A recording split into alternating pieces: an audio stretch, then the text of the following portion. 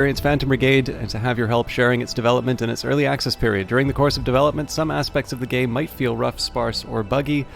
Every month we'll release a major update which will include bug fixes, new fixes, and quality of life improvements for players. We appreciate your patience and feedback throughout this process as we work to deliver more important updates and features.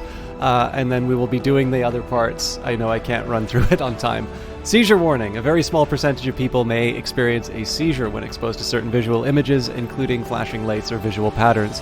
These seizures may have a variety of symptoms, including lightheadedness, altered vision, eye or face twitching, jerking or shaking of arms and or legs, disorientation, confusion, or momentary loss of awareness. Immediately stop playing and consult a doctor if you experience any of these symptoms, or if you or any of your relatives have a history of seizures or epilepsy. It is recommended that you consult a doctor. Sorry, if you or any of your relatives have a history of seizures or epilepsy, it is recommended that you consult a doctor before playing. Let me make sure my settings are the way that they should be, and then I can get out of the browser. I'm sorry for such a rough start.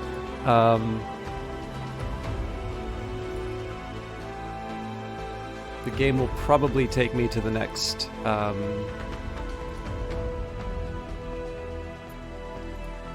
Yes, it will.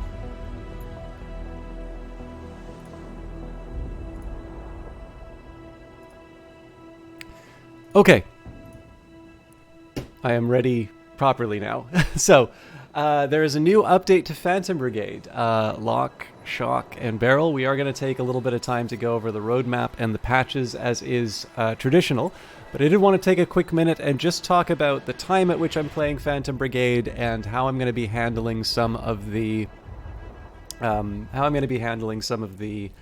the demands on my time right now. So for those of you who are here Monday, you'll know that I was given a key for the new Stellaris update. I'm very happy about that. Actually, I had a really pleasant exchange with sort of the contact for that, because as you know, some of the Paradox stuff has been harder to get a hold on, and that's actually one of the reasons why Phantom Brigade has sort of taken this Monday slot. But if I'm going to put out an offer sort of saying that I'm going to do Stellaris like I have for a few years, that does mean that I want to honor that, and so it seemed appropriate to bring it back to Monday, because I think that's when people would be expecting it. Hollow Knight's not done yet.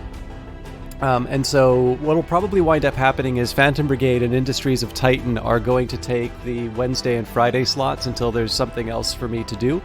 But this, of course, means that I have 4 games that I'm currently playing and 3 broadcast slots. So the way I think I'm going to handle this is that the game that gets the new update will definitely get a priority sort of seeding in the overall in the overall schedule. That, of course, means Phantom Brigade with its new update today. And then what I'm going to do with Hollow Knight is for things like that Room of Gods or whatever, those fights, I think I'm going to do those on my own time, but I'm going to record them. So if you would like to see me do those fights, if you would like the 100% experience of Hollow Knight, I will make those videos available, but I'm not entirely sure it's something I want to do in terms of the fact that these broadcasts are now becoming precious and there are games that I would really like to share. I do want to give Hollow Knight a good run, but I'm not sure it's as fun to see me just kind of plugging away at the same boss over and over and over again. But we'll deal with the Hollow Knight stuff when that comes up. So with that in mind, Phantom Brigade is on a strange day compared to what I've normally done. I will be doing Phantom Brigade on Wednesdays moving forward, but just keep in mind every once in a while we'll sort of be filing in Industries of Titan 2. And that's the way that I started streaming both of these games. It seemed to work for people, and my intention is to try and fill out the schedule with both of these on their own days again, and hopefully soon. So let's go to the roadmap. We're currently experiencing Arsenal 3, which introduces energy weapons, more melee improvements, and more enemy variants. I will look at the release notes. I always think those are fun to go over. I broke my tendency to sort of go in completely unaware, except for maybe whatever the documentation shows.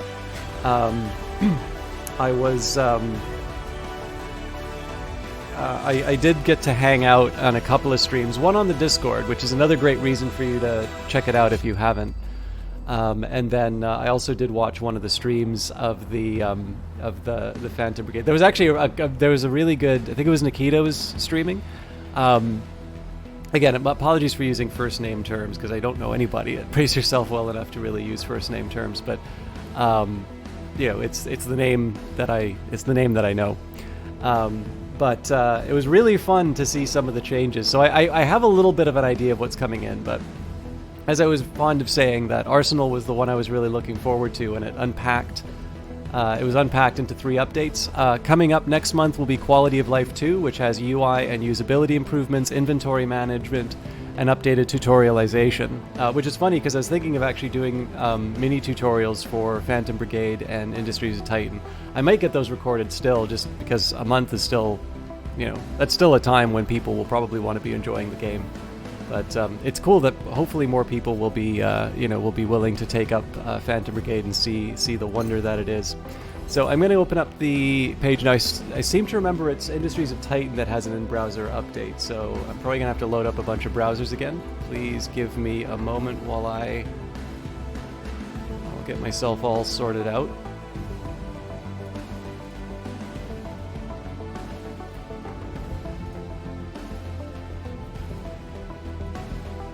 Oh God, sorry.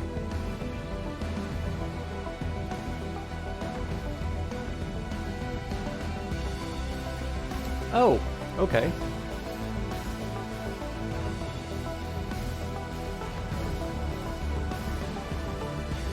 Oh, here's the release. Okay, sorry, I missed it. Actually, what I'm going to do here, I will head back. We're going to turn the music down for a little bit. And then we will, because there's a trailer associated with this, and this trailer is actually really good. Well, all of the Brace Yourself trailers are really good, but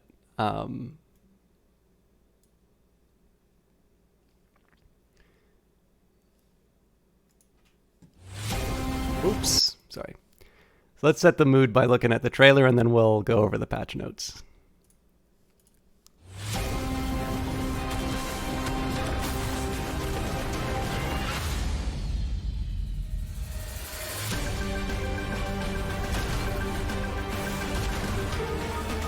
Hey, Night Alien.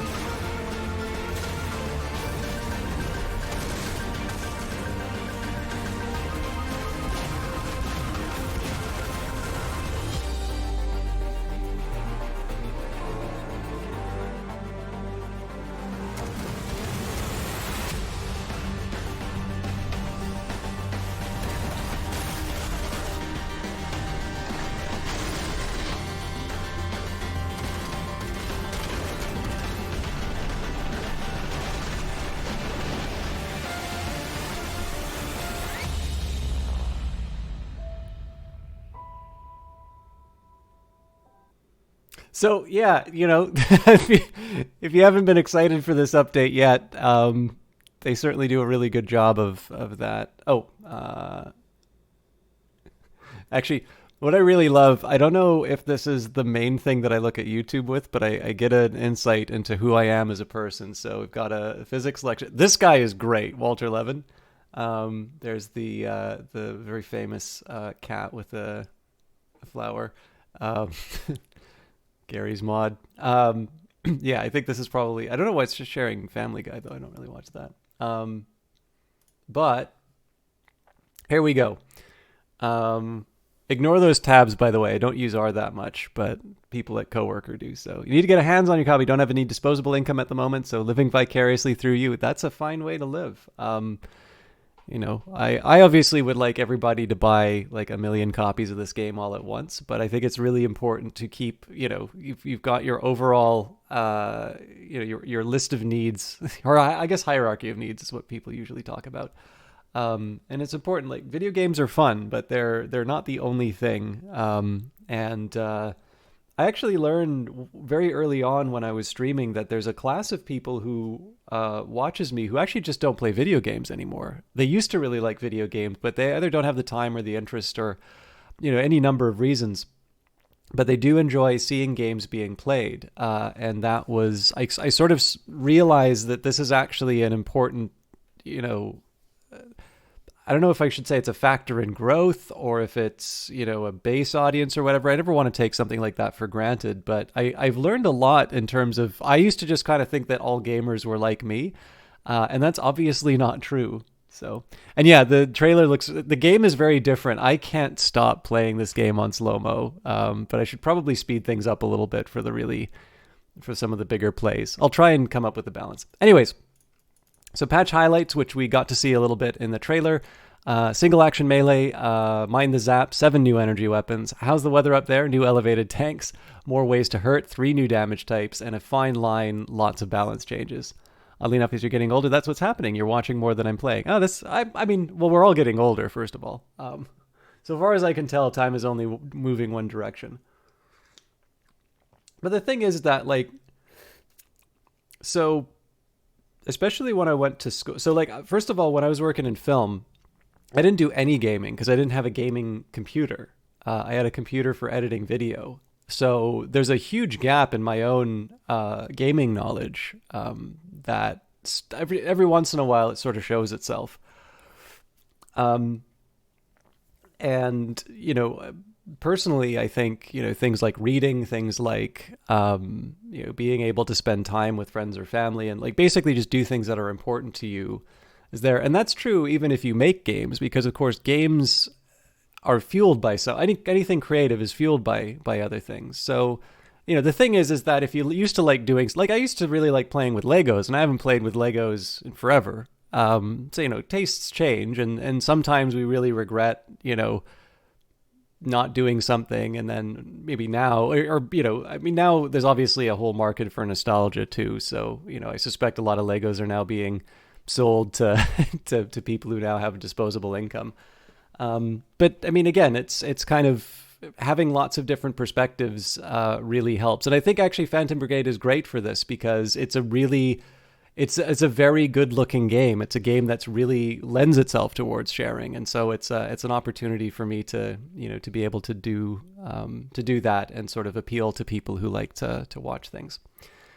They also include the little cyborg arm for community feedback. So Melee is now as simple as placing on the timeline and targeting anywhere, just like a dash. New targeting UI helps show which side of the melee path your unit will strike, which can be changed with control. I'm not 100% sure how that's different from before, but we'll probably see it. Multiple units can be hit once they're in range of planned melee action. This is wonderful. Because obviously my light group, I found out through some of the discussions. So now that I've broken my sort of hermit mode for Phantom Brigade, I'm actually finding out that apparently most people actually like having big burly squads, which is the opposite of how I play. I'm not changing that, by the way. I like my skinny boys, but it's just interesting to see how different it is. This is actually one of the reasons why I sometimes resist backseating or why I don't always go and look for guides, because I am actually really interested to seeing how close or how far I sort of wind up for a quote unquote meta. That's one thing that I that's fun for me in terms of games. So endpoint of the melee attack will be where your unit ends up. Now clicking outside the bounds of melee or dash actions. Now allow clicking outside of bounds or melee dash actions, meaning player clicks do not have to be as precise as before. Okay. Added a tooltip to the timeline to explain how to place a melee action, switch a melee border when placing an attack to location targeting, and rebalance damage colliders on melee to make them wider. New energy weapons. So I should read this because I know the game descriptions don't always have quite as much detail. We learned this with the missiles. So thermite, railgun repeater, penetrating, long range, several shots in quick succession, higher accuracy, but only while stationary, and generates a lot of heat. The flux, railgun splitter, penetrating, medium range, tight cluster of shocks, not as effective in close range, best used against single enemies rather than groups. Johnny needs to be here for the dragon. Incendiary spitter, stagger, medium range, shoots guided energy pellets over a longer period of time. Not as effective at close range, best for medium range moving targets, causes thermal damage. Pulse, plasma repeater, stagger, medium long range, 10 non-guided energy rounds at a moderate rate. The tracer, medium long range, high velocity energy pellets that slow down and chase the target after a... Whoa! after a certain distance. Okay. Very accurate when targeting strafing enemies. Oh, this is gonna hurt. Curve, plasma seeker stagger guided. Long range, several rapid energy pellets that guide towards the enemy. Shots curve around and over small obstacles. Not as powerful or accurate as regular sniper rifles, and does not lose accuracy when fired on the move.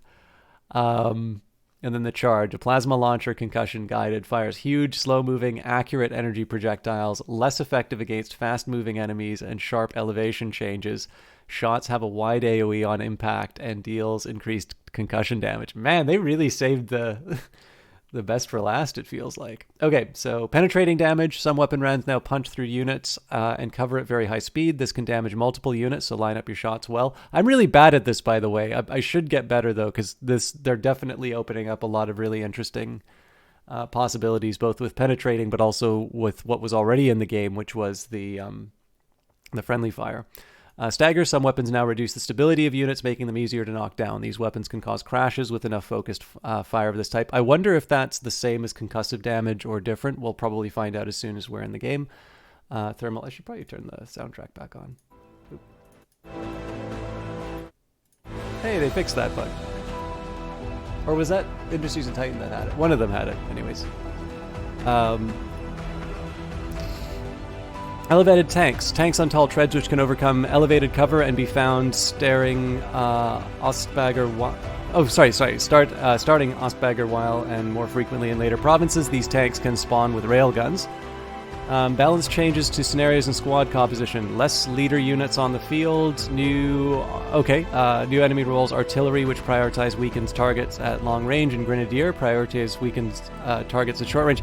I really should go through these patch notes and see how they describe how the enemies work, because that was one of the questions I had in the Twitch stream, which is a hard one to answer because you don't want to give away the secrets. But I'm kind of curious how you make an AI for a game which is built around the fact that I have perfect knowledge of what someone's actions are, because the game has actually done a good job of setting a couple of traps for me in the past.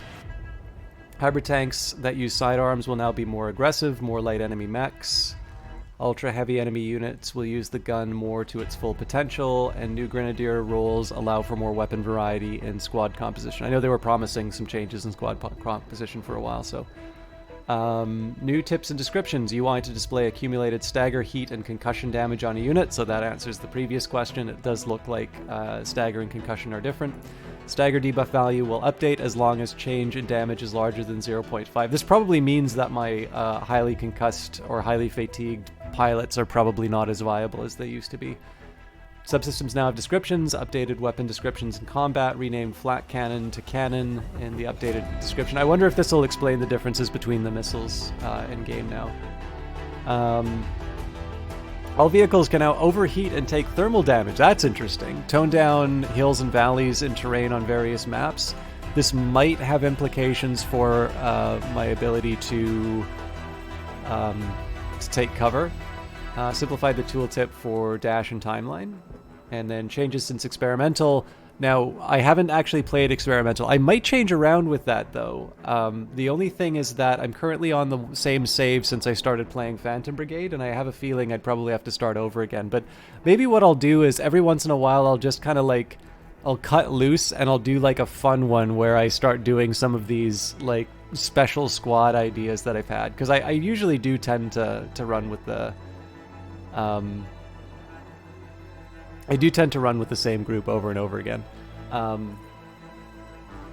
And as much as so number one, let me just say, I always 100% appreciate bug fixes and things like that. But the main intention about going behind these, going over these patch notes are more about the toys that we'll be playing with. Needless to say, I hope it goes, well, I'll say it now, but I hope it goes without saying, I am always appreciative of the tremendous work that goes in, especially removing bugs. I'm never going to sit down and say, well, I'm really glad that thing that used to annoy me isn't happening anymore. I'm just going to notice that it's not happening anymore, and I will benefit from that. And it's hard, especially if I skip those bits in the patch notes. It makes it seem like it's not appreciated. Suffice to say, it is. I'm just... a little conscious of the fact that I'm 20 minutes in and I know everybody's here to watch some Phantom Brigade, so let's see how good the new weapons are at ruining my day. And let's see if we can maybe do a better job of trying to get some of those ones, because I still don't have an ultra heavy cannon. Alright.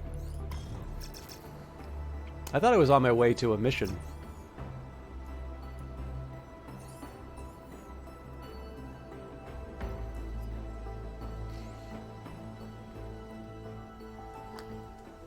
So if memory serves... Oh, that's right, there's an attack squad on its way.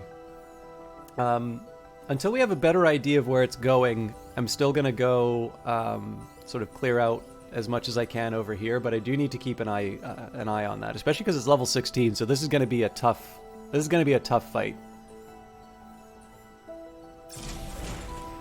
Alright, on to forestry. I also seem to remember that... Oh no, hang on. The manufactory was an event that we already handled, so we're fine.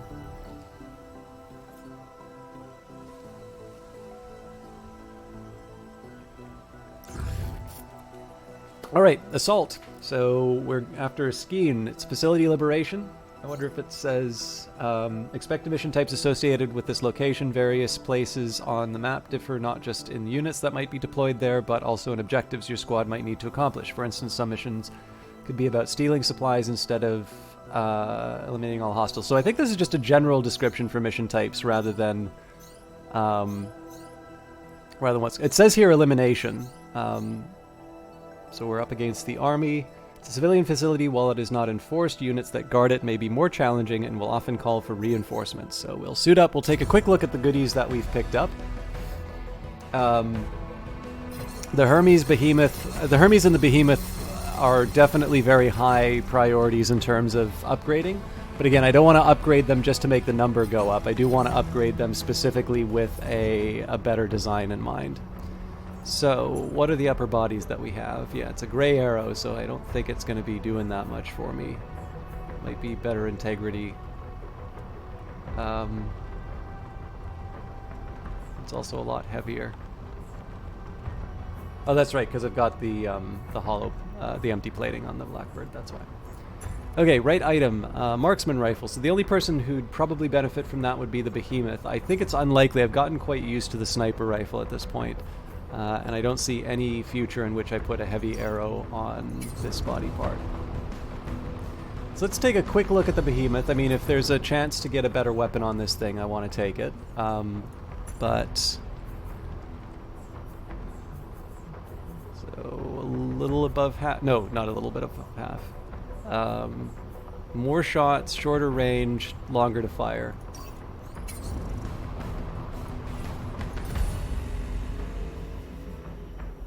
I think you kind of figure out how I feel about that one. Dropping in. Command is getting impatient. Let's get this over and done with. So 7 contacts on the field. We need to eliminate everyone. Let's see what we're up against. First of all, are there any fancy new... Is this one of these... Yeah, this is one of them raised tanks. Oh, God. All right. The most fearsome first encounter... Sorry. This is the most fearsome encounter with the first, oh god, okay, this is gonna be bad if I clip it, because I hate my laugh. So the fearsome raised tank that we're coming up against decides to drive for half of the duration and immediately surrenders. Oh, that's beautiful. I'm gonna take a second to screenshot that.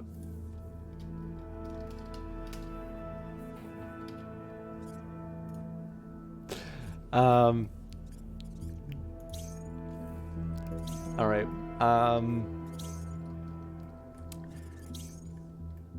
So we have 6 enemies we need to be we need to deal with. So we got long range weapons. Okay, a couple with auto cannons, which I should be appropriately respectful of. And the big fella, so possible upgrade in the form of the heavy shotgun, but that of course assumes that I'm actually able to That assumes that I'm able to get the shot done. So what I want to see here, I don't think there's any situation in which I'm able to get... Oh, let's try it. Actually, I want to try a dash just for the sake of the argument. Okay, so it seems like it's... Seems like dashes work the way that they used to. Order the unit to activate maneuvering thrusters and quickly accelerate specific...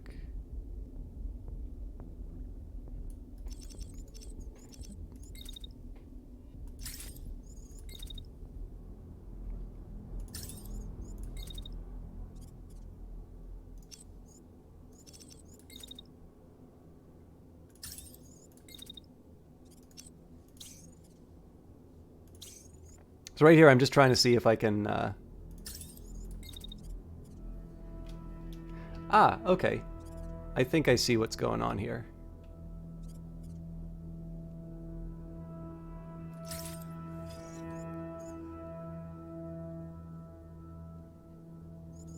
Oh, okay. This is actually going to make it a little bit harder for me, I feel like.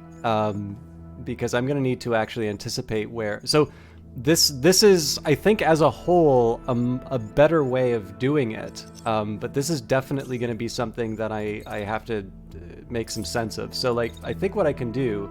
Let's say I run my...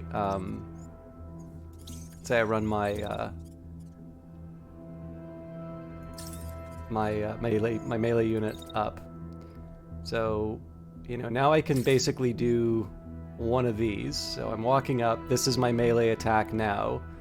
So I'm running through, and this should do... Actually, that probably won't do the melee. That probably won't do the attack because I'm just finishing it. But we can sort of fix that here. Yeah, so like in this case here, the game used to kind of sort this all out for me in terms of the targeting, and now I need to make sure that I'm actually delivering the hits.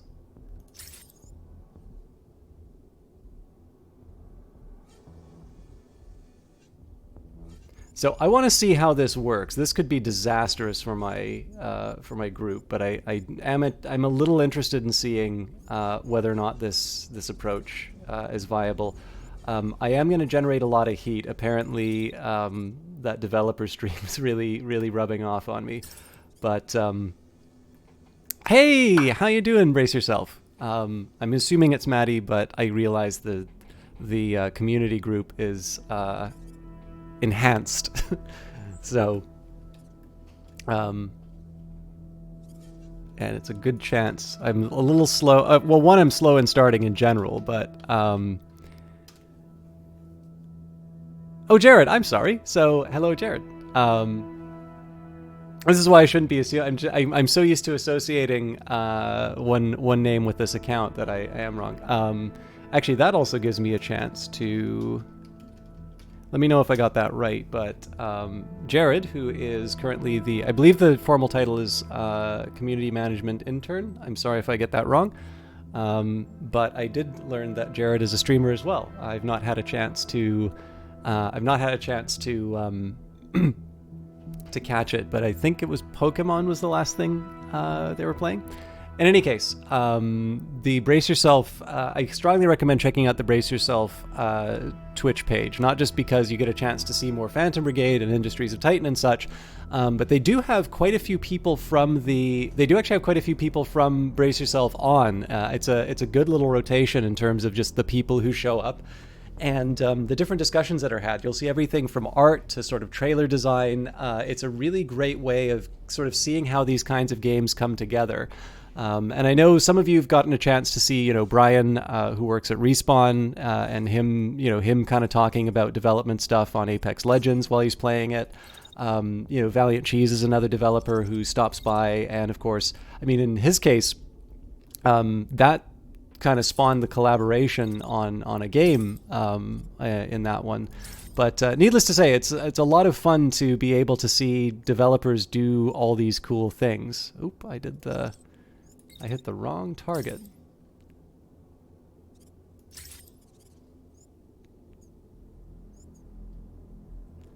I'm noticing a little improvements in terms of just the sort of the visuals of a lot of this, but I'm also sort of running into a couple of sharp corners just in terms of being used to it working in the old way. And I don't even know if they count as sharp corners, but basically because I'm used to it working the old way, I'm making mistakes. So anyway, sorry, I'm not finishing the thought. But yeah, Brace Yourself is a wonderful developer to follow, not just because of their makers of good games, but their Twitch channel is actually one that is really fun to watch. And Jared, who is currently behind the Brace Yourself account, is one of the people responsible for it being such a pleasant environment. And of course, you've already heard me talk about the Discord and such, but there's a lot of different ways to engage with these games, all of them very rewarding, and I highly recommend that you do so. Let me talk a little bit about the strategy that I'm trying to employ here. So the autocannons are quite frightening at close range. Now, cannon are dangerous at long range as well. Actually, Jared, I don't know if you got to see this, but my first encounter with one of these raised tanks is the most fearsome scenario I've ever encountered. They begin the battle by surrendering, which is easily my favorite Phantom Brigade moment so far. But despite the like, while it is a quarter of the firepower is stopping, stopping at this round, we do still have 3 long-range attacks, which are going to be causing some troubles for us. I should first get a read in terms of who they're attacking. I think they're all coming after. My my lance, so I'm a little lucky there in the sense that I can probably just march away. I guess I'll have to wait for my.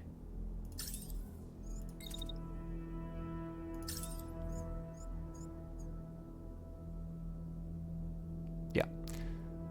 So just wait on my melee unit. Okay, so that's more or less how I'd want it to be. I am going to take a second and make sure that I've got my shield up for the appropriate duration. So we walk through. The building covers most of it, which I'm fine with.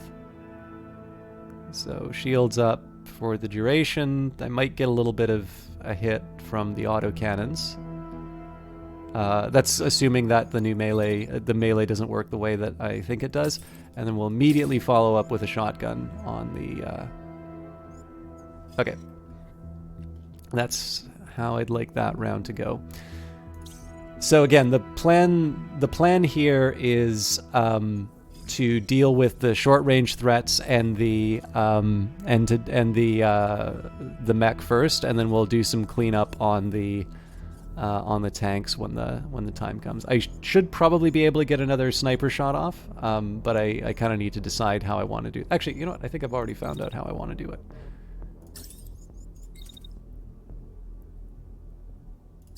Just march forward. Oh, I don't have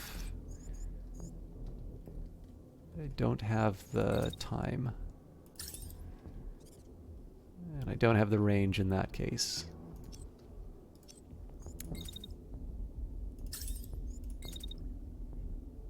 So I guess I'll get a little closer and...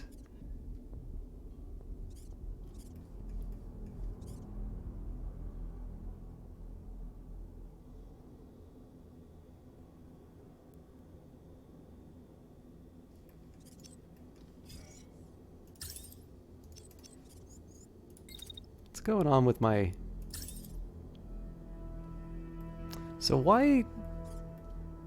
I guess it's using my sidearm for the range?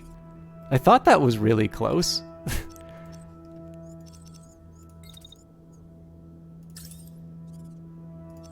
So it actually makes me a little bit worried about this... Okay, no, this shot's still good.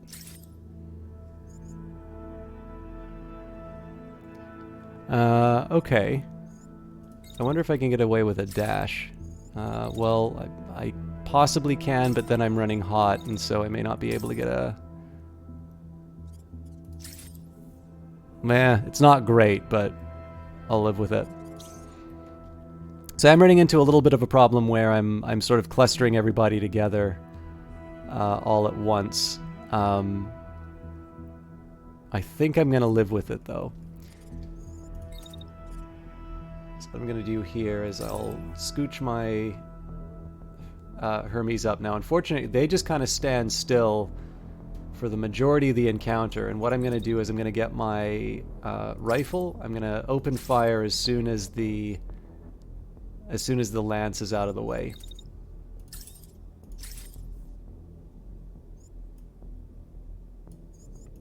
And I think a third one is not really in the realm of possibility. So the biggest thing I want to see right now, and again, I could be creating a world of hurt for the Sleipnir, but given the fact that it seems like I have full control over how the melee works now, this is really about closing the distance as quickly as possible.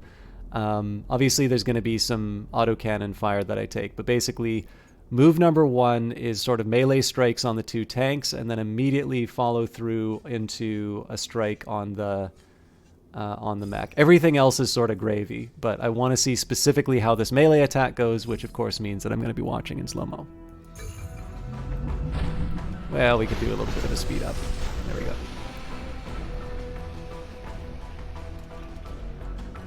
I wonder what that is.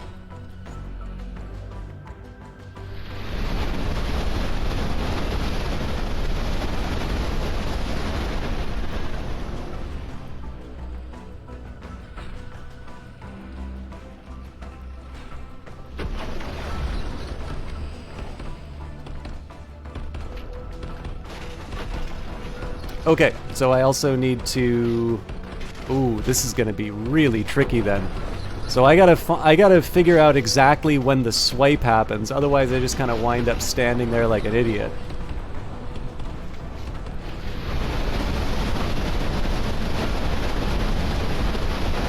At least I'm not tripping over the tank. That's a bonus.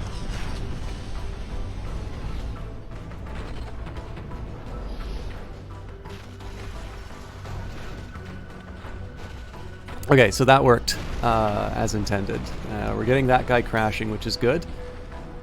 And it may be... I might not have left enough of an opportunity for me to sort of escape with the behemoth. I never actually saw what kind of a missile launcher was being used. Nope, looks like they're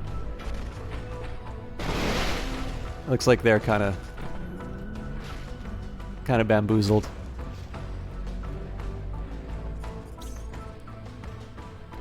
Most of that was barrier damage, so I can live with the Ooh.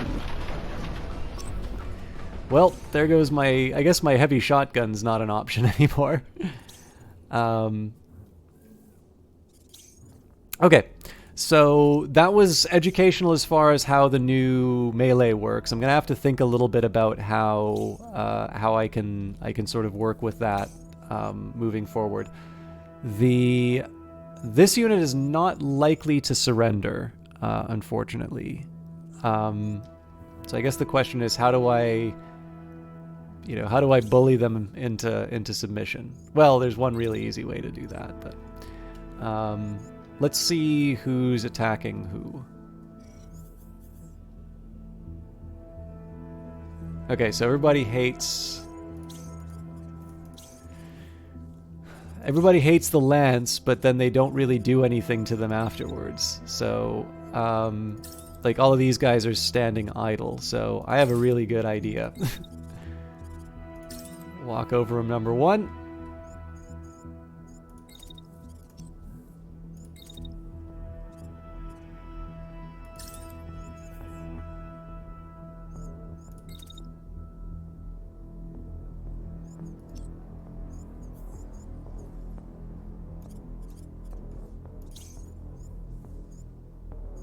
Oh, this guy's not going to be moving until... Okay, never mind. It's a little early for something like that. Maybe here we just start dealing with the other tanks then.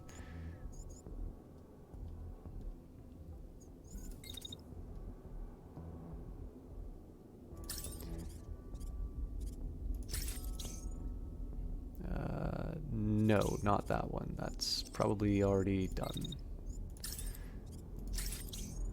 So I wanted to hit the fresh one.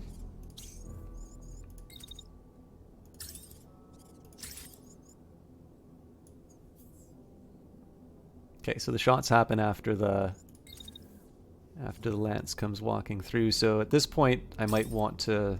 I got to think of just how I'm refactoring towards the main threat on the battlefield right now. I do want to make sure that I've got people in place to deal with the possibility that this unit won't surrender.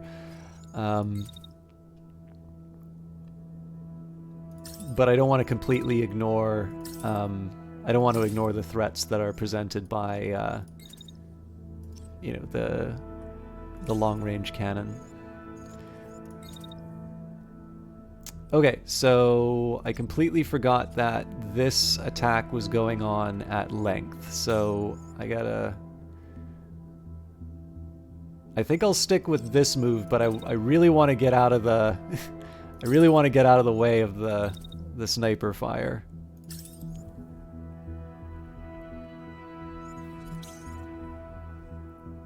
Well, you know what, it doesn't really matter. Well, no, hang on, it does matter because I'm still going to do other shots, so... for this one, I think I'll...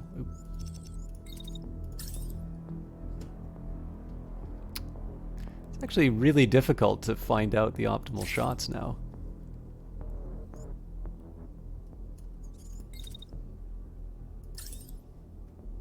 Okay, that seems to be accurate, but again, it seems to be defaulting to my secondary... Okay, so that's going to change how I use the Hermes. I mean, it may still get caught in the crossfire, but I don't want to put too much effort on... I don't want to put too much effort on one tank. I think I'm just going to take my Sleipnir. I'll keep them close. But I don't think I have any attacks that I want them to do yet. That may change, but this one I think we can do at normal speed. Particularly seeing what's happening in this pile.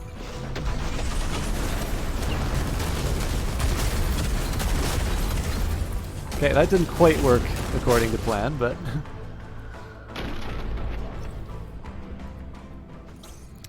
Okay, this guy still wants to fight. Fair enough.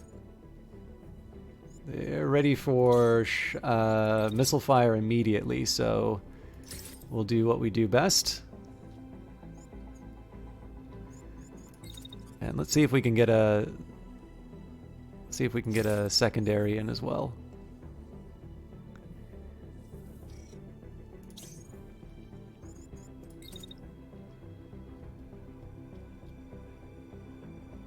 I'm just going to get out of the way while the melee strike happens.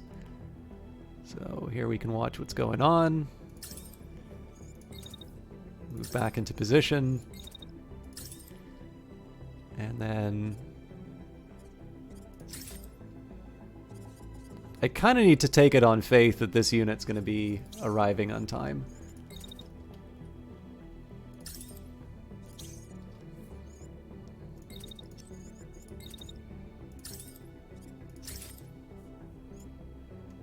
So as many early attacks on these guys as I can get. They're reasonably strong, so what I think I'm going to do here is we'll throw the shield up right away. So we sort of run through the cannon fire. Now, of course, this is closer range, so it's not as big of a worry.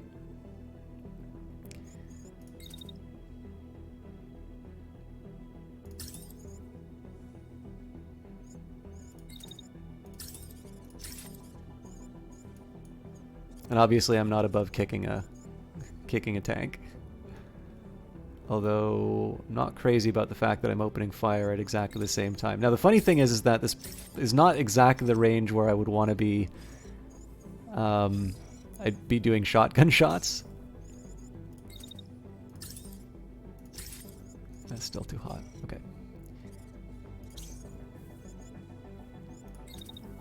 So I'll wait out the... Well, I can actually make life a little easier for myself. I can just walk in closer. And then get a proper shot. And then I'm going to assume that the Sleipnir has done what it needs to. So again, my main interest, I'll try and keep this nice and close so that we can see the melee attacks with like a little bit of what's going on in the background. But like this is going to be the majority. But in this case, I'm going to try and do it at full speed. So again, we're eliminating the missile threat beforehand. I'm assuming that this is working correctly. That's why I'm not moving the Hermes. And then the rest is just sort of tank cleanup.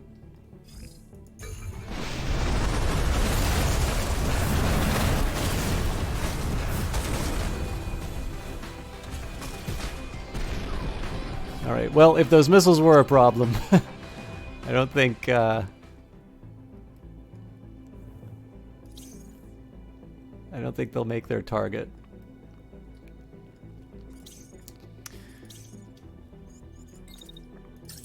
So at this point, we just kind of wait out the ejection. So again, I can't afford this, but looking at the roadmap, the combat replay feature will be so awesome to be able to replay the whole fight and focus on the Yeah, absolutely. I mean, it's one of the reasons why I really like doing slow-mo all the time. Because I use those to learn how different parts of the game work and see whether or not some of my plans turned out. It also gives me time to sort of move to all of the different highlights that I think are important. If anybody has a preference one way or the other, you know, I can divide them. But I tend to think that if you do something in slow-mo, you're able to correct, you miss less. And then there's been a couple of times when I've done it at full speed where, you know, it doesn't, you know, I sort of wonder what just happened to me. But, you know, the thing is that slow motion looks so cool in the game. So, okay, these are encouraging. So this is all blue gear, and looks like the shotgun did survive the encounter. So we will salvage. Have a bit of repair on the Sleipnir, I'm assuming. Looks like a little on the Lance as well. Oh, the Lance actually got the worst of it. Interesting. Now, I'm really curious where this attack squad is heading. I wonder if they're heading straight towards me. The Invader Patrol Squad moves between locations in search of the Phantom Brigade. It only contains several units. That will not pose much of a threat. Eliminating all units in the attack squad should open a window of opportunity to attack more reinforced structures in the area. I thought that they were on their way to like siege something. All right, suit up again. So the Lance isn't exactly the one that I would want to be putting new gear on, but it did say we got a new shotgun, so let's see what we're working with. So we have the Semi, which does less damage in the volley, and it takes longer to... Alright, well, I mean, it's shorter range, more shots, takes longer to fire, and does less damage in the volley. Guess we're keeping the old one. The Direct, miniaturized version of missile launchers designed to support and cover the blind spots for primary weapons, shoots a short volley of fast-guided missiles that fly straight. Okay.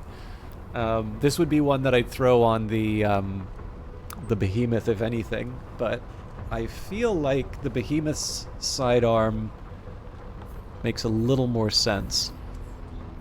Okay, so the right item salvage didn't do much for me. What about the upper body? So an Ox Heavy, don't think that's happening with the...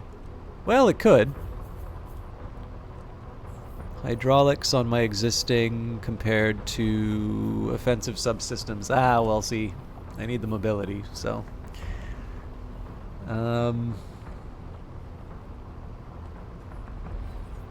What about the arms? Heavy arms. So better overall integrity. The change in heat dissipation is due to the heat sink, so I can probably change that.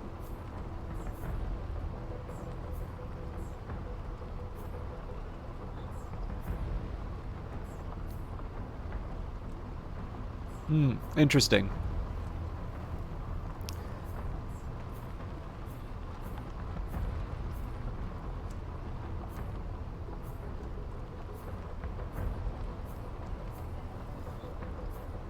I guess it doesn't really matter which of these I put on.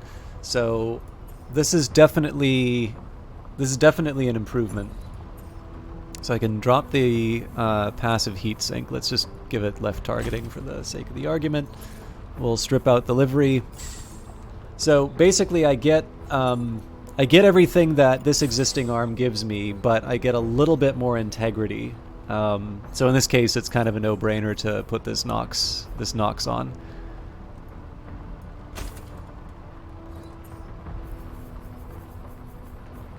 And I'll keep it the passive heatsink because that's what I've usually done.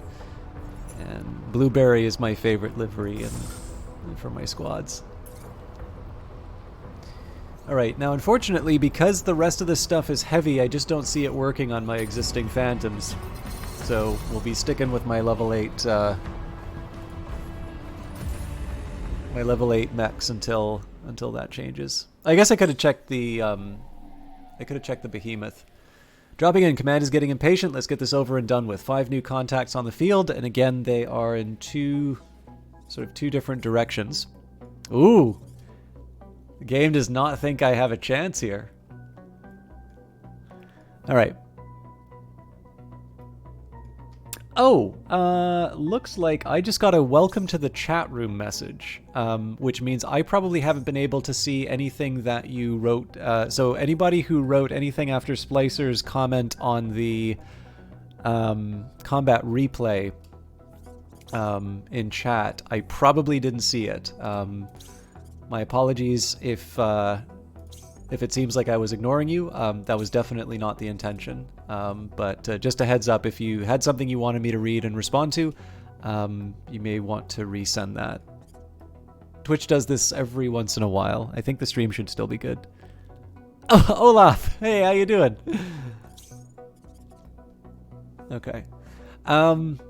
Okay, so there's a lot of different ways that I can handle this. We've got 3 mechs on the field and 2 tanks. The tanks have got autocannons, so it's a little bit of a worry. The 2 mechs onto the side here seem to have the really scary new weapons, and they're pretty heavy.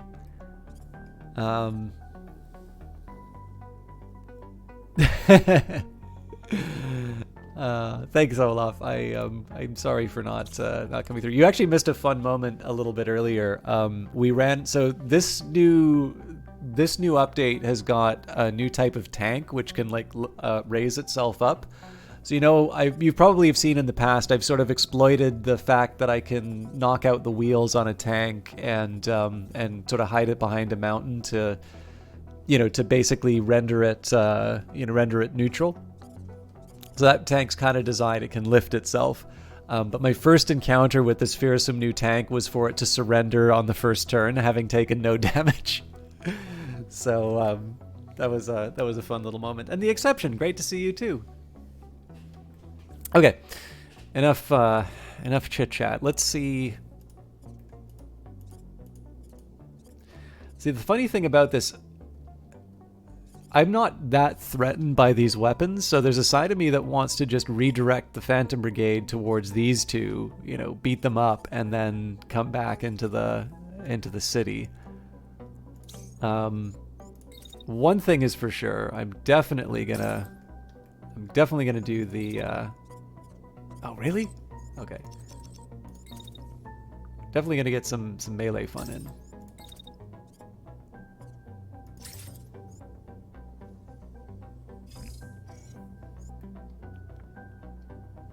Maybe that'll buy us some time, actually. So who are they targeting? Because I think the plasma launcher was one that was sort of like a seeking weapon, right? Experimental weapon firing guided energy projectiles, interferes with control systems and injures pilot. Oh! Oh god, okay. This is going to be a problem.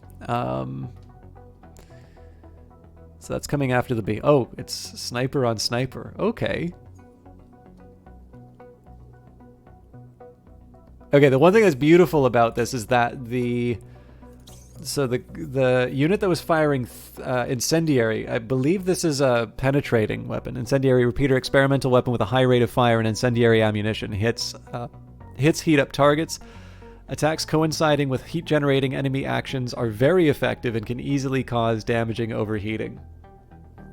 So what I'm hoping here is that for a little... Oh, okay.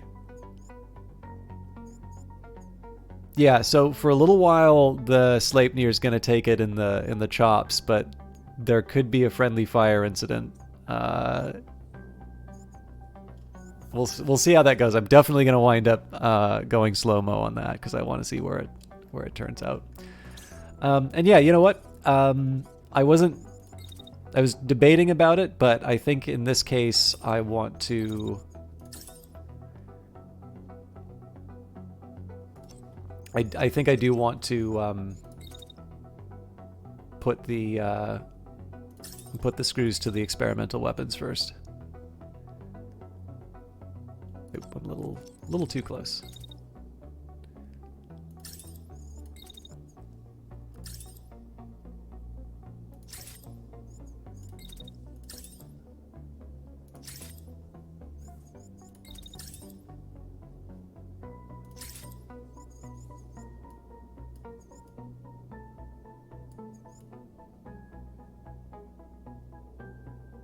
So again, this is mostly firing just because I can.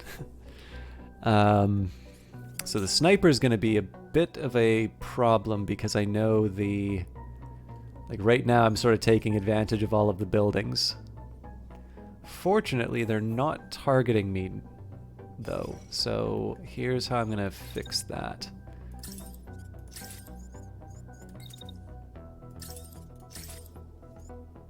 Steady stream of missiles. Slightly adjust it. No, you know what? I think I'll just... Sorry, changed my mind. I'll also just add one more layer of building to stop the attacks. And then finally the lance. So the lance is a tricky one just because of how slow moving it is. Actually, you know what? The lance is going to be the one person that doesn't come into the rumble on the side of the... I am really sorry, whoever owns this car. The angle of the building is weird. Let's see. Oh wait, maybe it's one of these like Google cars that's, you know, that's like photographing all of the streets. So I don't feel bad about that one then.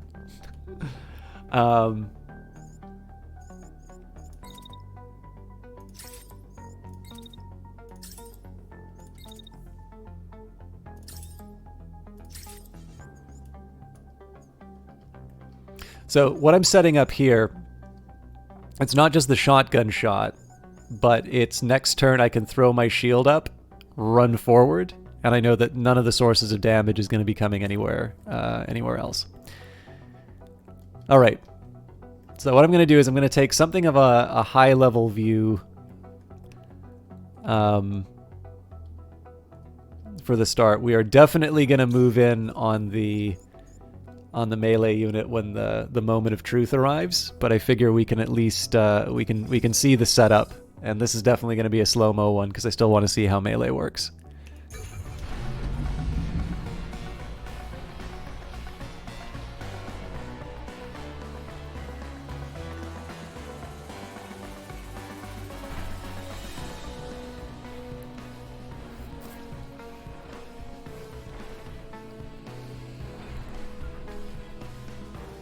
Nope.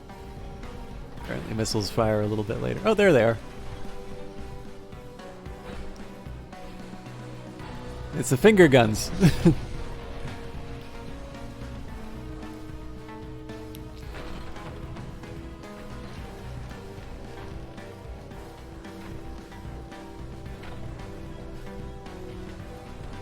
Okay, so the attack on the melee unit's coming in.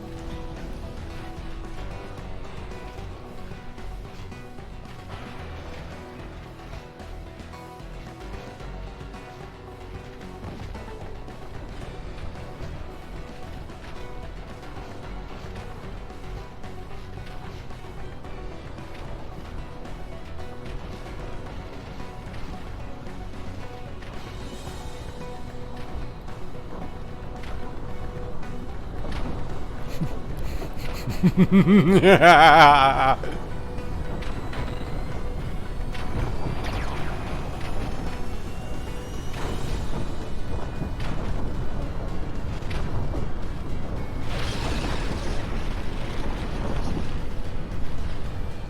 we got nailed by the plasma, apparently.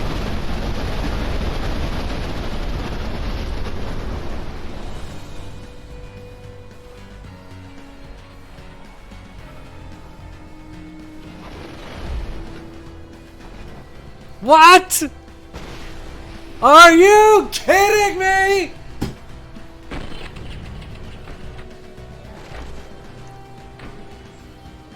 That would have been so good otherwise.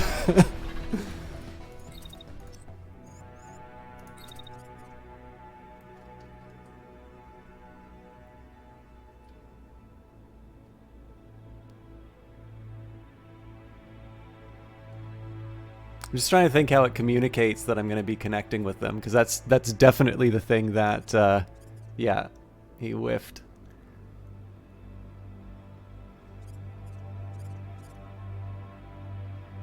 Okay, so let's see what their movements.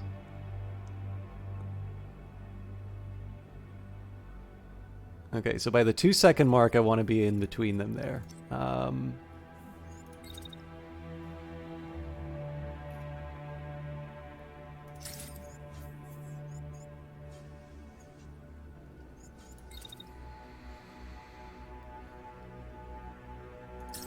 So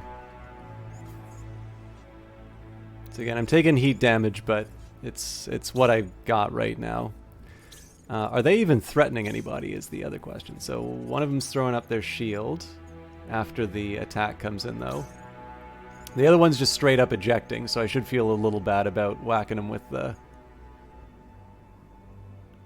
we can reconfigure the attack accordingly.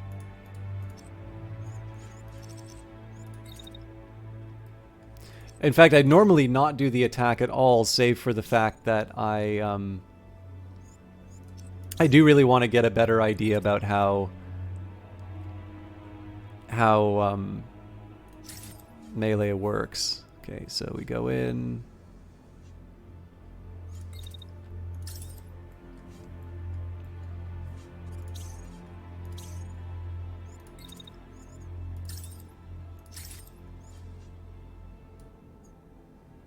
This is the wrong unit.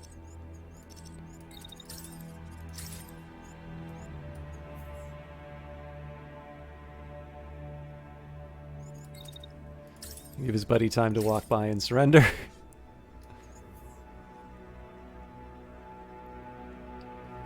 Alright, so as far as I'm concerned, that's all I really need to be doing with the, the Hermes. This unit, I'm sorry that I didn't get a chance to see how this thing wound up destroyed. I'm guessing it was the shotgun. So this has a very easy solution. Maybe not such an easy solution. Alright, plan B.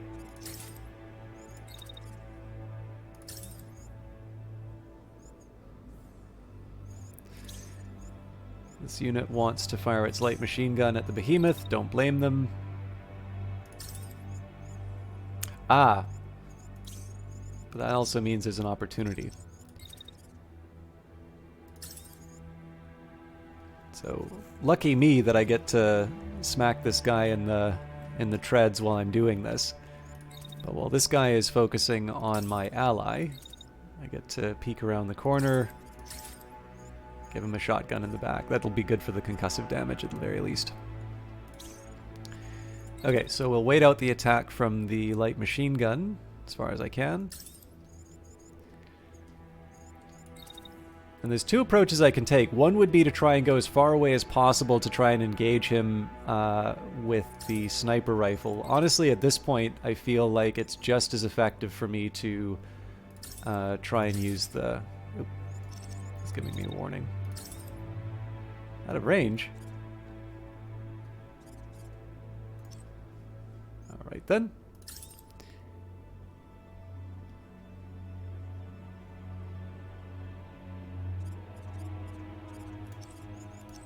What is the range on this? 50 to 100? Something's gone on with the targeting help, I feel. Oh, no, that's... Okay, no, fair enough.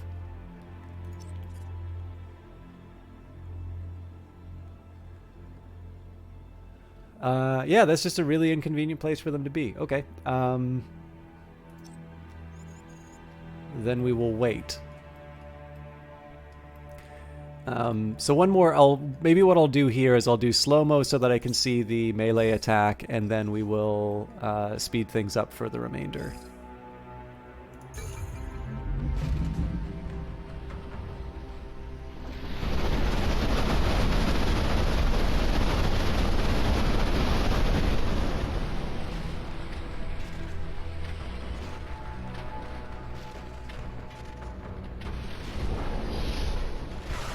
Okay, so we hit the target we weren't intending. This one I really feel like the game was telling me that I would be able to do something to this guy. I am definitely going to need to sit down and figure out... I'm definitely going to need to sit down and figure out how melee works now, because I feel like this is probably an improvement, but I need to... I really need to get a better understanding of exactly how I'm supposed to be thinking about this stuff. Okay, so I'm thinking Sleipnir's earned a little bit of a rest. Oh, they're ejecting. Okay. Oh, right, because we've taken out their arm. So what we want to try and do here, if I can take this mech intact, so much the better.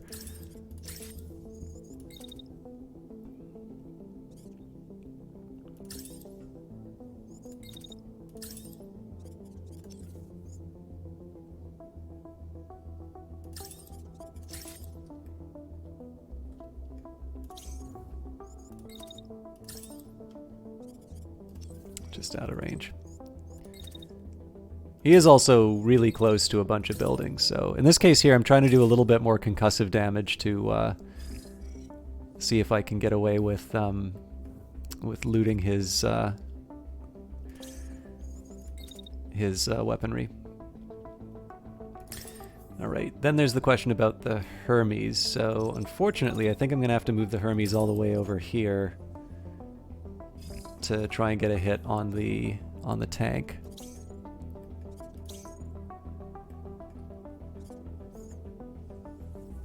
I think the Sleipnir is just going to have to stay put. So let's see how this turned out.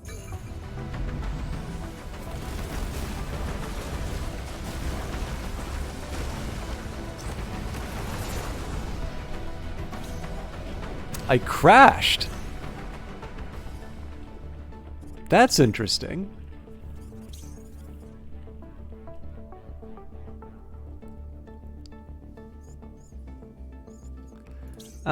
I didn't think it was possible for this thing to crash when it had a shield up.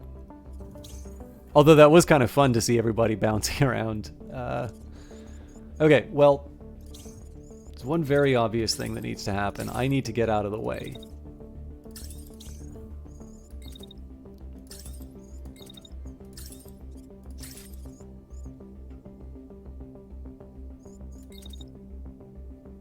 Again, avoid friendly fire.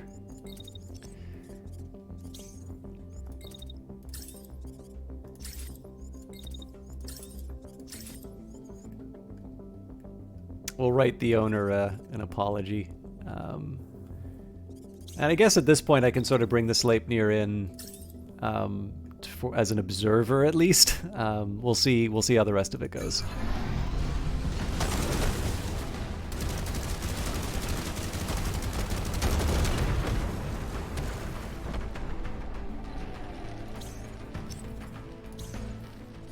Okay, so they're lobbing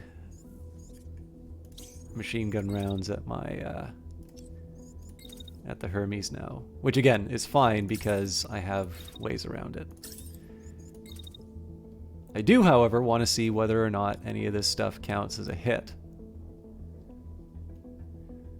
So, like, if I look at the red, sort of the red line, that's going to be running over them. So it says to me, okay, this is a hit. Now, what interests me is that if I do something... Yeah, there was a place where I could move that. Yeah, and then all of a sudden it brightens up. So like this I really don't feel like it would... Okay, maybe it does. I think the problem I'm trying to get an understanding of is I get the feeling I should be focusing on the red line as the kind of the main guide for the hits. And it seems to be that whenever the red line runs over it, it'll like it has the intended effect, but that was also true for the time when it didn't hit. And that's something that causes me a little bit of worry. Now, more important question, what am I trying to accomplish doing this? Well, mostly this is just about trying to inflict concussive damage, but that's actually not a high... In truth, that's not like a major priority, so I'll hit him a couple of times with the assault rifle. Okay, so that's too late, so immediately after the first shot, I'll run behind cover. I wonder if I can get away with... Cool.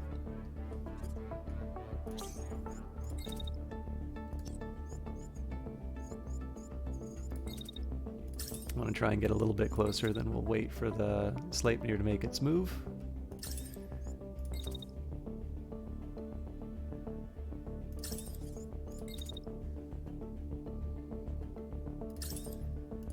So the plan here is to just sort of follow up with a shotgun to the back.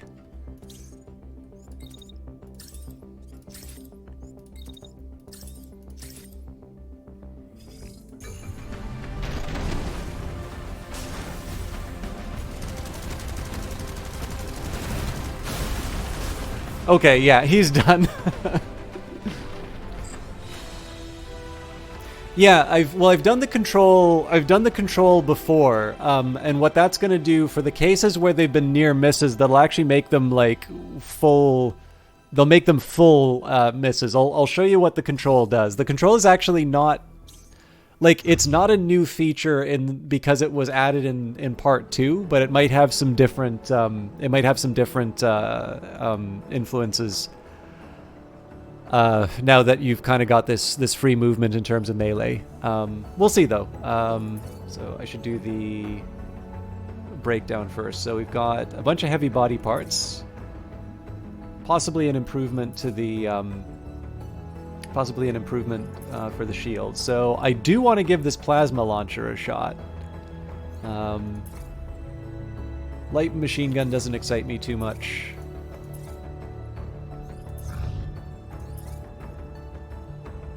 Yeah, okay. So the stuff that the things that I thought were interesting turned out to be interesting. But yeah, I'll show you what I'm talking about. J-Lao, how you doing? Yeah, I'll show you what the effect of the control seems to be. Freedom, you've successfully liberated this province and the people rejoice. The relief is palpable. One of your pilots wanders over to you as you watch the people dance in the streets. I know there's a lot more to do, she says, but shouldn't we celebrate the small victories? She and some of your other pilots would like to celebrate with the people. Well, we've got more than enough supply, so I figure at this point we definitely should be doing it. Oh, are you a this is a mecha? Yeah, this is a mecha. If you have not played this game, J-Lao, you have got to check this out. Okay, yeah, so I actually don't remember if I said this at the start, so now, I'm about to say some really good things about this game. Brace Yourself did give me a key for this game for promotional purposes, and if I forgot to say that at the start, I apologize, because I'm normally a lot better at that.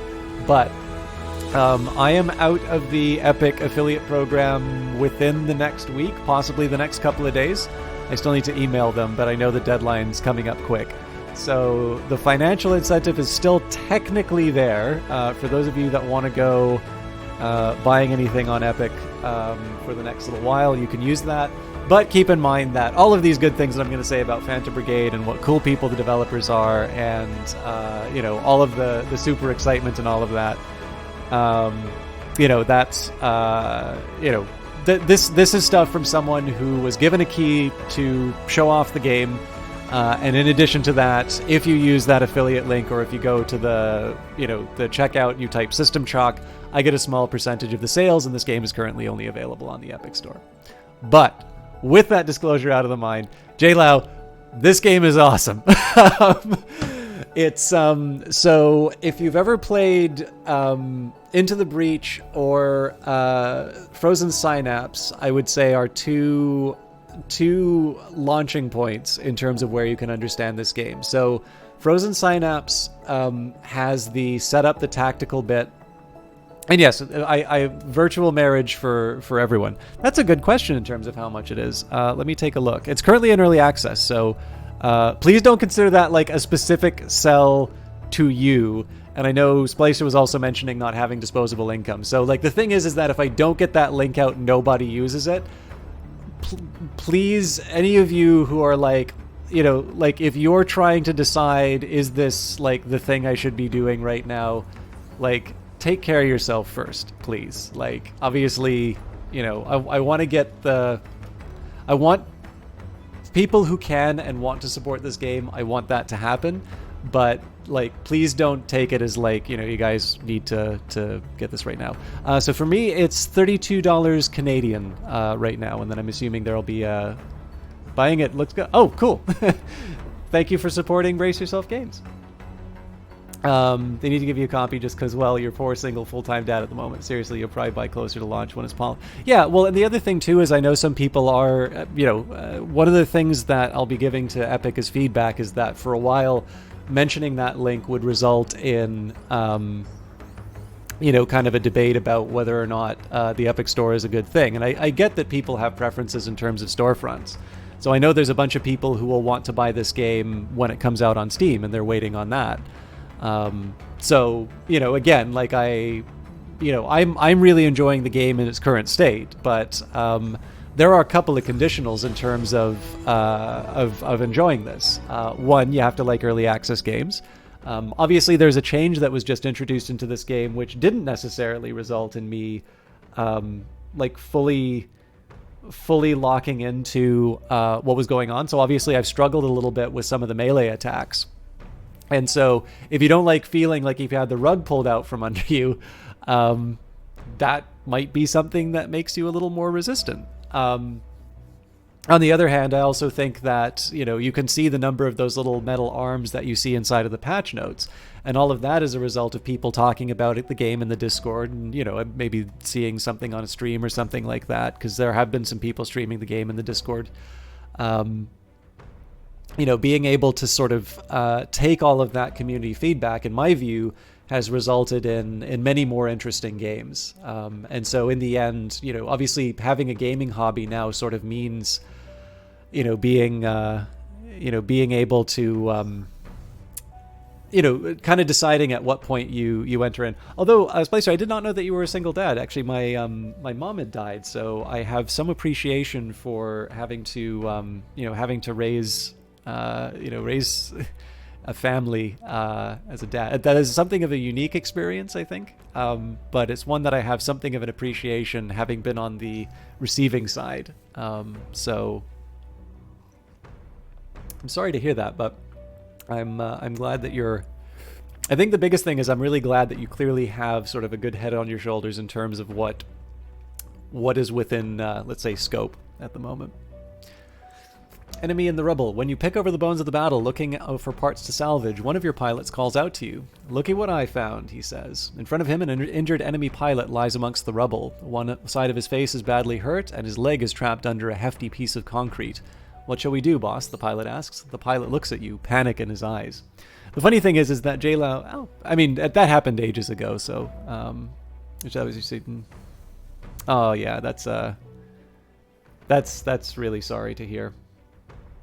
I'm really sorry to hear that. But yeah, sorry, I was about to describe Phantom Brigade. I think Jay Lau might be busy on the Epic storefront. But for those of you who've played Frozen Synapse, you've got the tactical game where you're making your decisions and then you're seeing them play out in real time. The difference is that Frozen Synapse, enemy movement is hidden information from you. Whereas...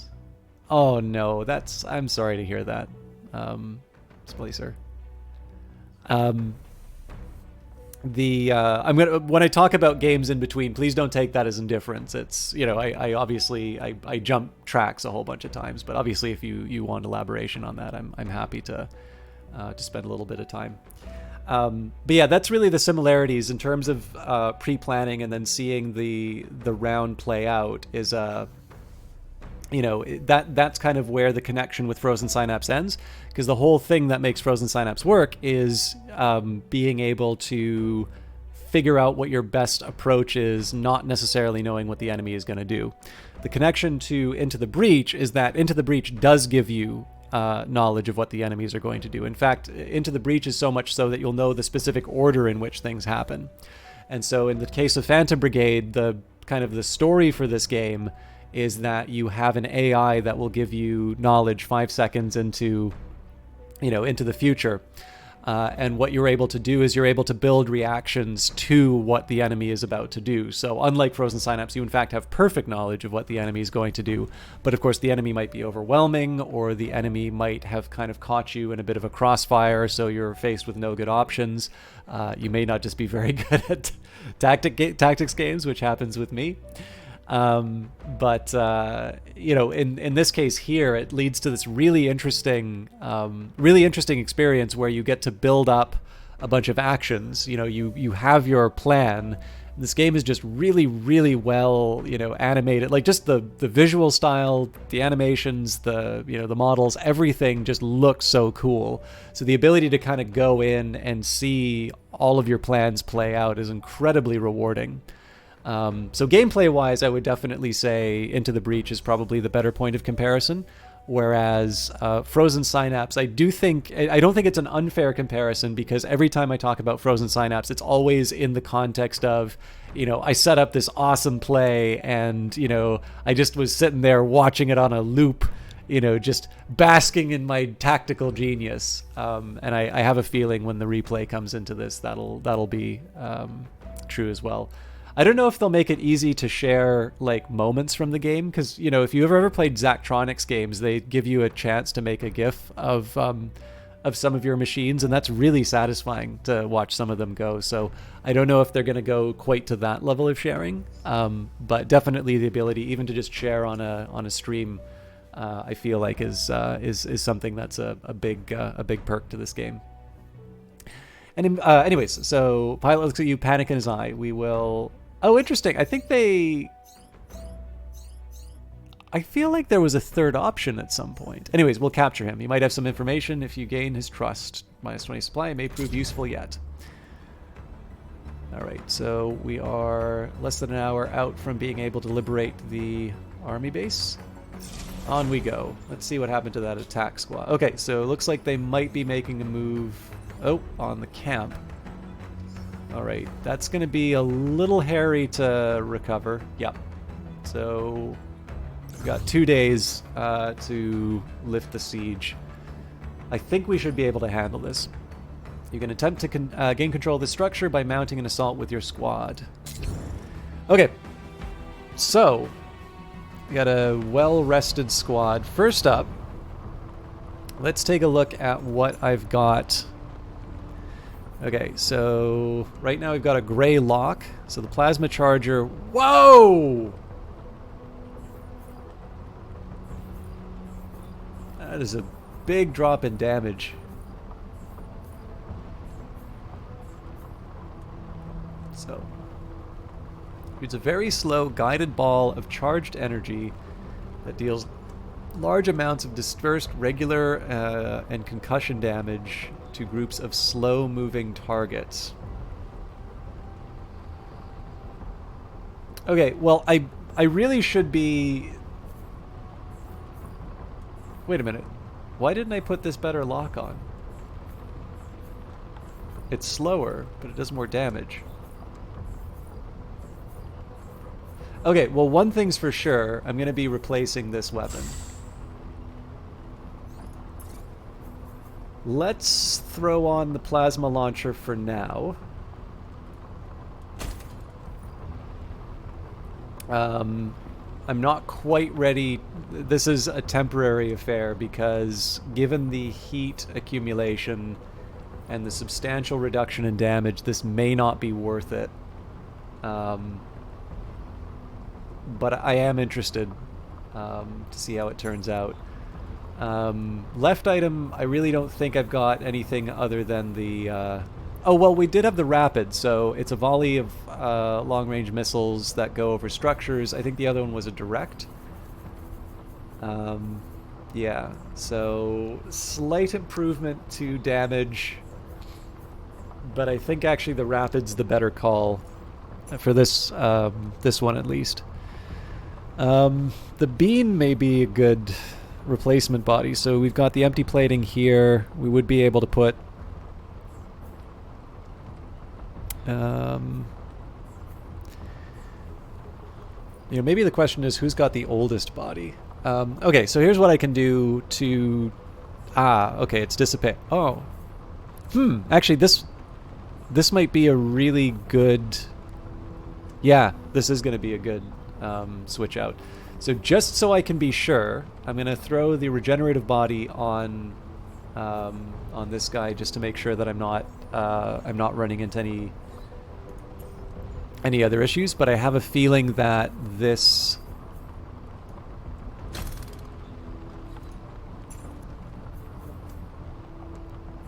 I have a feeling that this'll still take me through. So it does say that there's a reduction in integrity, but if you take a look at the overall number, the integrity for this this Bean body is higher.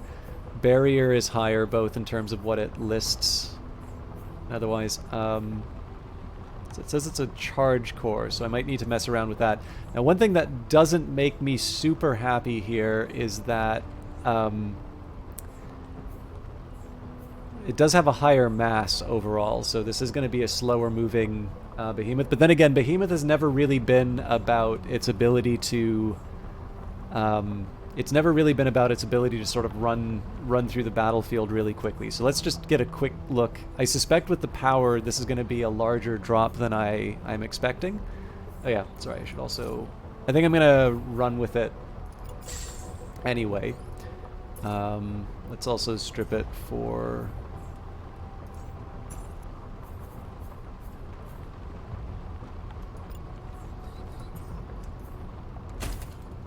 It's all level 8, so it doesn't really matter.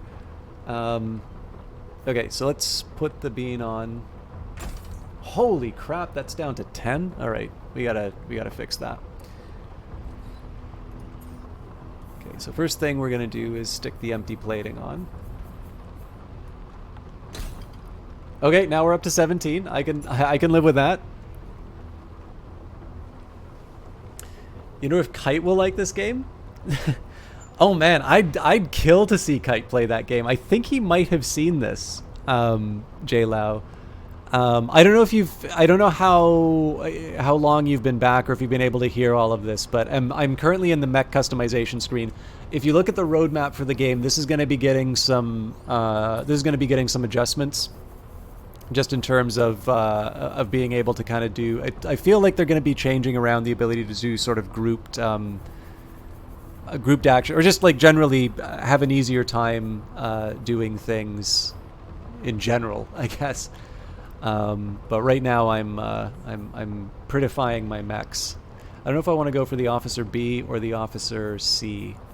There's a lot of red on this one, and I do kind of like the black trim. Yeah, we'll give him the red body. I'm not going to color the rifle yet because my little secret way of knowing what parts used to be on my mechs is basically I will change out anything that is like not attached to a mech is gray, so it gives me a nice visual marker that it's not something that I'm currently using. So I can't mess around with the thrusters on this one, it looks like. If I want... I mean, I could put... So I've got the charge core, which is lower power, higher heat capacity. This is a tricky one, actually. So if I throw a standard core on this thing, we go up to 19. Good God.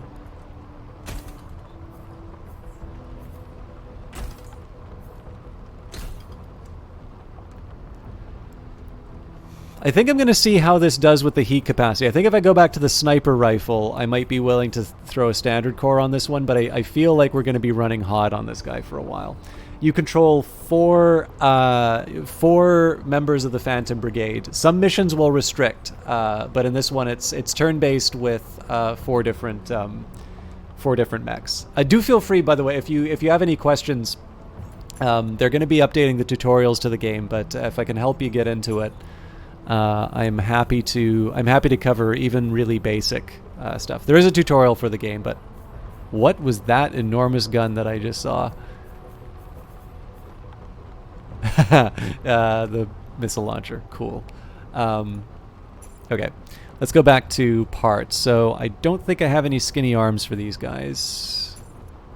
No, I might have something I want to throw on the lance, but for now we're going to test the plasma rifle on the behemoth. Now, of course, remembering that this is one of the new weapons that was added in the patch. So if anything is going to be ridiculously broken, it's going to be one of the new weapons. So hopefully it's going to be like, you fire it once and your enemy just goes up like a Roman candle. Okay, now an important thing to remember is that we had a Blackbird body on the Behemoth, and of course we've now switched things out, so it could be that this Blackbird is overall better for me. So I'm currently rocking empty plating. I put... what did I put on this? Oh, I didn't put anything on, and it's Dissipation minus. So yeah, this Blackbird body is not getting used. The current one is 8.6, probably because of the empty plating I put on it. But let's just see if there's something better we can do. Maybe if I filter... Oh, I can't filter on rare. Oh, that's right. I don't think I can sort. I feel like a sort by rarity would be kind of helpful. Okay, so do I have any medium Blackbirds that... Oh, there it is.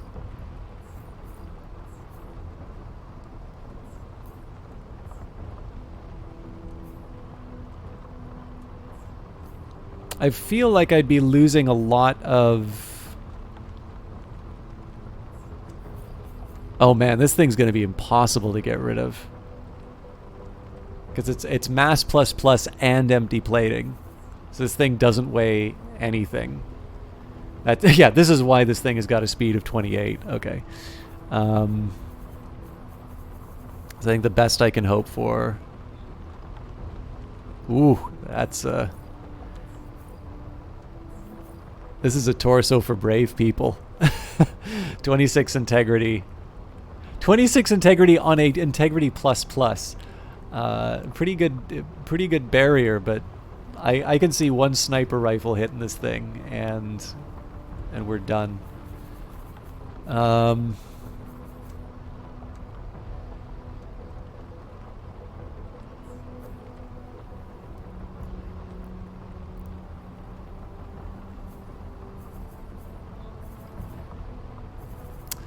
gonna have to think about my Hermes later. Okay, right hand item. There was an AR. Right, this one. So on paper it looked like a better rifle, and it's actually not. So we're gonna leave that be. I guess I didn't check the lower body, but it's all heavies. Okay. So I will save us a little time, and I'm going to go to the lance. And let's just see, at the very least there might be an improvement for the shield, but we're going to be going from green to blue, so I kind of doubt it now. Well... So, I mean, it's already got the empty plating on it, which is kind of cool. So overall, like, there's just even more damage absorption. Problem is the mass is higher, which means that this guy goes slower. So, like, tempting, but not enough to make me unseat my favorite shield. And then the Sleipnir, I think we're going to keep what it is. So depending on how I wind up doing with melee moving forward, I may retire the Sleipnir and get something that's not a double melee unit. But I feel like if I just learn how melee works better, I'm going to be able to make this one sing. So, oops, wrong button. So let's deploy and see. Let's watch the magic happen. No identification received. Targets continue closing in. Reinforcements needed. So reinforcements arrive in 2 turns, 5 units on the field, so we're not going to be able to clear everyone out in time for the reinforcements. It said 5 units on the field, right? Oh, it's probably turrets. Yeah. So we've got 1, 2... So 2 mobile units, I guess. Where's the 3rd turret? Oh, 3. Oh, maybe not. Okay, 1, 2, 3, 4. Am I going nuts? There was a 5th enemy, right? Oh, good God! We're yeah, that's right. That's right on top of us. Okay, we got to get out of here. Okay, so because there's someone who may have gotten the game in chat, I will briefly explain how this works overall. So this takes place in 50-second. And sorry, Olaf, I completely missed your 40K reference. Yes, red ones go faster. But the basic idea here is that this is going to play out over 5-second intervals. And I have perfect knowledge of what the enemy is going to be doing. So it looks like everybody wants to hurt the behemoth, which is using my big fancy new weapon. And on top of that, they're actually going to be using a missile launcher on them. So this missile launcher is a slug, launches missiles across long distances, effective at eliminating groups of targets and units behind cover. So first thing I want to know with this special weapon is, it says that it's guided. All right. Out of range, huh?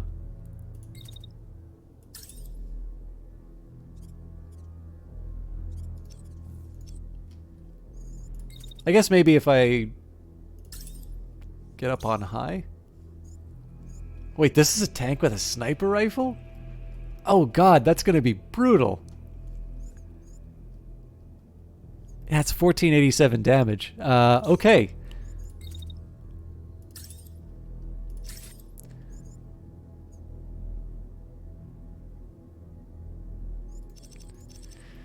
So I kind of think I know what I want to do to test this weapon, but obviously I'm not touching anything until that sniper rifle's. Oh,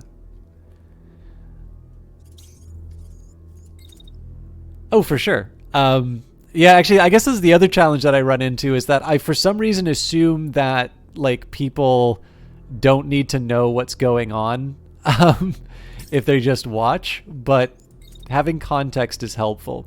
Okay, so you were talking, actually, Splicer, this is a really good one, because I know this is something you mentioned, but the hitting control. So there's sort of the red ribbon beside the dash that's happening, right? So this is just going to completely miss the attack right now. But what I can do is, if I hit control and I go on the left-hand side, all of a sudden, whack, something like that. Now, what I'm really going to be trying to do with the Sleipnir is actually getting in. I'm going to be trying to get in before that missile launches, and I don't think that's going to happen, but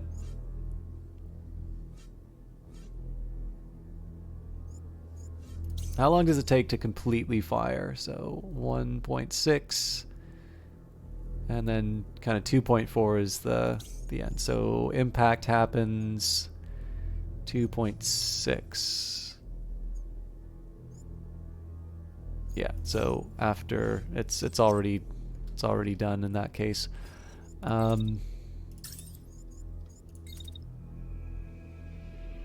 really don't think there's any way for me to close that gap faster.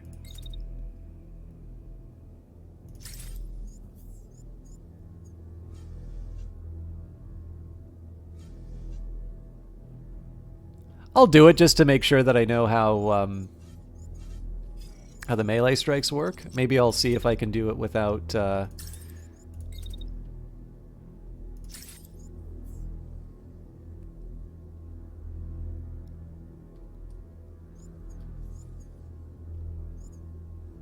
Oh yeah, actually that gives a nice still target for the behemoth.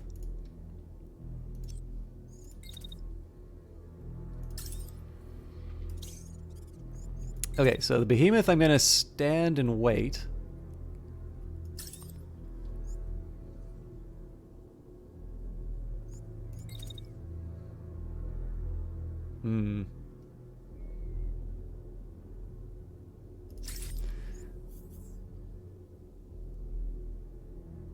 So this might actually be counter to my interest. So what I'm trying to do here is just dash to throw the incoming missile off the trail, but I'm sort of moving towards where it's likely going to be moving.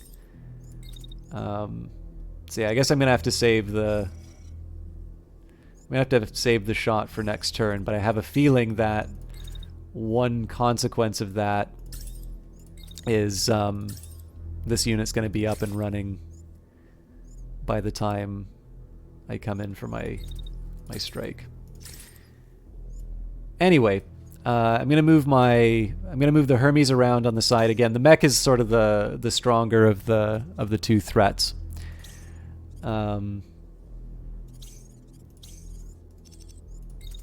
again, I need to move everybody around the.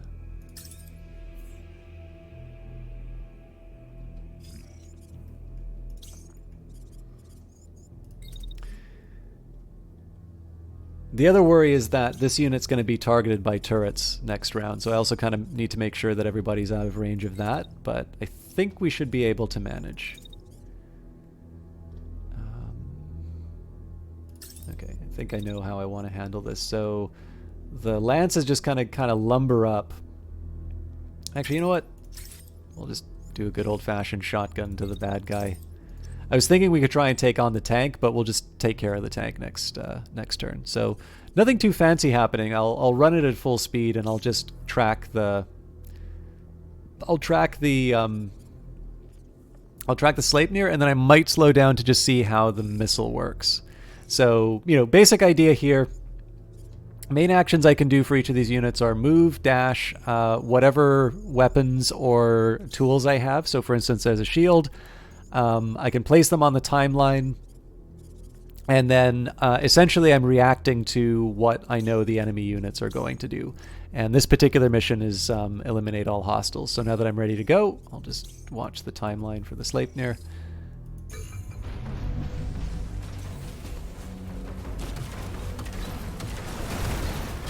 Okay, so it looks like the missile hit the side of the building, so I got lucky there.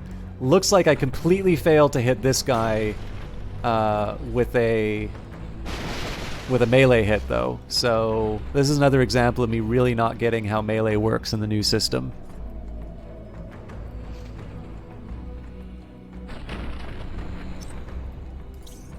Oh yes, one thing I forgot to mention that's a big feature of this game. Terrain damage. Okay, so they're going to be launching a missile again, and perhaps not surprisingly, the bad guys would like to inflict further harm on the on the behemoth.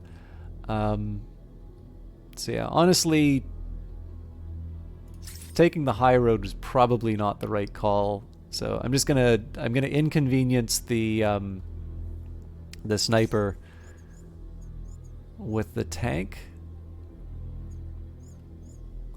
They're gonna try and attack me at the end of the round. I'm gonna try something a little weird here. So I want to see whether or not this thing actually goes over buildings. It seemed to suggest that it might.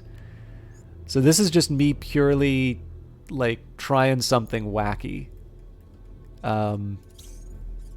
Next up, I want to see if I can get a better idea about melee. So Sleipnir is going to move up. So what's the target going to be doing around this time? Well, they're going to be moving forward on this path. So I'll take my primary attack. So it's claiming there's a collision here. Oh, probably because of the terrain. So you probably solve that.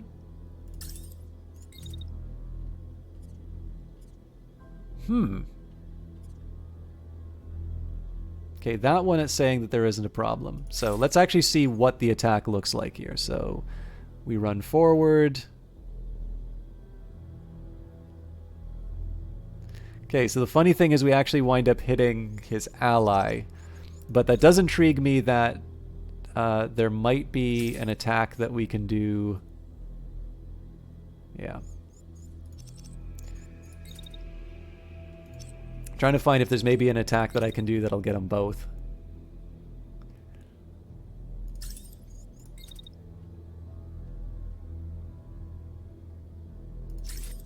Okay, so swoop in.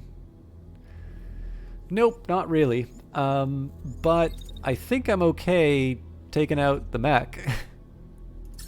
Now, before I get too excited about what I'm doing, I should probably see what's going on with these turrets.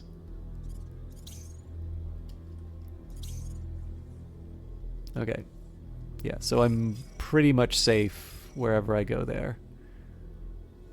Now that I know that I'm going to be prioritizing this unit, let's see if I can get that attack a little earlier.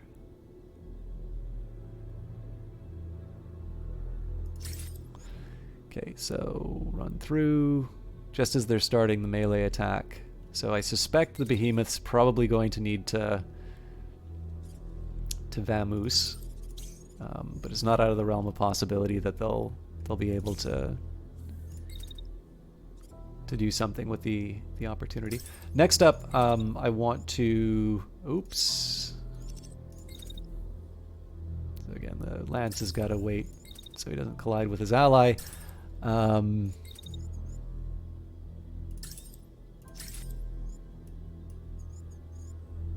Okay, so that shotgun becomes friendly fire, so I'm going to be a little more patient. The tank is kind of the priority anyway, given that it's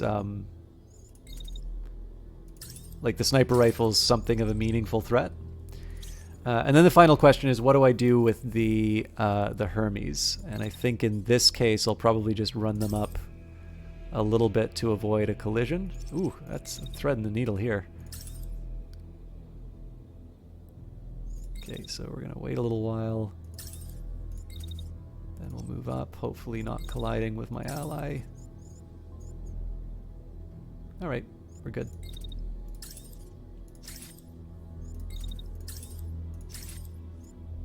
Maybe I shouldn't be so enthusiastic to just pummel this tank.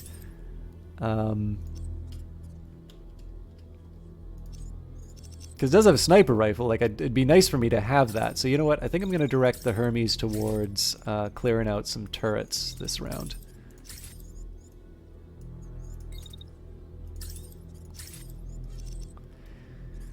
Okay, this one I'm going to slow down just so I can get a full read on what the Sleipnir is going to do for the melee attack. But again, the real focus here is I want to try and do a test run of this plasma rifle, and I'm actually willing to risk the damage from the sidearm missile launcher to run the experiment. All right, well, I don't need to worry about the the missile anymore.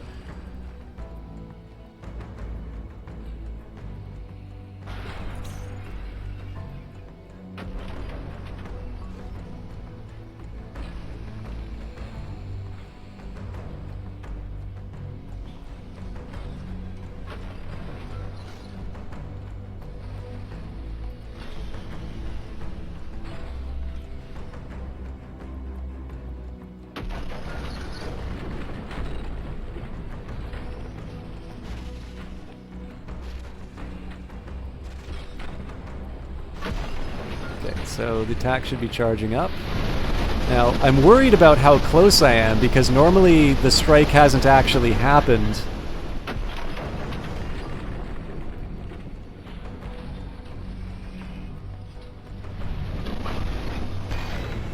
Okay, nope, we delivered. But this is not sufficient to knock them down anymore, so the melee strikes are significantly less powerful than they used to be. Alright, so let's see how Let's see how this monster works.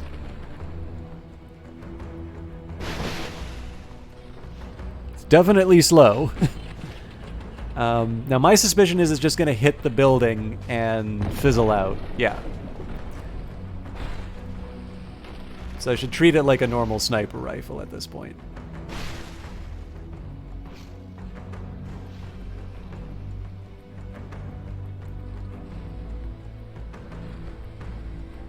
I don't think there's anything else for us to see, so...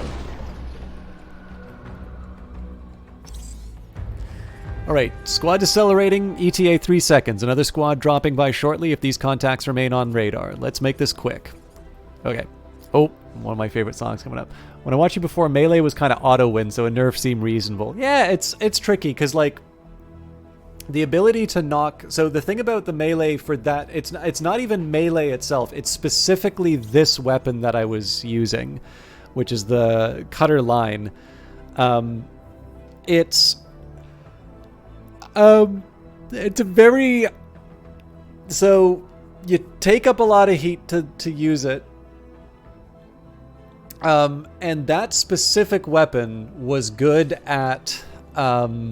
knocking down, like its special feature was that it would knock down enemy units. And that was specifically what that weapon was designed to do. That isn't necessarily what every melee attack does. It's what that specific big sword does, which is why I was picking it over the alternatives.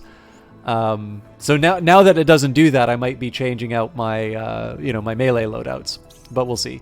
So first of all, okay, so this guy's ejecting, which means we get a nice big new missile launcher. We want to leave that guy intact. So it's going to finish its sniper work, and then it's going to try and shoot the Hermes, which I don't think is going to be all that big of a threat. I am, however, going to try and see if I can get a good hit. Yes, I can. So again, this thing's going to take millennia to show up, but we'll wait out the shot. And I'll try and take my perch. I wonder if I can dash my way there. Oh, cool, I can. So it's highly questionable choice to get up on a high ground. I've never had a situation where I've actually wanted to keep that. But I think one of these reinforcements at least is... Yeah, actually two of them. They look pretty bulky, so I'm going to assume that those are the elevated tanks. I'm going to get the Sleipnir in place for some melee fun.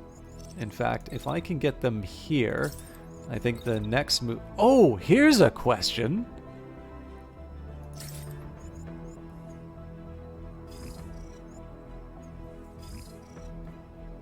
So I know I can't at least under the old patches, I couldn't target incoming units. Oops. Yeah, and that's still true. But I wonder if that's true for melee. That's definitely something I want to experiment with.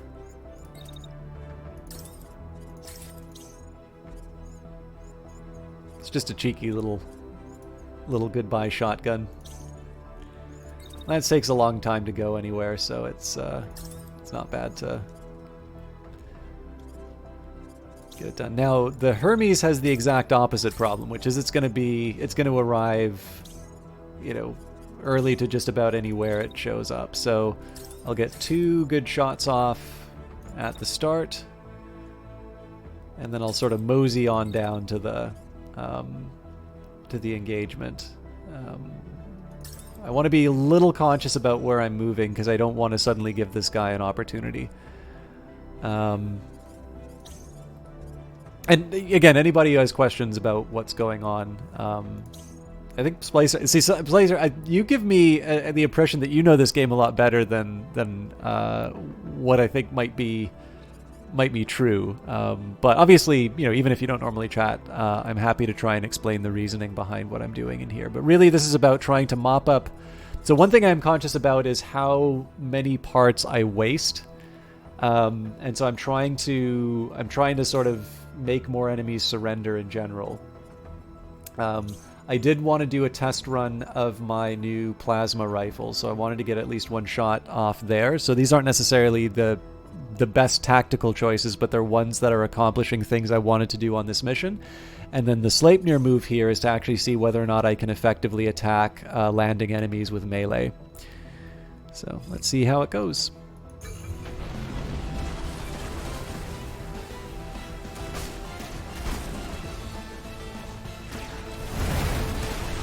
Holy crap, that works well. My god. And these things are firing primary missile launchers. Okay, so this is now a big plus on the this is a big plus on the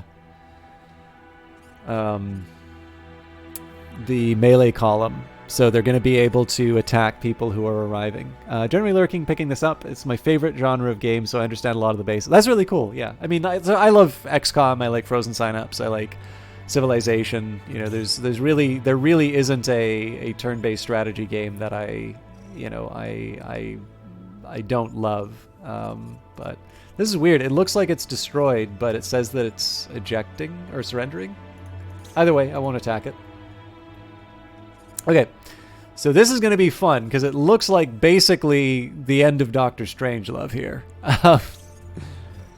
So we got missile launcher, missile launcher, missile launcher.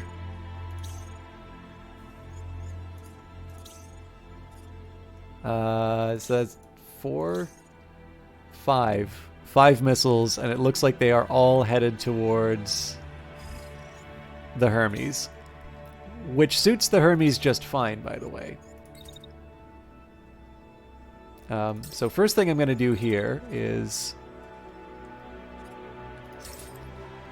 kind of steer clear from Civ, but that's only because you feel like you need action and combat that doesn't auto-resolve. You'll play Total War game. You know, actually what's really funny is I played so much Total War when I played Total War, so much of it was me doing the auto resolves because I really like Civilization. So my experience of Total War was basically just setting up AI battles which would happen, you know, outside of my control, which I realize is kind of not the reason why people play Total War. But I don't know. It was just the way I kind of understood that game for a while. So, you know, oh, you know what? This guy's going to get pummeled by the plasma. So this is here. I mean, we kind of had an inconclusive test of the plasma rifle because of the intervening shotgun. So this one should be a clean hit. The lance will be on its way. Basically, I want to open fire with the shotgun on this guy as soon as I clear the building. I don't think I'm going to be able to do anything else, though. And then the question is, what do I do with the Hermes? So we've already taken out one of the turrets. Wouldn't necessarily hurt for me to try and take out some of the other ones, but we do know some reinforcements will arrive in the next couple of turns. So one thing I can do here.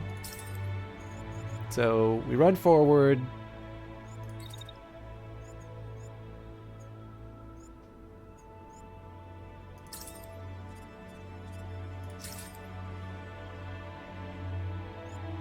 It's a little courageous. Skinny Man Gamer, thank you very much for the sub. That is a 1.5 years worth of subscription.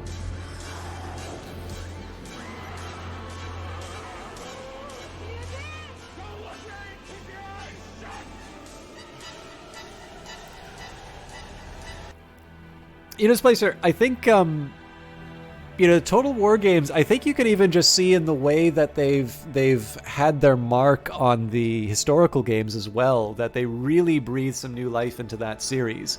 Because if you look at it, right, you've got,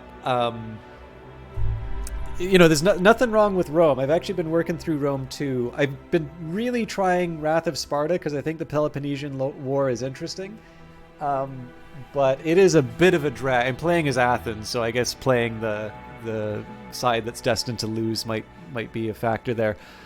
That's what I've been finding a bit of a drag. But like if you take a look at how the games that have been released since Warhammer You've got the Romance of the Three Kingdoms, which does lend itself towards these sort of legendary generals. And Troy, again, it's a game, and I mean, obviously the game does not have the gods intervening, but the source material does in fact have the gods coming down and fighting. And so again, it can lend itself towards these larger than life hero units, which I think is something that really nobody would have taken very seriously in the previous historical games. But not only does it, not only have the Warhammer games shown that this can actually be a fun way of playing those games, but the subsequent games that have been released have sort of shown that there is in fact a reasonable way in which you can sort of remain true to the source material, while still still being able to take those lessons learned. So I really wish I played a little bit more Warhammer. I'm still trying to get into the Total War series. Like it works for me sometimes, and other times I'm like, oh, this is a grind. But I've definitely been able to get into them more than I did before. I'm also really happy every time I see everybody using those emotes. So what I'm trying to do here with the Hermes, I should actually probably see what types of missiles are being fired at them. So this has got the Hornet. Oh, okay. Starburst launches missiles across long distances, effective at eliminating groups of targets and units behind cover. Compact missile launchers doesn't... Oh, it's a direct. And a Starburst. Okay. So the idea here is I want to give the missiles a little bit of time to do their thing. But then I want to zip off.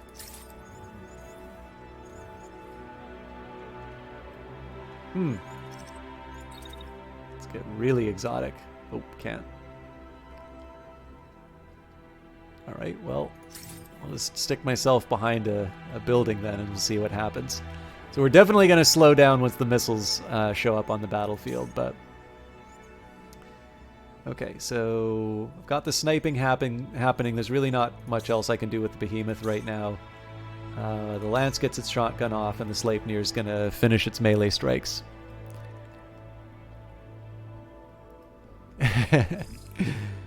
I think that's actually the one complaint I have about Total War, is it sometimes feels like it's a little confused as to what it wants to be in a game, because there's a degree of complexity to the strategic layer, but I don't really feel it's quite enough to sustain a full game.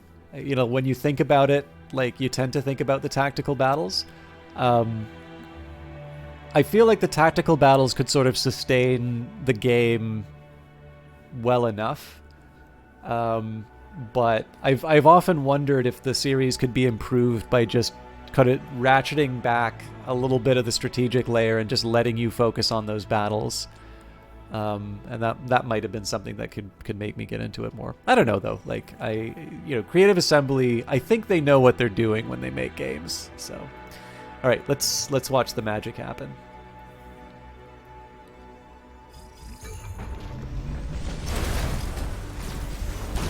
Oh, okay, I tripped over the... That's a lot of missiles coming after my Hermes.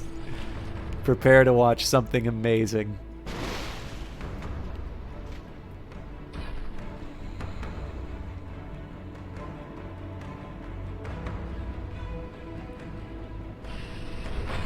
Jets are firing up. One's already going to hit the side of the building. Oh my god, this is ridiculous.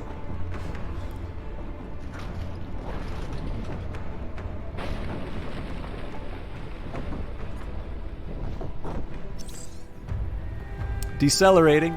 Let's flank and finish them off. Okay, so we melted that missile launcher. We've already got some allies showing up, so where are they going to land? They're going to be on the other side of the map, so it's 4 tanks. Most of them have elevation, and it doesn't look like they're packing missile launchers, so we're just going to ignore them. That was super fun to watch, by the way. This is the reason why Phantom Brigade is such a great looking. Well, it's already a great looking game, but this sort of stuff is great when you're able to sort of tell that story of like, hey, remember when I dashed away against this wall of missiles that was coming after me.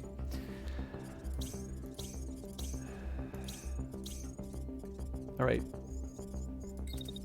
So I think I crashed there. It's actually kind of hard to tell. Oh,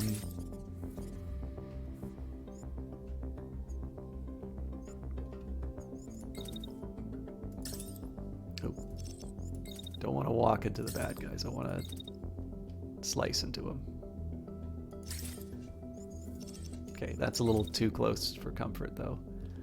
All right, well, you know what I'm going to do? I'm actually going to change... I'm just going to change my whole approach overall. So I'm going to do my melee thing. So it should be, yeah, hit him from behind, hit him in front. I'm actually going to run straight towards the enemy tanks on the other side of the map.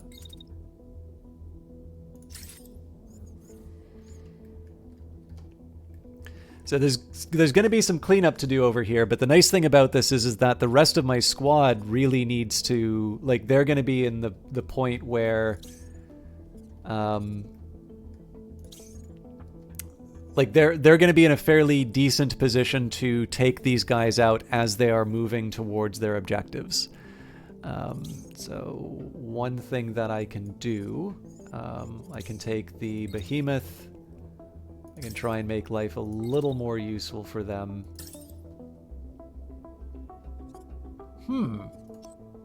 That's probably because I'm moving.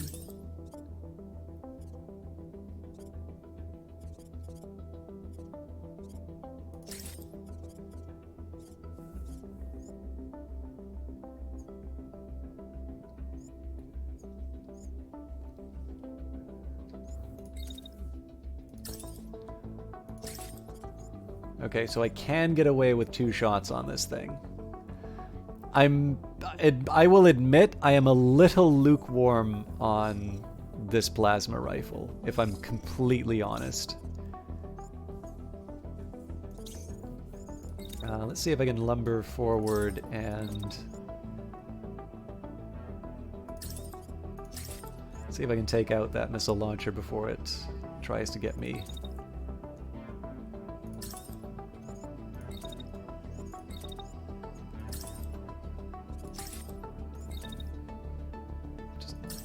March on over, everybody.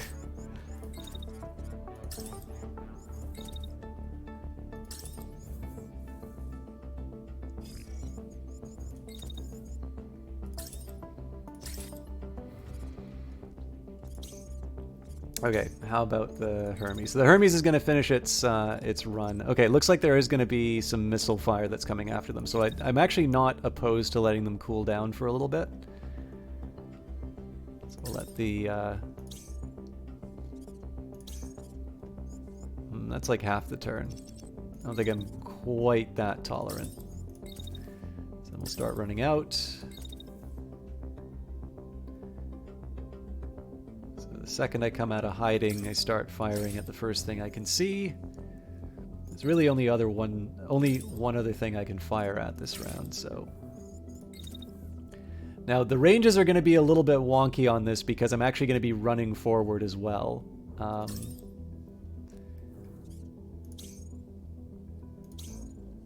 I think that works. So I'm actually going to leave... Hey, Luffy, not Luigi. And oh my god, hey, we've got... Oh, Jesus Christ, Azure Wind. Guys, I'm so sorry.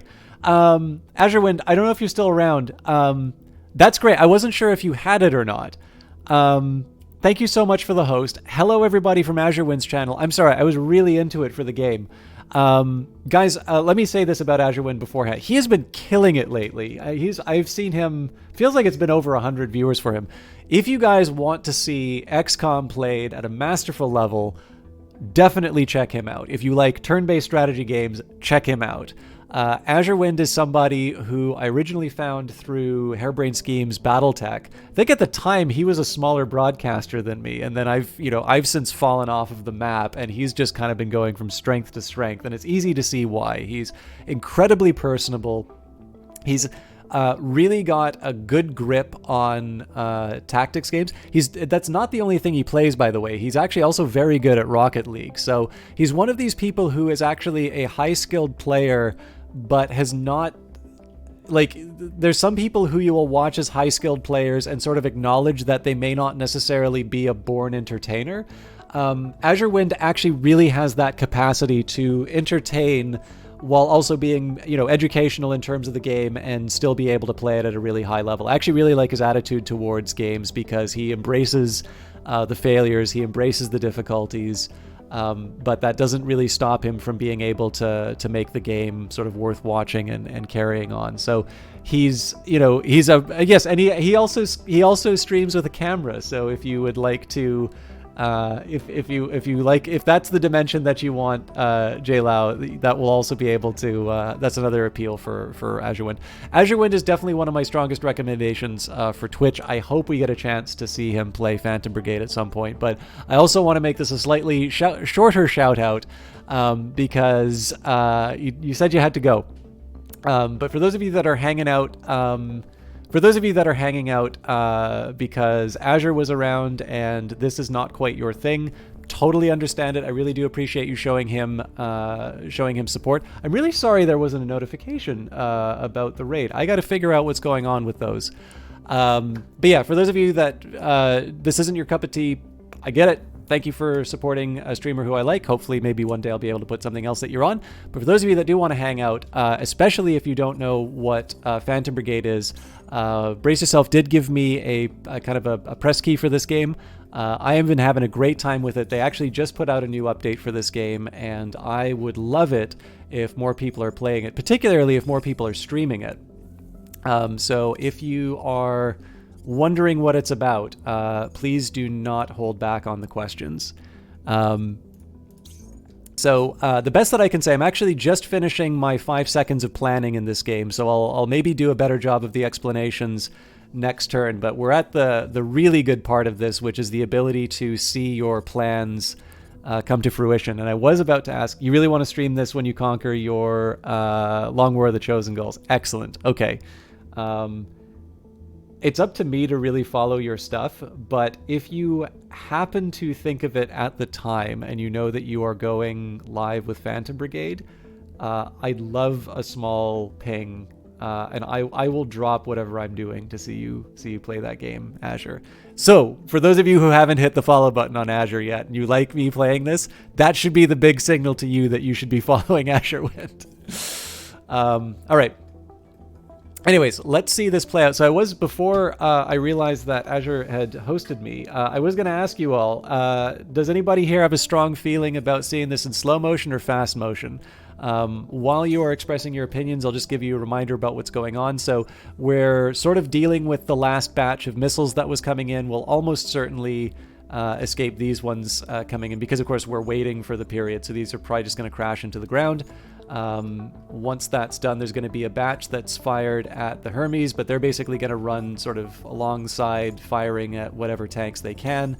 We're going to be practicing the new plasma launcher, get some experimental shots on the other tank over here. The Lance is going to march up, take out at least one of the elevated tanks, and anything that is still in the way, they'll just throw up their shield and sort of bash them in. And then, what else was it? Oh yes, the Sleipnir is going to be doing the sword thing. Okay, we'll do slow motion then. Honestly, like, my progress in this game has been drastically slowed down because of slow motion, but it just looks so cool, especially when you've got a billion missiles firing in the world. So for those of you that own Phantom Brigade or are interested in picking it up and you want to know how to do this, press space when you do execute. So we'll just make sure that these things, yeah, so they're all colliding into the ground. So let's watch the Sleipnir do its melee strike first.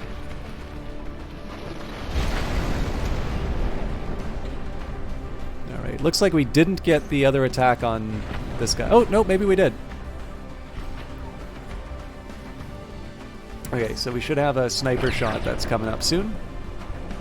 So these missiles are going to be coming after... Oh, looks like there's one that snuck through and got the Hermes.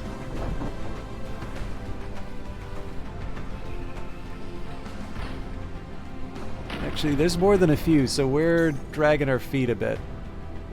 We should avoid sort of the early one, but the follow-ups are going to be a concern. And we are getting concussed, so...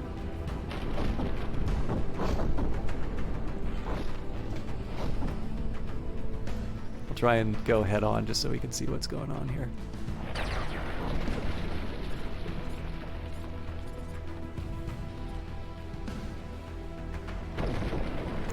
It's really hard to get a read as to how effective this plasma thrower's been.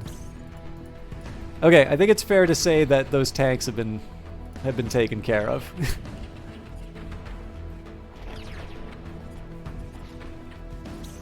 So I suppose the rest of this we'll just speed it up and see where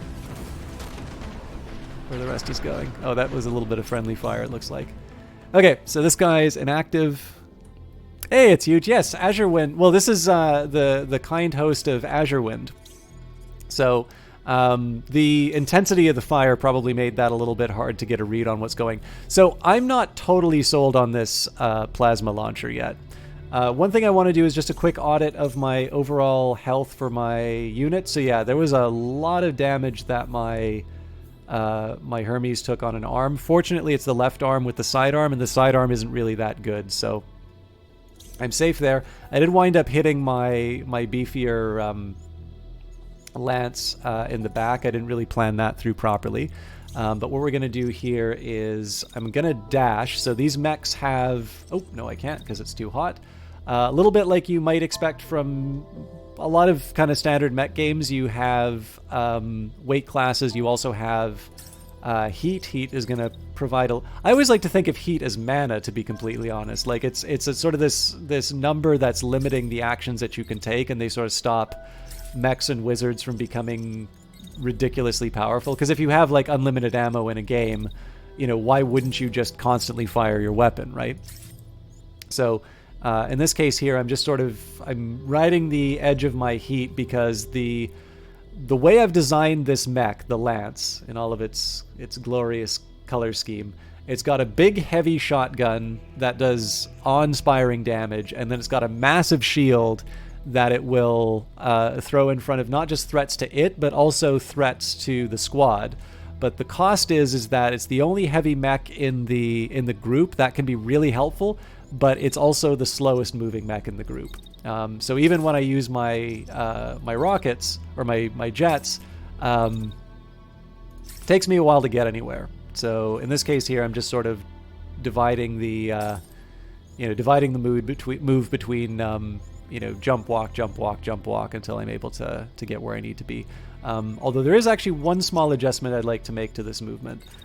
It seems that if I'm not going to be able to join the fray right away, I can at least walk by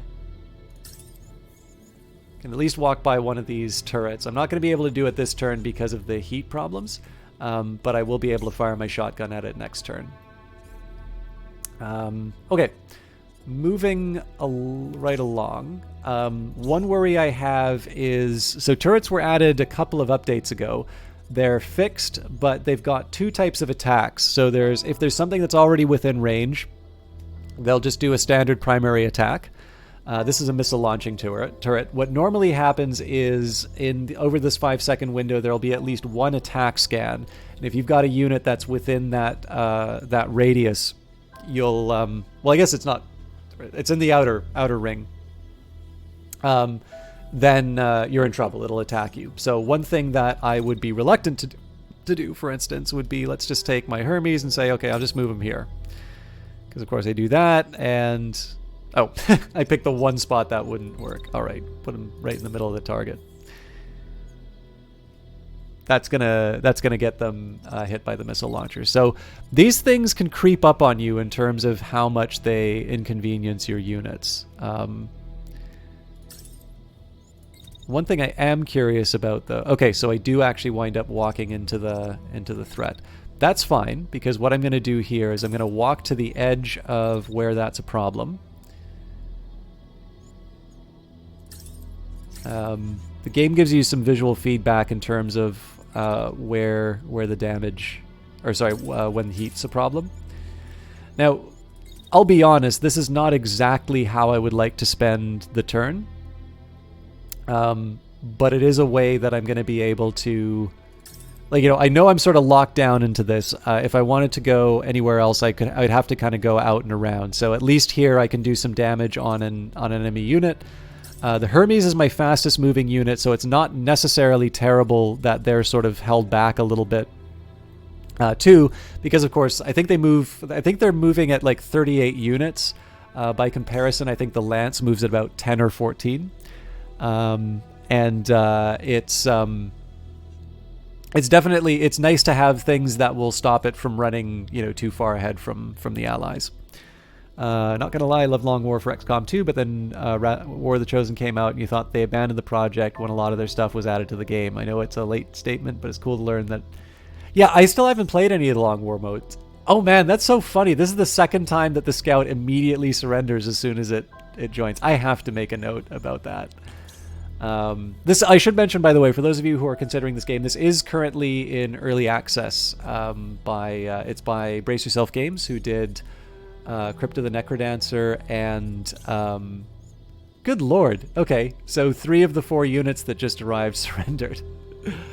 I'm not going to complain. I just think it's really funny that keeps happening. But yeah, they did Crypt of the Necrodancer, and their other game that's currently in early access is Industries of Titan. So, very capable developer. I believe this group was actually acquired specifically because of Phantom Brigade, and much more importantly for me, they're a Canadian developer. So, I'm not gonna complain at a chance to shout out my beloved homeland. Okay. So I would have dashed under normal circumstance, or actually, you know what? Let's see. I think my heat might just be enough to... Alright. It's not great because I'm just sort of standing still for so long, but I do want to get some attacks off on that turret. And of course I found out that the threats are not nearly as bad as I thought they were, because we've got one tank with a cannon that's actually going to be active in this battle. So the last thing I need to do is just find out what I'm going to do with my melee unit. And it's going to be really similar. The melee unit has to be in close range in order to get stuff done. So I'm going to dash them in. And then next turn, what's likely going to happen is that this tank is going to turn its attention towards me. The thing that's nice, though, is that I have this building and this building to hide behind. So...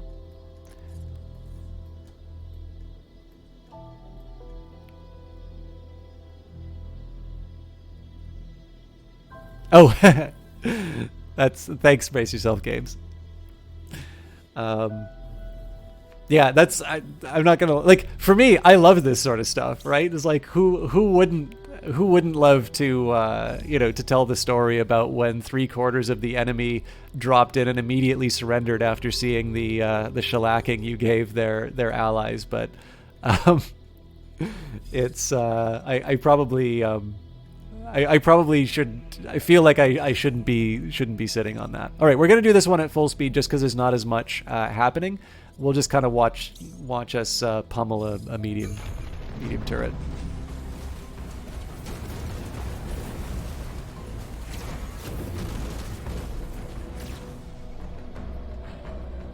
Yep, looks like I miscalculated the heat. Commander, the base is circled around the perimeter. We're ready to pick up the squad if needed. All right. So let's see what's happening. All right, so the brave tank decided that it was just going to plow through its ally. I will not tolerate that.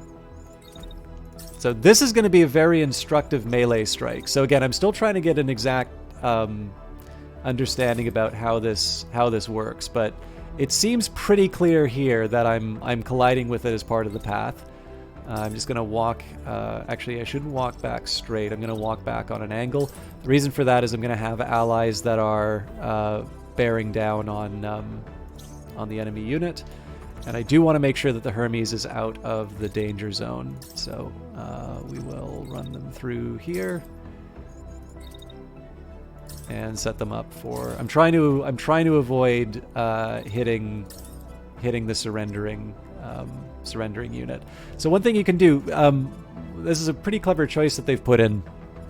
If you're in a case where it's like, okay, they're overlapping and I'm keep targeting the wrong one, you can actually pick the origin in terms of the unit that's coming after you. And so in this case here, it's going to properly distinguish. Now, again, this game, the premise in this game is that the Phantom Brigade has an AI that will tell them what enemy actions are going to be 5 seconds into the future. The important thing is that, actually, you know what, if I'm going on an angle, okay, no, they're not exactly parallel lines, but it'll be enough to keep the Sleipnir from taking too much friendly fire. The thing is that it's not like it's predicting enemy actions. It's not predicting the state of the world at any given moment, because once I get a melee strike on this unit, it's very unlikely that they're going to continue their movement. If they do, they're just going to plow into the elevated tank, and they're still going to wind up standing still no matter what. But with that in mind, I'm actually kind of banking on this tank being stuck in between these two buildings.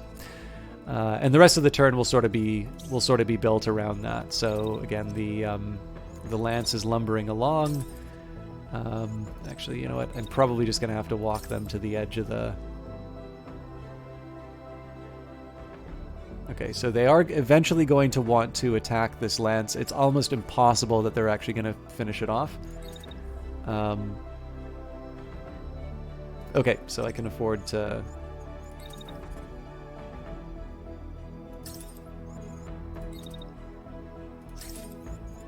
So then the question is, when do I get to fire the shotgun? At least once there. And then as you can see, there's consequences if you disrespect the heat. So we'll leave it at that. So under normal circumstances, I'd try throwing up my shield, but I'm like I said, I'm banking on the fact that this is not actually going to get, that this thing's not going to connect.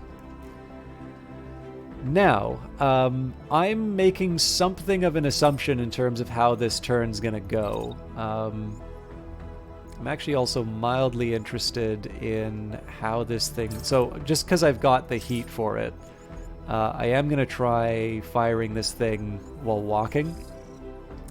And I just don't really think there's a whole lot for this plasma rifle to do to this particular engagement, so I'm just going to get them to set up and keep lobbing things at this machine gun turret. What is going to be interesting to me, though, is what this plasma damage does. So I'm going to do it slow-mo just so I can see what the damage is, and then we're going to check out the what happens with the melee, because I do want to get a good read on how melee is working with the new update.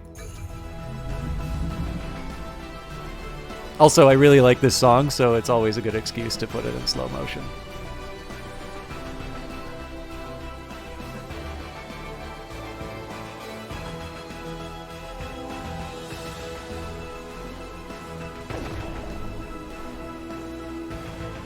Okay, 227 damage. I think I'm going back to the sniper rifle. Just given the amount of time that it takes, this I'm interested in.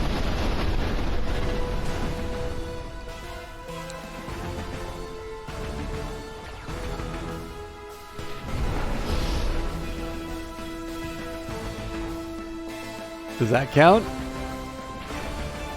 Nope. Oh man, I'm really gonna have to hit the books as far as how melee works. That's embarrassing. Oh no, and it's hitting the wrong tank.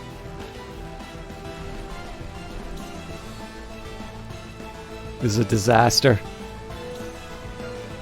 Oh wow, I did that was friendly fire that just happened there. Oh good god. Okay, so if you fire the side of a building, you damage yourself more. Okay, plasma rifle's out, and I seriously need to reconsider whether or not I want a dedicated melee unit now.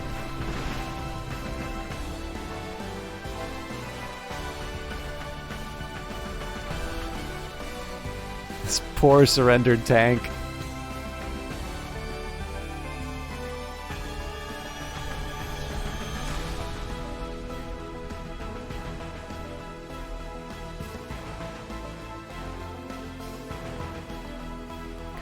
Alright, this was not a very good turn for us. The hitting the side of the building, that's just me being careless. So I can't, like, I can't really... get really upset with that. But what I am going to do here, so again, I'm not really about this particular weapon. So I'm just gonna point it at the turret, try and do as much damage as I can without overheating, and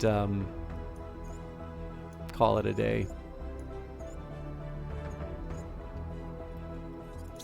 Now, what in the earth are we gonna do about this guy? So they're gonna finish their attack on the lance. So just as a precautionary measure, I'll throw up my shield and get in close.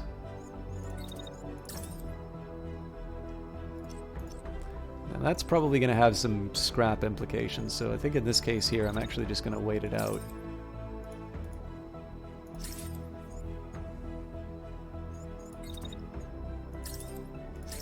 And once he's a little bit clearer of the booty, we'll take him out. I'm going to move the Hermes back, so the reason I'm doing that is just for the optimal range.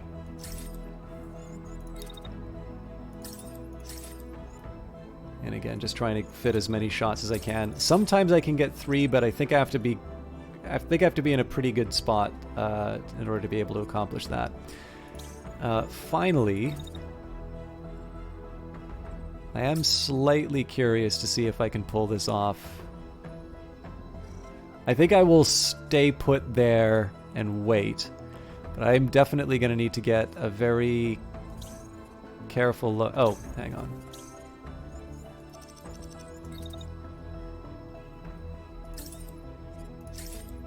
So that should finish it off. Might take 2 turns to do it, but... Alright. This probably doesn't require slow-mo.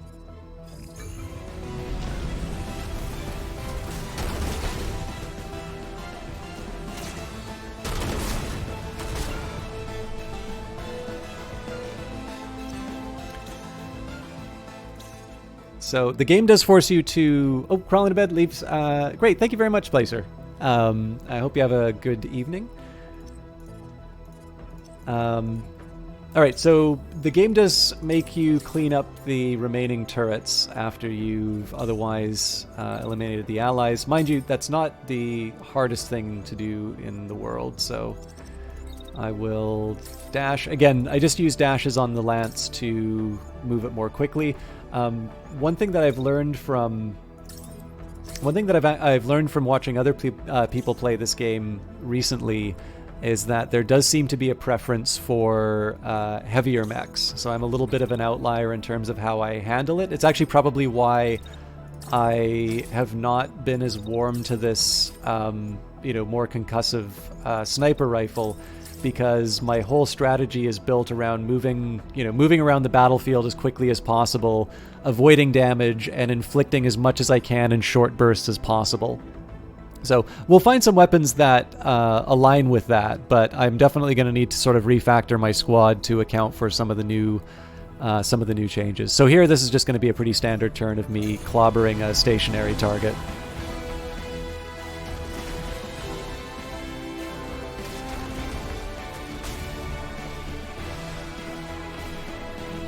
Victory! All hostiles eliminated, site under control.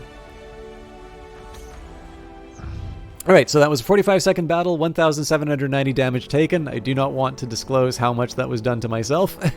17,299 damage inflicted, no units lost, no subsystems on site, 129 actions planned, 1,912 meters traveled, 8 units destroyed, no parts on site, 437 supplies, and a partridge and a pear tree. So... we got another primary missile launcher, which is cool. So it might be the Sleipnir gets redesignated as artillery if I can't make melee work. So some decent plating. I'm not really expecting... I don't really know if you can make turrets surrender. Oh, this is funny. You've got the cannon peeking out of the missile. Okay, sidearm missile launcher. The sidearm missile launcher might be an upgrade for the behemoth. And okay, screen body parts, so we might get something out of that. So we'll salvage it. That does lose us some time on the siege, so we are actually going to be going up against a fairly tough enemy. So what we were up against there, well, the overall level is 12. I've got units in here which are level 8. So we're going to be going up against things that are potentially twice as strong as we are. So we're going to wait for the salvage to finish, and then we will go to defend the camp. I don't see any reason why this shouldn't work. However, I do believe we'll be going through the capital region, so I've never been in there, and there might be terrible things that happen to us. On that note, just call that a precautionary save. It's the 21st today, isn't it?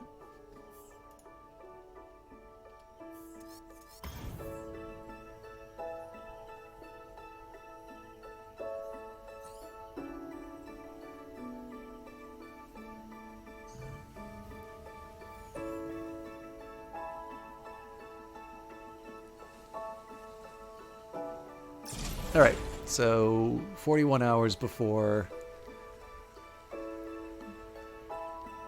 the village is razed. Is it a village? It's a camp. Now, if you are impatient, and sometimes I can be, there is a speed up option. I tend not to like doing speed up options in games because I tend to find it's very easy for me to get distracted, and I tend... Whoa, whoa, whoa, whoa, whoa, whoa! What? Mount an assault against the capital and take back control from the occupying forces. The enemy forces are numerous here, but swift strikes and quick decisions could turn the tides into your favor. We will disengage. Okay, that's interesting. So just to give you guys some context here, I'll still lumber towards the siege. Seat of power, the occupation government can't be attacked conventionally due to large concentrations of enemy forces. Only a well-executed strike against high command in the city core has a chance of having an effect. Infiltrating the city for such a mission would not be possible until every surrounding province is liberated. So it seems like I was actually able to do what is, I think, the last mission, without having taken out these two remaining regions. So I have no idea what happens if you hit the engage button. I suppose we'll see if we just completely demolish the skirmish. Like it says here, very easy, but level 16. So I have no idea how this is going to work. But we gotta, we need to free the camp. So a hostile squad has target locked the base and combat is imminent. Your driver tells you that if you're not prepared to face the enemy, you may be able to execute an emergency retreat. Otherwise, your pilots will need to fight. So, of course, for those of you who are fond of XCOM, this is probably not new. There's the strategic layer, there's the tactical layer. They're definitely going to be adding quite a bit more to the strategic layer over early access, at least if the Discord is any indication. And I highly recommend that you check it out if you're into this game. But for now, I'm going between regions and putting out fires. I think it's definitely more XCOM 2. I know XCOM would basically say it's like you apparently only have one Firebird and you have multiple demands, whereas like Phoenix Point or the original XCOM would sort of let you. It felt like you could kind of handle everything if you played the strategic map sufficiently well. Here, it's definitely more in the tradition of like as long as you're able to get where you need to go. You should be able to handle everything that they throw at you, but that does sometimes mean giving up scrap, or it does sometimes mean that you're taking some pilots in who are very fatigued. So let's take a look. We'll start with the Hermes, because it's the one with sort of the lowest level gear.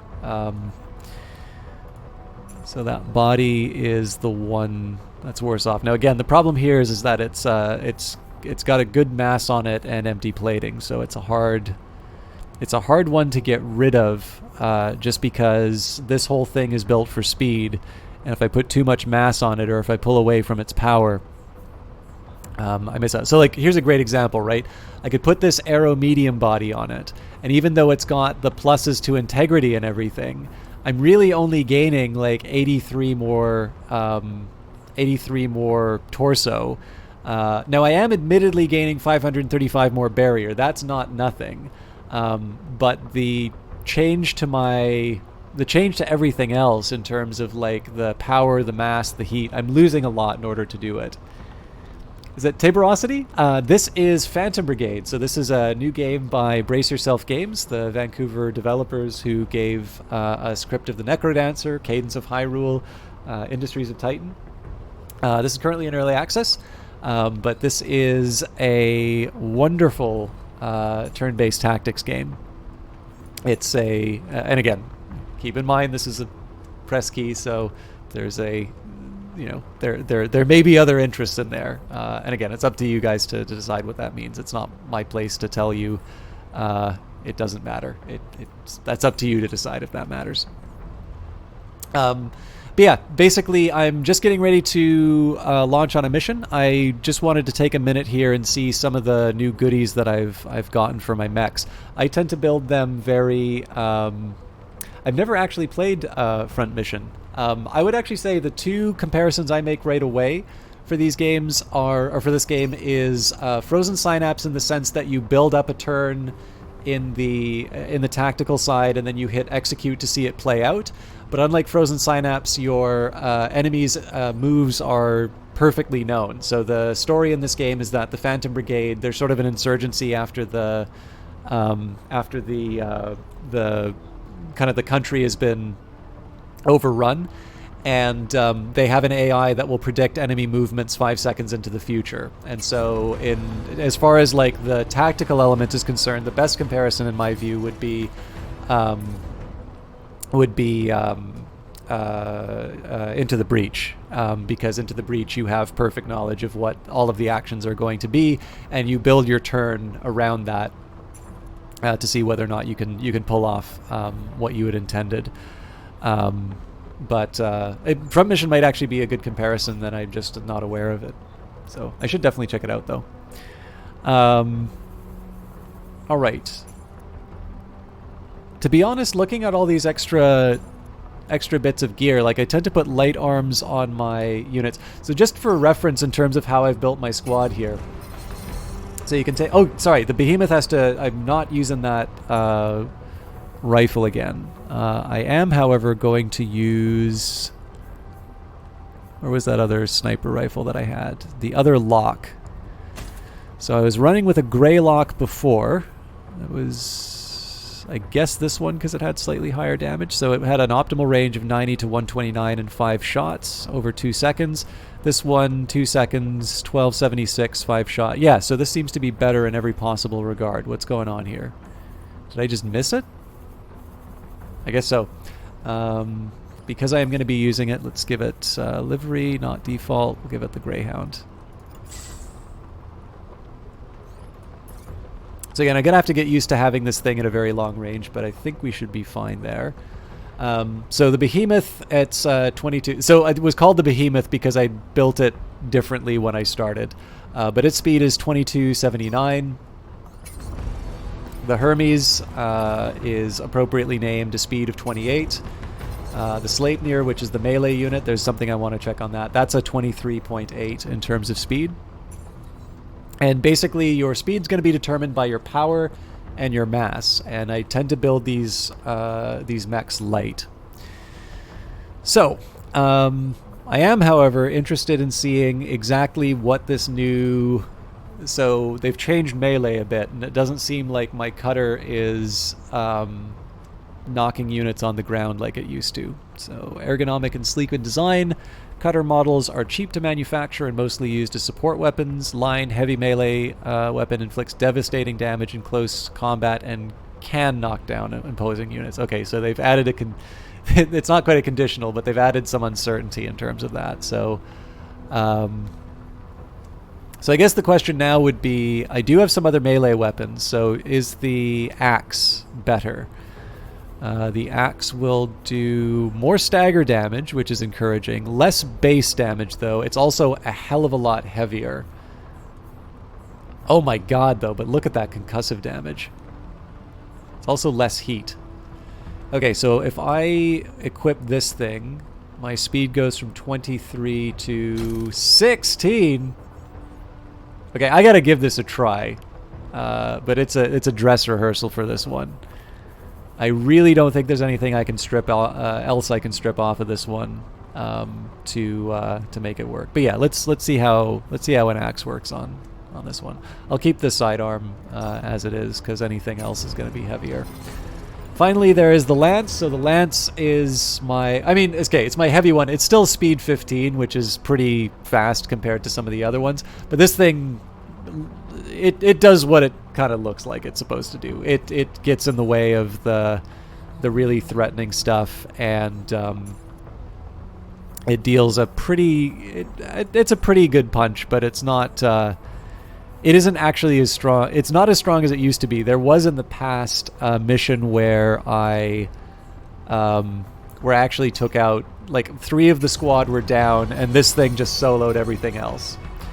But yeah, in general, I get the impression that people tend to play this game with more heavier units than I do. And that's why you should follow the System Jock channel, because you get to see original gameplay and original strategy.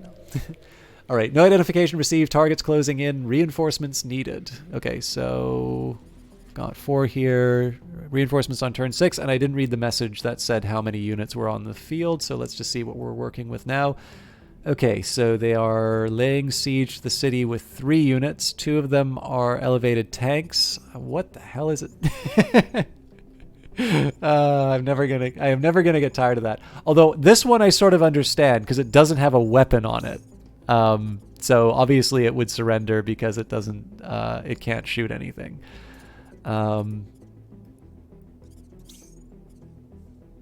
Okay, yeah, no, I totally get what's happening now then. They're surrendering because they're not spawning with weapons. Okay, well, I guess maybe I should do the capital now because the game is technically easier. So we actually only have 1 enemy to deal with, and reinforcements will... Okay, actually, this is a really interesting type of mission. This is one of the first ones I really struggled with. So the current objective is eliminate all present hostiles before reinforcements arrive. So you will have the option to retreat after eliminating all of the enemies. You do potentially get more loot if you stay, though. But what I've learned is that sometimes when you stay, the retaliatory force is devastating. So there's a really interesting trade-off on these ones. I'm probably going to try and go the distance on it, especially because we are actually dealing with a much weaker enemy force than we were starting with. But here's how I generally think about how. So the glows are the enemy. Yeah, the red line are the enemy. This is the retreat zone. It's not active yet. Oh, sorry, it is active. It says right there. But yeah, it generally, I'd say a good way of reading it would be that red is enemy, blue is friendly. But that's probably more so for the UI elements. Obviously, you know, these buildings are no more friend than enemy, and to me, they're often friend because they, you know, they block nasty things. So one of the ways that I approach this game, you know, I sometimes take a look at the enemy timeline, but it does also give you visual indicators. So it's showing here that, you know, this enemy with a sniper rifle, and if I want some information on how the sniper rifle is going to work, again, keeping in mind the glows of the enemy's shadows. I'm not sure. Oh, sorry, you're talking about, so as I move the timeline forward, you're seeing these little red glowy things here. So this is basically the predicted movement of the enemy. So again, this is that 5 second, this is that AI that predicts enemy movements 5 seconds in advance. So it's going to show you their movement, where they're going to be at a certain period in time while you're planning out. And then the red line is indicating that there is an attack happening to me. So what I'm doing with the Hermes right now, it moves fast enough that I feel confident that I'm going to be able to get behind the hill and the shots that it's taking. So I'm not quite in cover where I need to be, but you'll notice that that's going to connect with the left-hand side of the hill. And then once it gets to a point where it would potentially be threatening me, I'm actually behind the cover that I want. And then at the 2.2 second mark, which I can do the wait for, or I can just simply wait until the marker's gone on the map. Actually, it looks like, yeah, it looks like any amount of waiting that I do is gonna. So what if I just walk out? There's a little bit of a risk, but I'll run with it. But yeah, so the idea here is I want to make sure that my Hermes, again, I've built these guys light, but there's a cost. This weapon will fire, I don't think it tells me how many it fires. Full damage in a volley is 570. Now the fact that I'm moving is going to make it very unlikely that it hits everything. But given that my center torso has got 720, 22 total of damage absorption. That's 505 for the integrity, and then a barrier of 217. Barriers will recharge. I can really only take 2 hits. The scarier one for me are my legs. My legs have about, I think, 394 total health, 276 plus 118. So really, the sniper would be sufficient to completely take out my legs or one of my arms. So if I lose my right arm, I lose my ability to use my pretty good assault rifle. If I lose my legs, all of a sudden that speed advantage I've built and has been completely eliminated, and the next hit that comes is going to be the one that kills me. So another nice thing now, I noticed a couple of little hiccups this time around, and I might just be misdiagnosing them, but the game will give you just an overlay in terms of showing you what your range of your weapon is. So in this case here, I'm going to, it's still not great. I'm moving and it's kind of teasing the edge of my range. But I want to at least get a shot off. So, and because there's going to be some ambiguity between the tank and the enemy unit, like if I wanted, I could try and click it on there. But I can actually click on the original location for the enemy unit, and what you'll notice is that you'll see the blue line is targeting the right unit over here. And of course, if I said, maybe I want to attack him earlier, you can move it throughout the timeline. So I really don't want to waste heat as a resource. I want to make sure that this is done by the 5-second mark. So I'm going to do this is just kind of a pure Hail Mary attack because I can. And it's just simply because right now, none of my heat's being used for anything. I'd be even tempted at the very start of the round to just throw some bullets out, because it's not like anybody's going in between, right? It's not Mass Effect, and you're hearing the lecture about why you always wait for a firing solution. But in this case here, right, by the time I'm actually taking cover, my heat's already at 0, so it's not going to be affecting either of these. Anyways, I really unpacked that move for the Hermes, but I moved the Hermes first because it's the one that's under attack. What this now enables the rest of the squad is to sort of move in and do everything else that they would want. So my Sleipnir, which is the melee unit, is at a little bit of a disadvantage because it moves much slower than it used to. And so in this case here, the best I can really do is just try and get myself into position for a melee strike next turn. And again, I want to see if the concussive damage is enough to really devastate the enemy unit. The other thing is my Behemoth. Now, my Behemoth is sort of set up as a sniper unit, so what I'm going to do is I'm going to get them on a little bit of high ground. I'll do that using the dash, so they go from the hill up here. Now, because they're using a sniper rifle, they really need to stand still. There are differences in terms of the quality of the shots. So generally this guy like you would expect any sniper, right? You hold them back and you point them at an enemy. Now, I noticed here, so if you look at my... oh, maybe I'm wrong. Holy smokes, really? Oh, I get it, because I moved... Yeah, so even this is a little too close for the sniper rifle, but... I'll work with what I've got. I mean, these are all just kind of for free shots, and I've got the heat to manage it. So finally, there's the lance. The lance is not going to be anywhere remotely close to where they need to be here. So I'm just going to, again, dash is the kind of the fastest way to move, but it does generate heat. So I just want to make sure that as I move the lance, I move them to positions that will allow them to cool down, and by the end of the turn, put them in a useful place. Gravity's good like that. Yeah. If only this took place in space. All right. So again, this is a pretty vanilla turn, but I figure if we follow the Hermes, we can watch the magic happen. So I'll try and get a slightly higher view because the trees are going to be in the way. But so got a little damage there, nothing dramatic. All right, so we already took out his right arm. So they're going to be firing with their sidearm moving forward, but we can even inconvenience them that far. Now, one drawback is that they're going to start firing that thing right away. So ideally, I would have my own melee attack, put a stop to that as soon as possible. Now, the drawback I run into here is that they've recently changed the way that melee works. So it used to be that you could sort of like left click on your target and it would resolve all of that for you. Now you actually need to exercise some control in terms of how your attack works.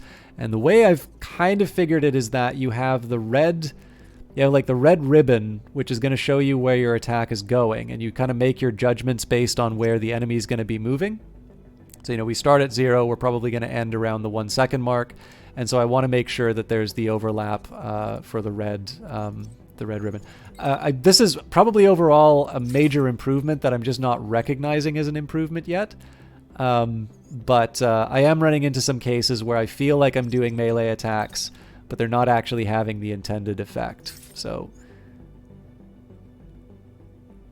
this is a pretty unambiguous hit. So it is worth mentioning that for about, a fifth of a second, there's going to be sidearm fire that's hitting this unit. But on the other hand, the rest of the turn is, is them beating the crap out of this unit. The other thing I need to remember too is that unlike the old form, it's not guaranteed that this is going to be enough to knock the unit out. So I should probably wind up for a second if I can. I think I'm too late on this one. Yeah, I gotta close the distance.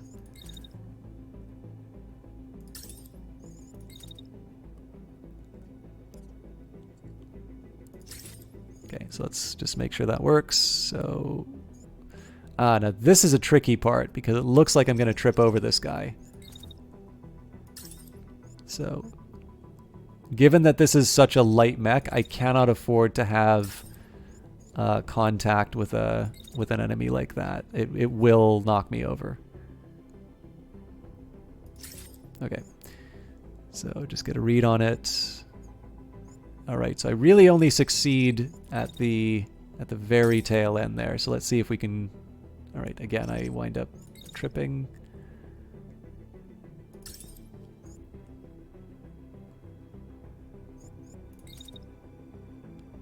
So what if I tried something like this?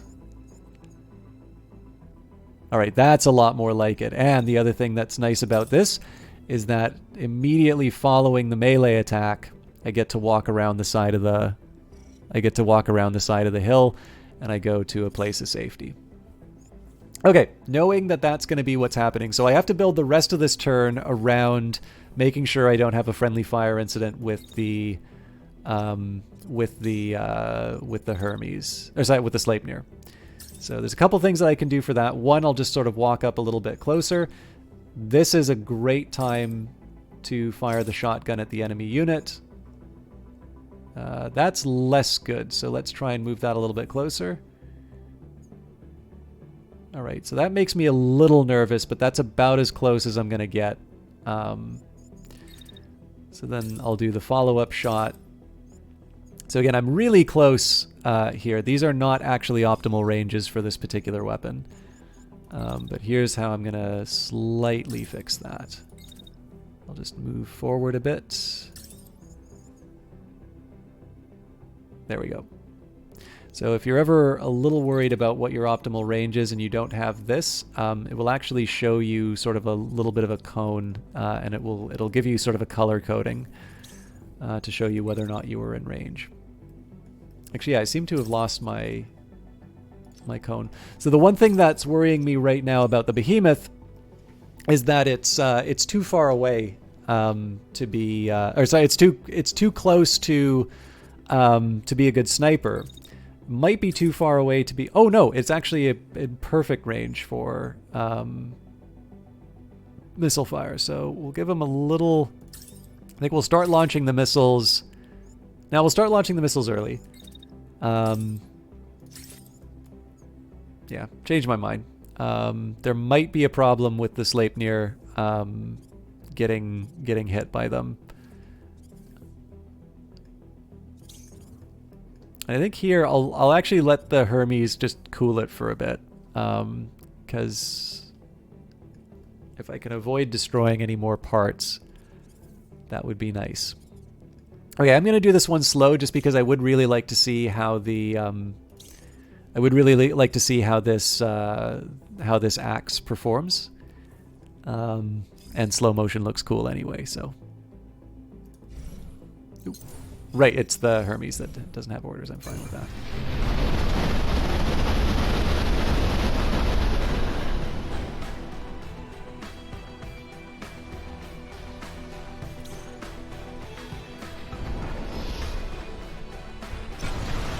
All right, that was incredible.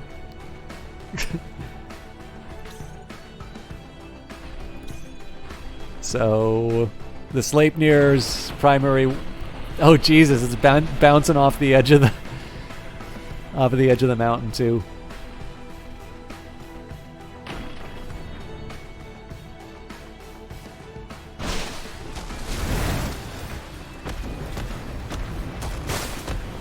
Leave it alone!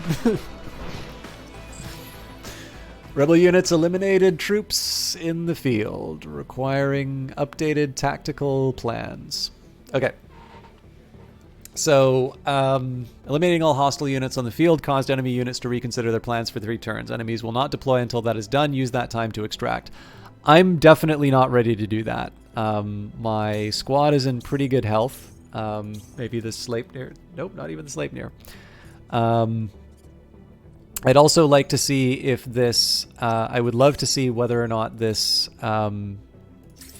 this axe really is as powerful as it looks. But what I can do is I can sort of prep. So there's 2 considerations that I'm going to have for the enemy retaliation. My Hermes is in a position to sort of run anywhere on the battlefield. The Sleipnir less so because it's quite a bit slower than it used to be. So I kind of want to put everybody in some central positions. Anybody who's in sort of an unusual position like the Sleipnir or the Hermes, I'll maybe try and get them a little more central, just like the Lance. And we're actually just going to execute the turn a few times and see what comes out. So this is going to take a little while, but we don't really have any indicators on where the bad guys are going, so we just get to admire the beautiful scenery. I guess I can speed up, though.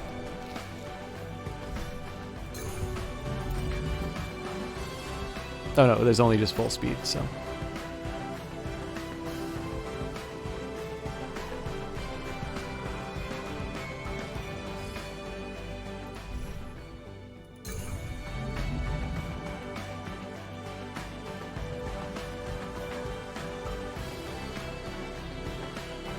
I really like the details, like the trees swaying.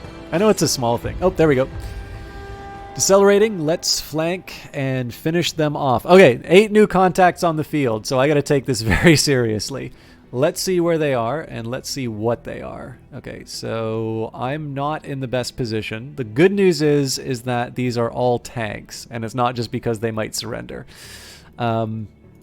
So first question is, how quickly can I get the Sleipnir into the fight? Probably not enough to be able to whack him this turn. Oh, it's going to be close.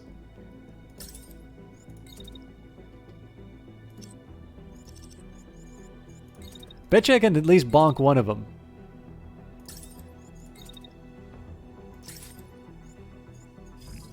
Okay, so what if I...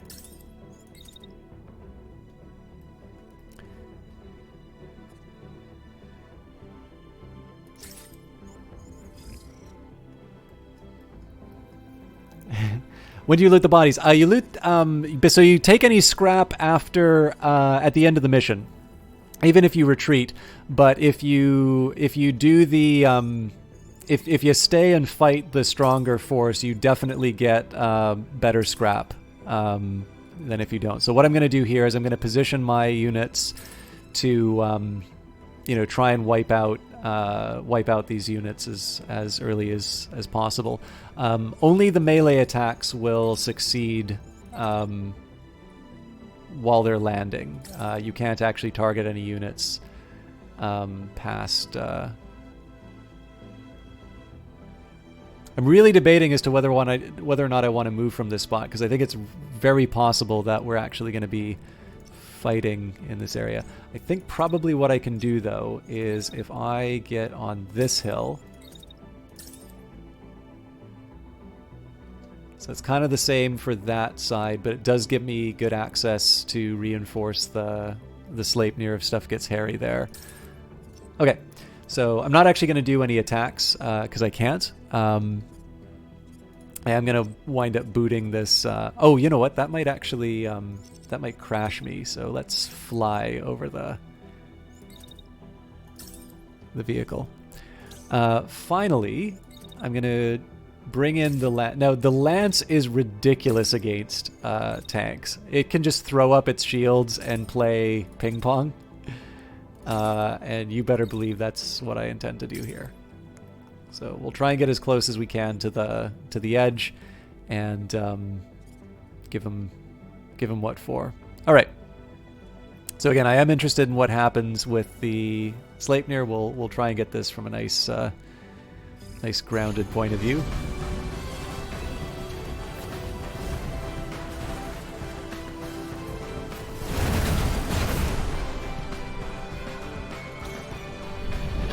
Okay, so I whacked it, but I didn't actually... Oh, okay, nope, it took him straight out.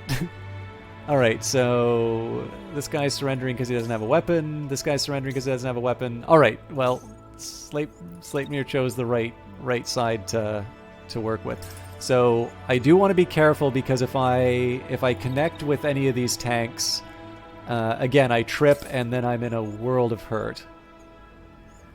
This thing is going to be firing at me with a cannon. A cannon is a long-range weapon. Its optimal range is 60 meters to 96, so this thing is going to hurt, but it's not sufficient to take out any of my major systems.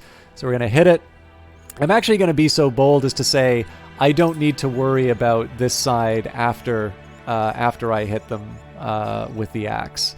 I'm going to start heading towards this other group. Now that might prove to be something of an arrogant choice that I later regret. But for now, I'm gonna operate on that assumption. Okay, so looks like I went too far away with my behemoth. It was a choice. There was a chance that would have worked out. It didn't, though, so now I need to reposition. The hills are actually causing me a little bit of grief here, but I can fly on top of this building. There we go. Multiple attacks per round? Yeah, I definitely... So if you're asking, I absolutely can. What I'm faced with, though, right now is the fact that this unit was taken out in a single hit because of the concussive damage that this axe does. So I'm going to make a guess that I can do this here. And given the fact that because of the axe, this unit is moving a lot slower than it used to...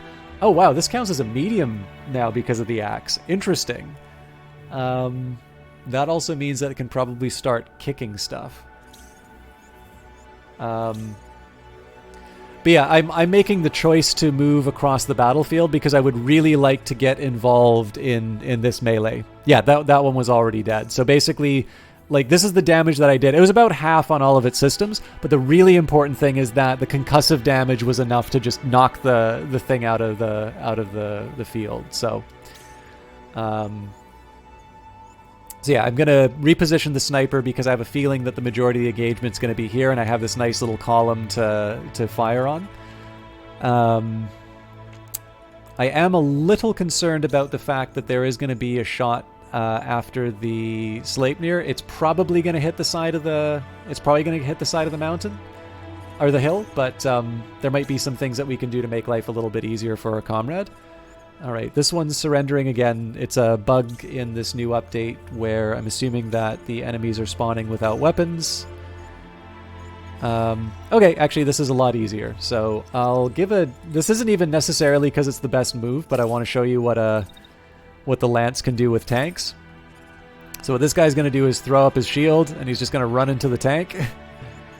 It may not be enough to crash it anymore, but what I am going to do is turn around and fire the shotgun.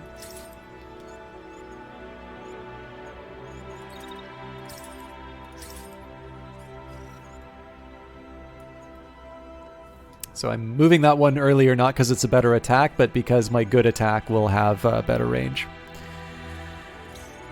Alright, and then the sniper might be enough to take this guy out, but I'm just going to sit on my hill and rain shots down until this guy crests.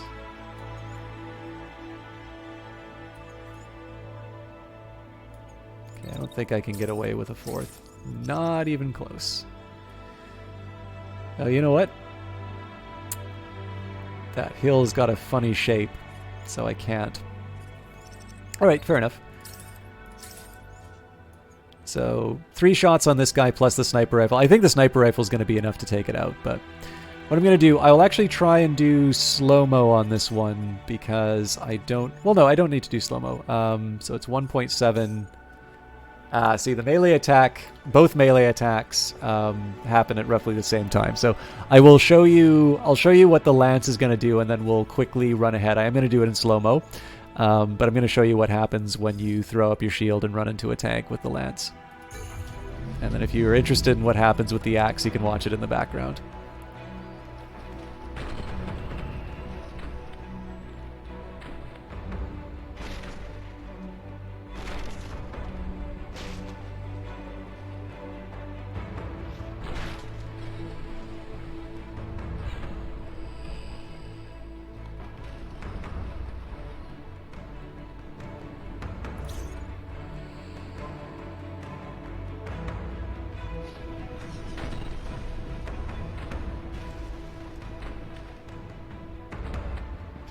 Whoa!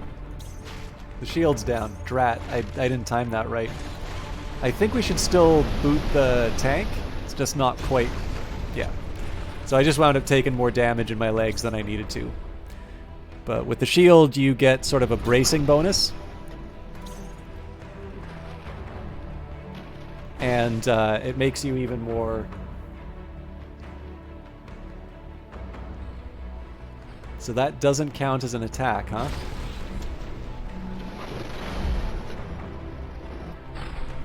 Alright, I'm definitely going to need to... Oh, nope. Okay, so I think probably it's just the case of the animation not quite matching the... what's happening mechanically. And that, like, that's a tough problem, right? Like, how are you gonna... How are you going to make it so that every single point where there's potential damage is going to have the same look? So this guy's crashing, but is not taken out yet. So we're going to have to turn our attention back. This unit's not taken out, unfortunately. Well, that might change. Yeah, okay, now they're taken out. And so is this one. So it's really just a matter of me doing my melee thing again. Oh, and I'm crashing now.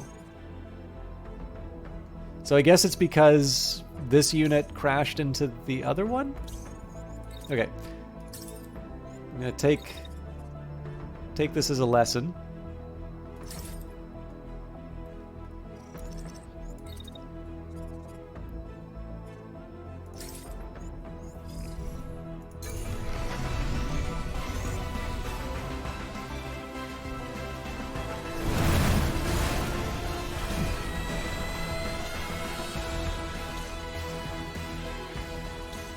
Still technically doesn't count as being taken out yet. Alright, well that's fine.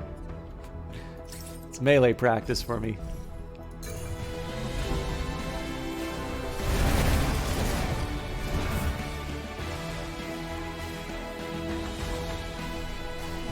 I don't normally finish it that way. I just really wanted to make sure that I wasn't making obvious mistakes with melee.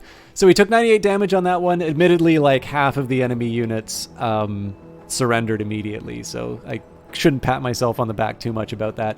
50-second real-time battle, 10,774 damage inflicted, 69 actions planned. I trust chat will handle that one. 1,003. Oh man, we were 1 meter away from the perfect distance. 3 units destroyed, no parts on site, 344 supplies.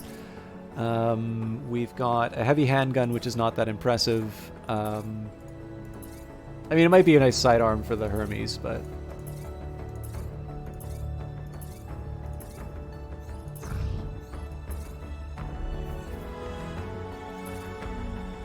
But really, the story about this one was more about protecting the camp rather than anything else.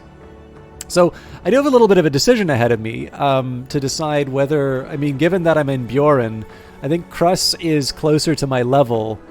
So maybe I just want to redirect my attention towards this province, and then we'll take Hovedsteier, or sorry, Seister. Maybe we'll just take that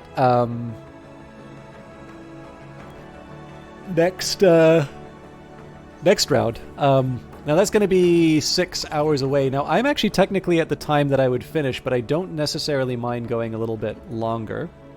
If you will just allow me 1 quick second. I'm just going to do something off the screen. I suspect you probably can't see it on stream. But I am going to take a moment here and just going to get a little homework done.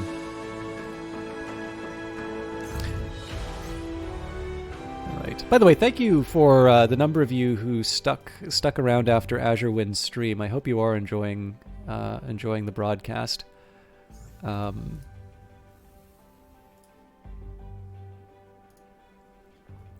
Okay, so it's Tango's birthday today. During some downtime, one of your pilots approaches you looking sheepish. Hey boss, he says. Look, I don't mean to bother you, but, well, it's my birthday, and a few of us were wondering if we could do a little something to celebrate.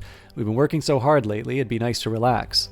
So our options here, and again, this is, I actually think this is a little bit different from XCOM, and I have a feeling that this is going to be fleshed out a little bit more as well, but they've already added a couple of events that are ones that are really memorable for me. And in this case here, our options are throw a small party, let them eat cake, 2 hours, 100 supplies, but we recover 15 fatigue. We can sing happy birthday, which will just recover the fatigue, but have no time and supply costs. And if you're feeling particularly strained for whatever reason, you can do nothing. Now, I guess the problem I have with this one is I have no idea why you would do nothing, because there's no cost to singing happy birthday, and it helps you with your fatigue. But I don't know, they put it in there for a reason. This now, given the fact that I've had 2 scenarios now where I was under a lot of time pressure, I actually wound up losing a place that was under siege as a result of doing too many of these events where I was taking time. So this game has now added some costs to doing these actions. I don't really feel like supplies are that much of a cost. I'm currently sitting on 36,417, and I've got more mech bodies than I really know what to do with. I just keep using the same 4 all the time. But again, I've said that about Industries of Titan too, and I definitely found that there were some uses for credits.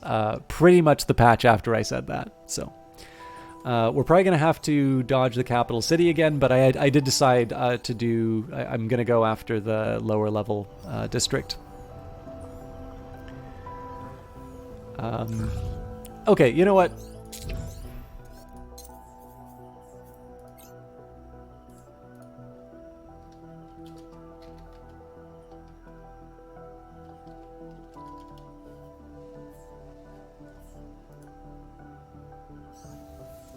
I'm not going to do this battle. I am, however, going to see... I want to see if it gives you a warning that you can't do it, or if it's just the text that says you have to get the surrounding districts. Okay. Again, I'm not doing this battle I do want to see. I at least want to, like, if I'm doing the briefing, I'll at least, you know, look inside. There'd be 5 enemies on the field. What does the end game, theoretically end game, boss look like? A lot like the old ones. Ooh, an ultra heavy. It's been a while since I've seen one of those. I've never been able to use an ultra heavy.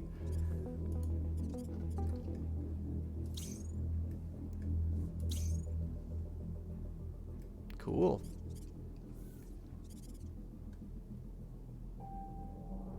Landing right next to High Command is bound to get their attention. We need to quickly dispatch every unit on the field to avoid being overwhelmed and force every officer to come out and fight. Oh! Oh, man. Okay, I know a little something about what they were talking about. So there's, they were talking about, like, a nemesis system for this game. So it might be that, like, the final encounter in here is every commander that has been, you know, you've been frustrating and you know, dealing with, kind of comes in a big final battle royale at the end. That might be really interesting, actually. Anyways, I'm gonna leave the capital city alone for now. I will follow the spirit of the game and say that I will at least get the surrounding provinces before I go after the capital city. It'll probably also trivialize that battle, given that I'll have better gear, but I don't know. We're managing with what we've got. So let's suit up. So it does seem like the Hermes might have at least an upgrade in the form of a... Oh, it's not going to tell me, is it? Okay, so this blast handgun... See, it says the base damage is so much lower, but the damage in volley is 796 and it takes 1 shot. It's also got a better range, so 18 to 37 as opposed to 24-36. It's a little weird that it says... So here's one thing I don't get. It says hit damage is 33. Oh, thank you very much for the follow. So this is something I don't get here. Is that... I get that this thing says... So the base damage is really low.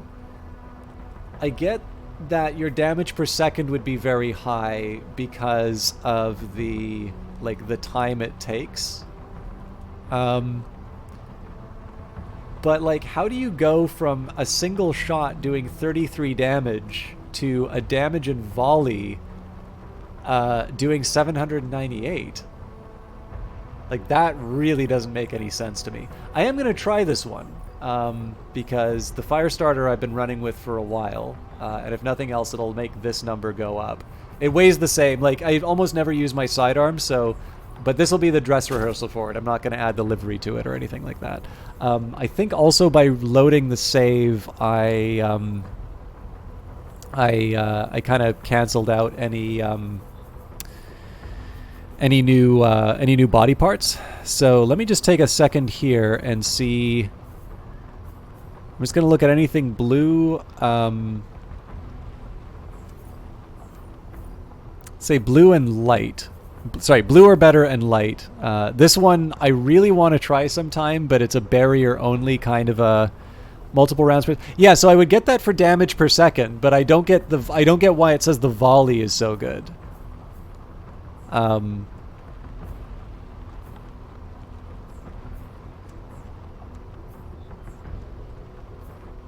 I might actually try and put this arrow light body on. Oh no, it's only got offensive systems, so I don't have any way of making it lighter. If I had defensive systems for it, for that, I would try it.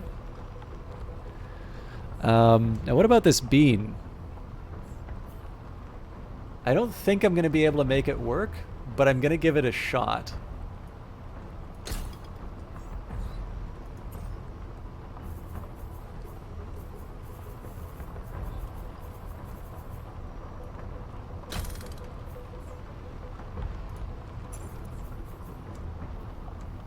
If front mission has taught you anything, is that gun will have some funky fire sequence. Okay, well, we'll give it a shot. I don't mind. Like again, I almost never use that sidearm, but I'm not opposed to. I'm not opposed to trying new things. I've actually been running with a fairly rickety old squad for a while. So all right, so my speed's 25. So I kind of already know that it's going to be. I already know that it's going to be lower. That's fascinating that this bean is...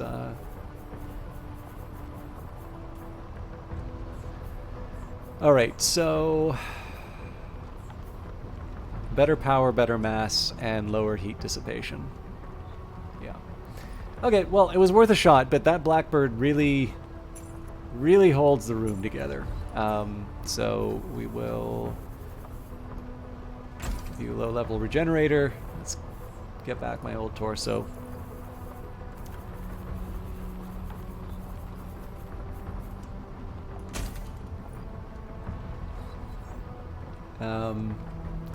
Now, I am potentially going to mess around a bit with the Sleipnir, though, because you'll notice that, like, this is a light, and the fact that I've equipped this axe means that I potentially have a little bit of mass to run around. Oh, man, I don't, though. So, like, light. Oh, it's a medium arm, though. So there might be some weight that I can shed. 735. I mean, the body is 2530, but it makes sense that that body would be.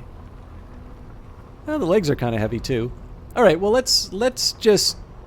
I'm not going to spend a whole lot of time on it, but let's see if we can get some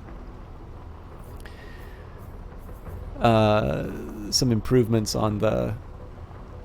So like the first thing I look at here is I see that this has got a better barrier. So like if I take this arrow light here, and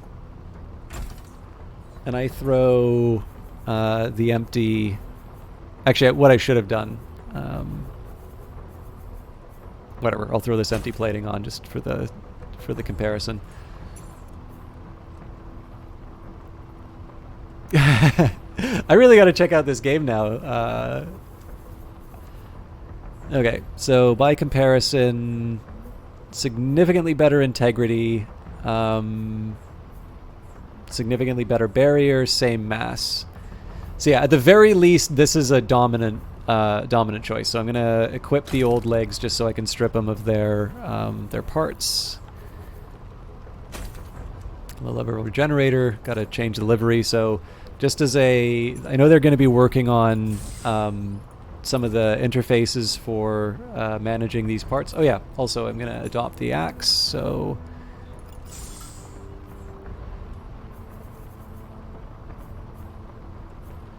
That looks pretty cool, actually.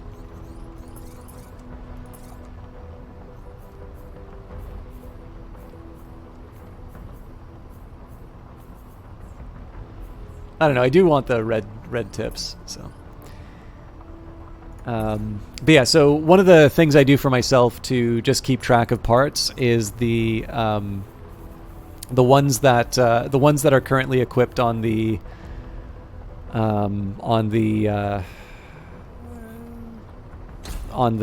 like the ones that are part of my default loadout, I will color code, and the ones that are not part of the loadout, I will I'll put back to gray. It's a really fast way for me to recognize what's what. Now, I'm not necessarily done with the legs. Right now, I've kind of balanced things out. I've got better legs overall, but that doesn't necessarily mean that I've got the lightest legs. Although, honestly, the arrow legs are actually pretty light in general.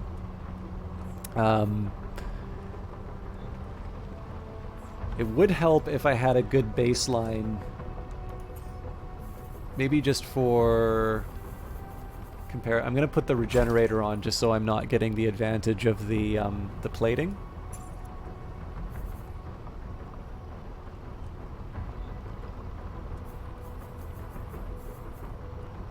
See, the two blasts is tempting, but 354 barrier saving my leg is that's a Like, that's a little too spicy for me. Front Mission was a Square Enix turn-based tactical mech shooter series, just like Final Fantasy and then Final Fantasy Tactics. Front Mission 4 was the last game that you played for the series, and it was for the PS4. You've heard that Front Mission 5 made it to North America, but you never saw it. After that was Front Mission Evolved, which is a trashy, overhyped Armored Core knockoff, and was the recently Left Alive. Left Alive was supposed to be a survival stealth game in the Front Mission universe. It was kickstarted, gloriously hype, and in the end, with an $80 or so price tag, with a PS2, Xbox 360 launch game at that. Okay, that's definitely. I've actually only just recently gotten into into console gaming, so this would explain why I'm unfamiliar with it. Okay, well, actually, this whole sorry to kind of push past the point, but actually I've just realized that my whole mech customization here has just been tremendously simplified by the fact that all of my light legs, or all of my like higher quality light legs, are aero lights. So like there's no further discussion. I just gotta throw the empty plating on it. Do I really only have level 6 empty plating? Where's the other one that I just stripped off of my... Oh, did I forget? You know what? I bet you I forgot to strip the old legs from the...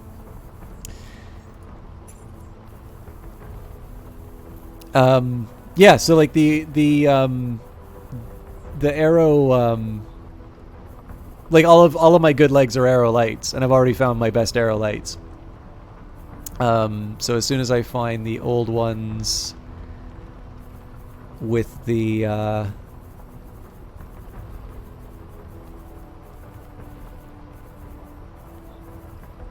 this is too high of a level.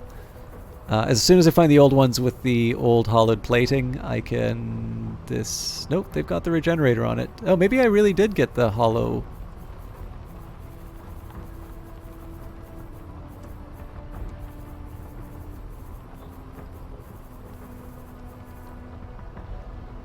Yeah, it's all like basic plating and such. Okay, I'll leave that be for now. You want to play? You have a PS2 Slim, but you want to stream it. You don't have a capture card for number 4. Emulating even with a disc makes it super weird. Shadow bugging. Oh, I didn't even know it was possible to emulate place. I mean, it makes sense. Obviously, those are old machines now, so it's not like computers can't handle it. I am kind of happy that we've raised the floor for our team.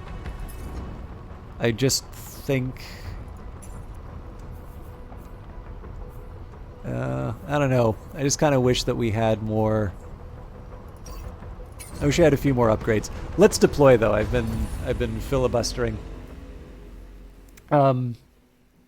Yeah, I don't know. It seems like it'll be difficult for me to try, but I do like tactics games. IFF response negative, treating as hostile, requesting immediate reinforcements.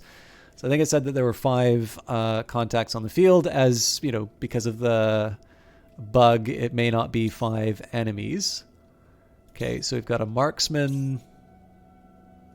Oh, you know what? Sorry. The other thing I was going to try with the Sleipnir was I got better legs, but I did not necessarily strip the weight out to make it a light still. So there might still be some improvements that I can make. So this is all mechs. And a plasma launcher tank. An ultra... Oh my god. The Juggernaut. Okay, so there's an ultra heavy, which is just going to wreck us. 2 ultra heavies. A light machine gun. That's not as bad. Marksman. Good God. Okay, this is going to be exciting. I know exactly what I want to do this round too. So the Sleipnir is going to run up. I got to be really careful how I do this.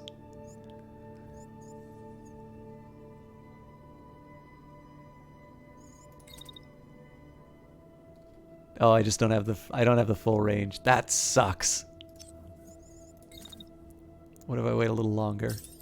This is totally not going to work.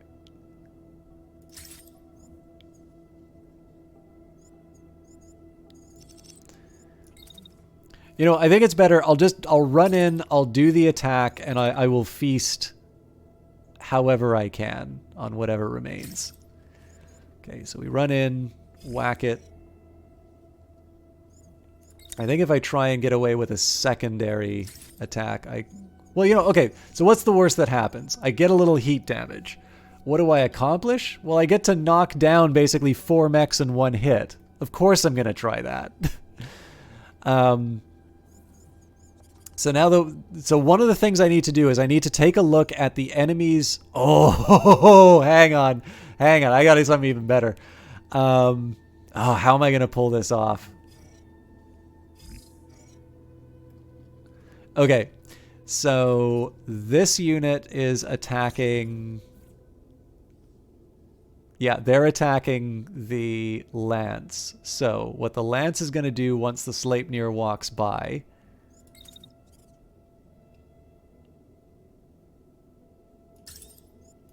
So I'm going to move just to the side here.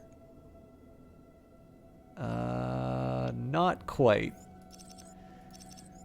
So maybe I'll move down a little bit.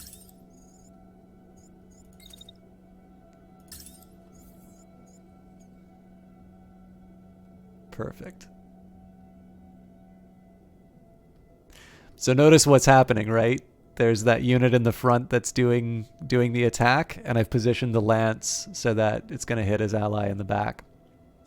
So I got to move the Hermes out of the way.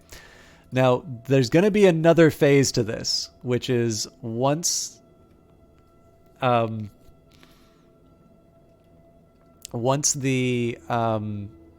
Sleipnir breaks through, so then they start taking all of these hits to the face. So that breakthrough happens at about the 4-second mark. So I'm going to stand and wait for the 4-second mark. No, 4 seconds, this bar.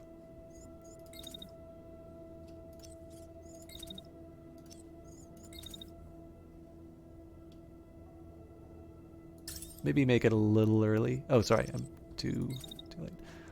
I'll make it a little early just because I know I tend to lumber.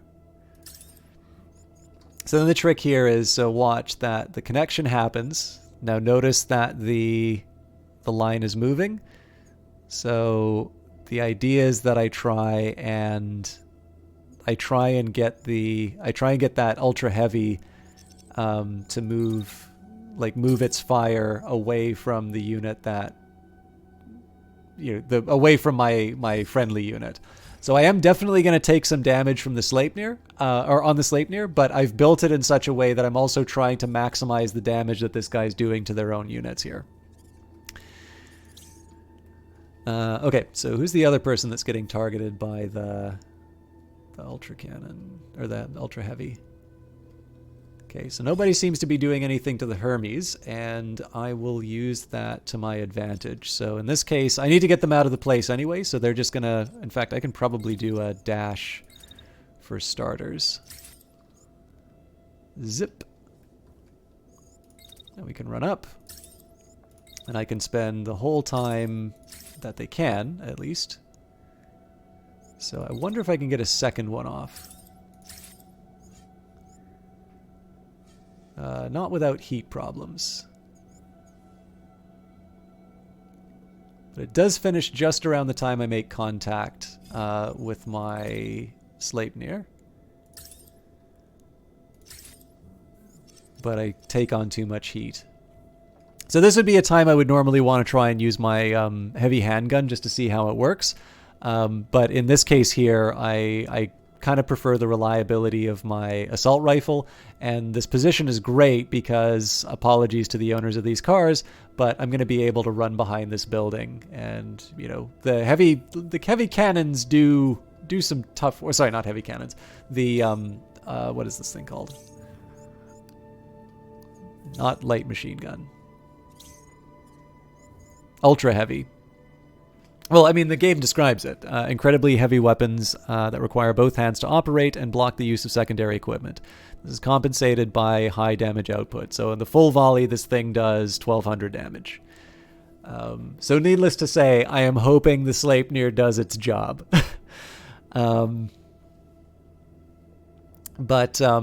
Yeah, the idea...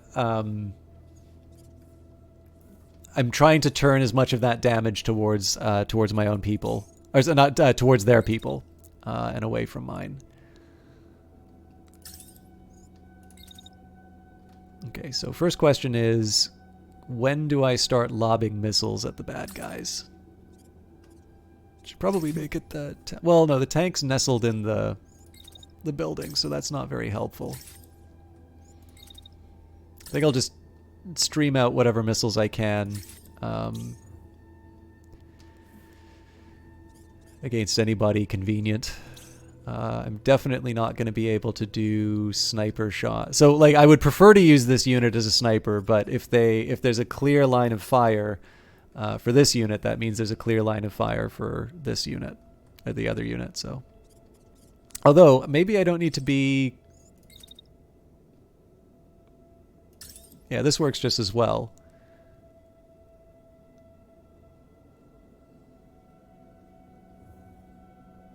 And it sort of gives me 2 buildings worth of cover if I feel sufficiently threatened. So that's a slightly better move for that that behemoth.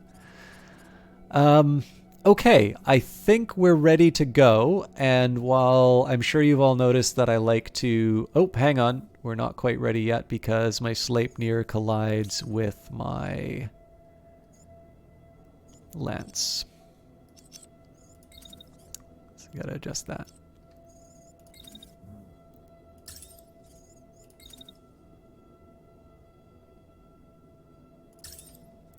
Let's make sure those line up still. I wonder if I can do slightly better. Really? I thought that worked better last time. If I push him one forward like that. Okay, that's probably a little more like what I had last time. Okay, so as before, run it up to the 4-second mark, or as close as I can.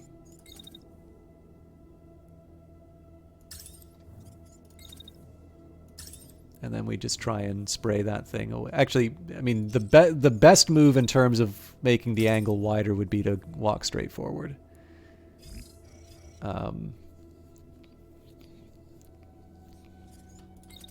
One thing I can also do to make life a little easier is to actually set up my shield. So I don't see any situation under which I would actually need to defend myself. Also, it's a light machine gun. I keep forgetting it's not. This isn't the ultra heavy, which is disappointing because I would really love to see the ultra heavy just drill into its ally. But in any case, like, it costs me nothing to put up the shield, so... do I collide again? I'm an idiot.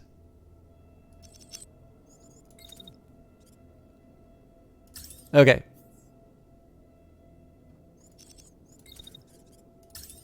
We'll just fully clear the... oh, that still happens. Okay. Well, if I do that... okay, so... wait it out at the start, maybe?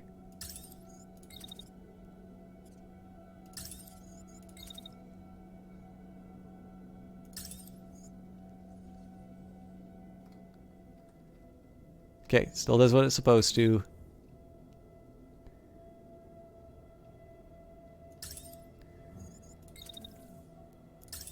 Hard right move to spray. Okay, no collisions. Line up the way I want it to. Hits happen the way I want them to. Now we are ready to watch this happen in slow motion.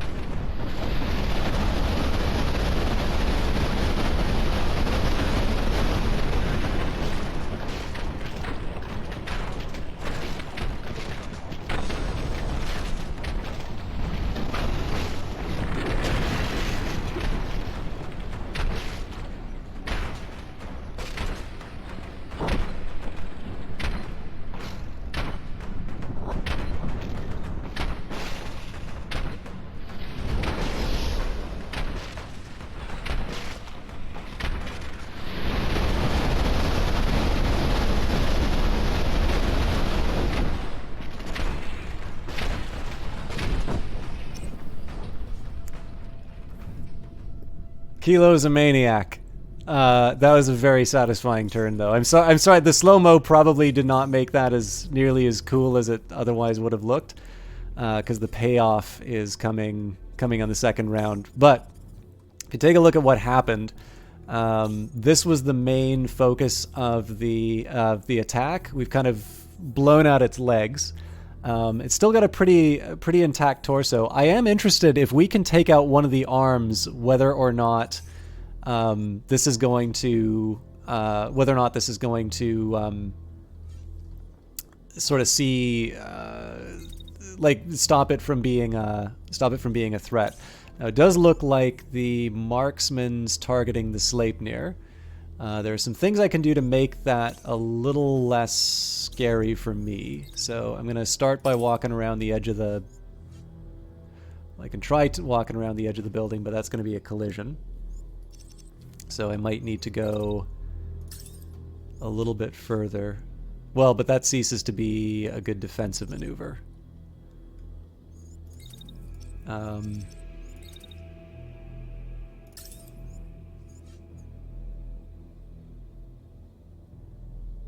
Well, it's not like it really is right now anyway, so...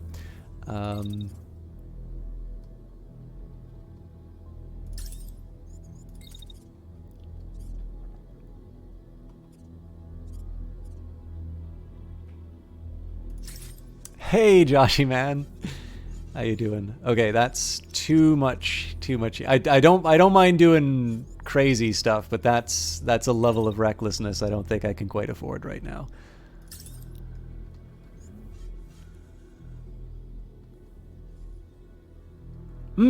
There is one thing I can do, though. And if they're going to be firing... If they're going to be shooting me in the back, I can at least try and keep... I can try and keep the angles such that they shoot their own guys more than they shoot me.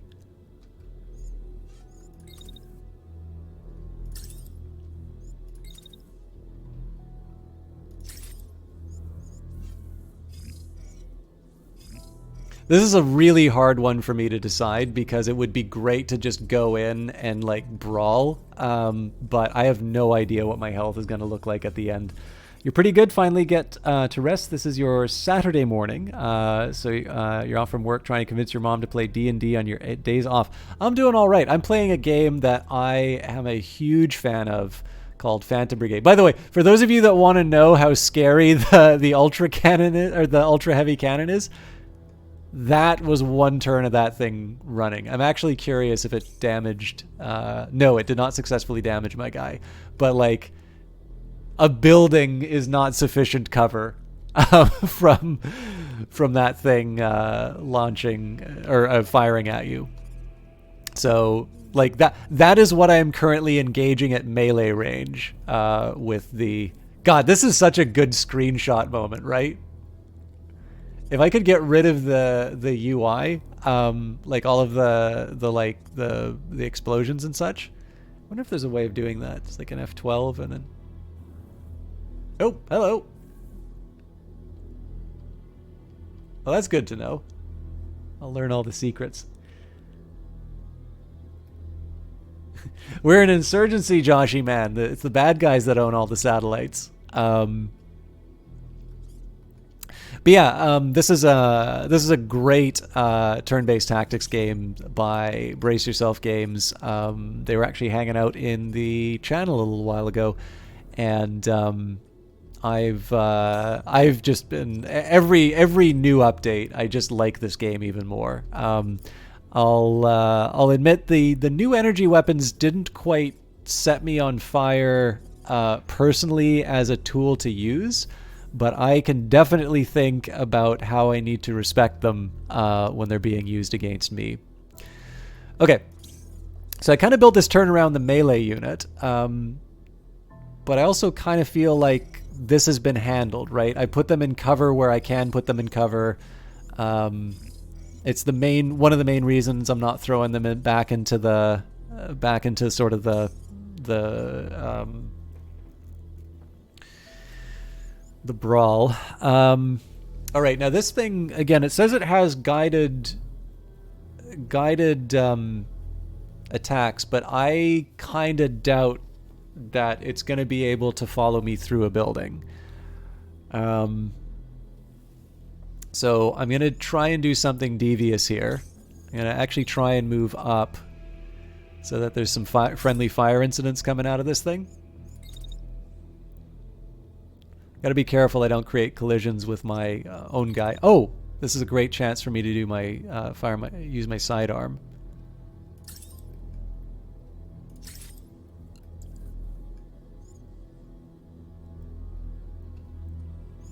Okay, so I will stand and deliver. I also need to make sure I get the heck out of the way when the melee attack comes in.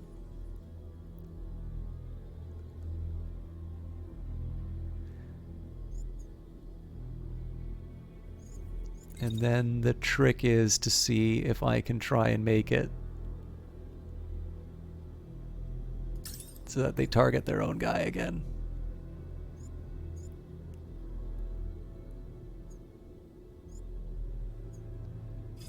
I'm like 90% sure there's going to be at least one friendly fire incident as a result of that. Although I'm a little annoyed that I'm not making better use of my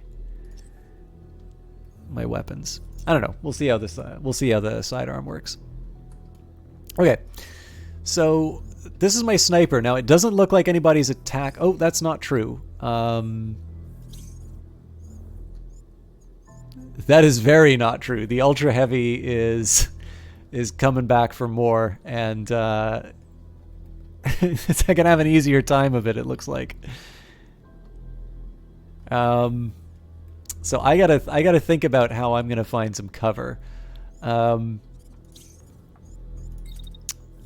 Well, priorities first. So let's fight fire with fire. Actually, you know what? Let's pick on the weak one.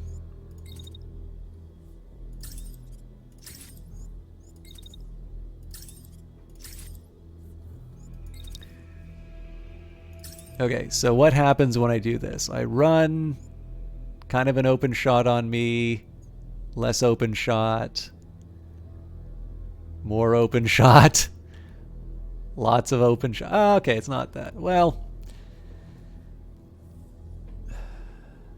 it's not the best choice I've ever made. I'll be upfront about that. Oh, but you know what? There is an opportunity.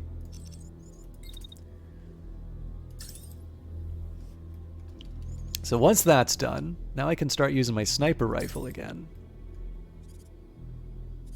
Really?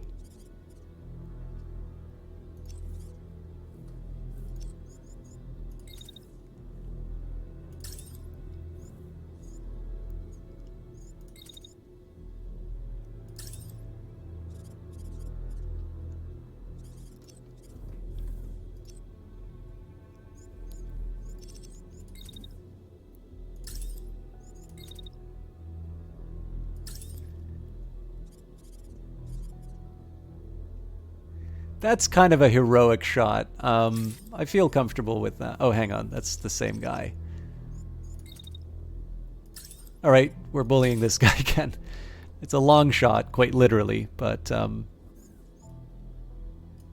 want to try and use as much as I can. Now, the lance is in a pretty cool little position. Nobody's coming after them, so I'm going to just dash them. I'm going to dash them into the fray.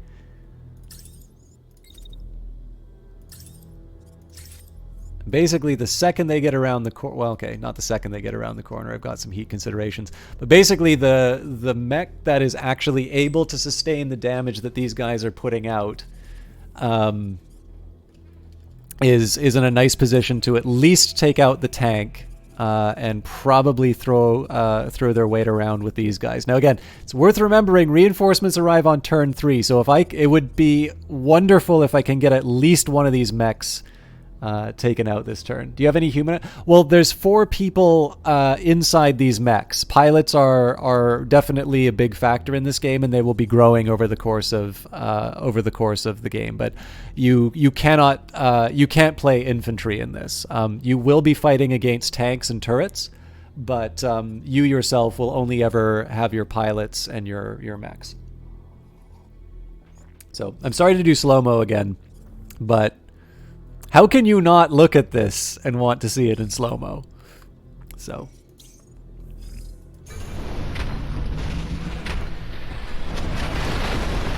That's amazing. We just took out the right arm on this guy. No, it's not like Titanfall. Oh, god damn, look at that!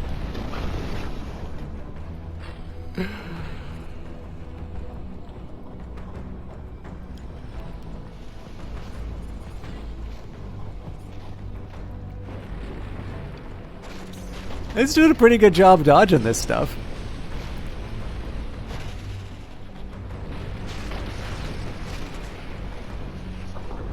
So far it's all been barrier damage.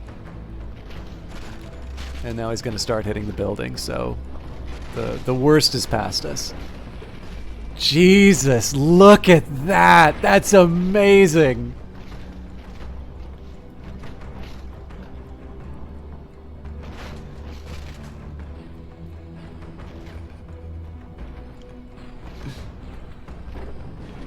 Okay, yeah. It's a shotgun pit. We've got the Mozambique.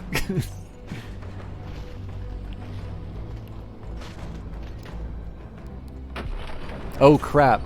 Apparently I misjudged, because I'm getting a face full of heavy fire.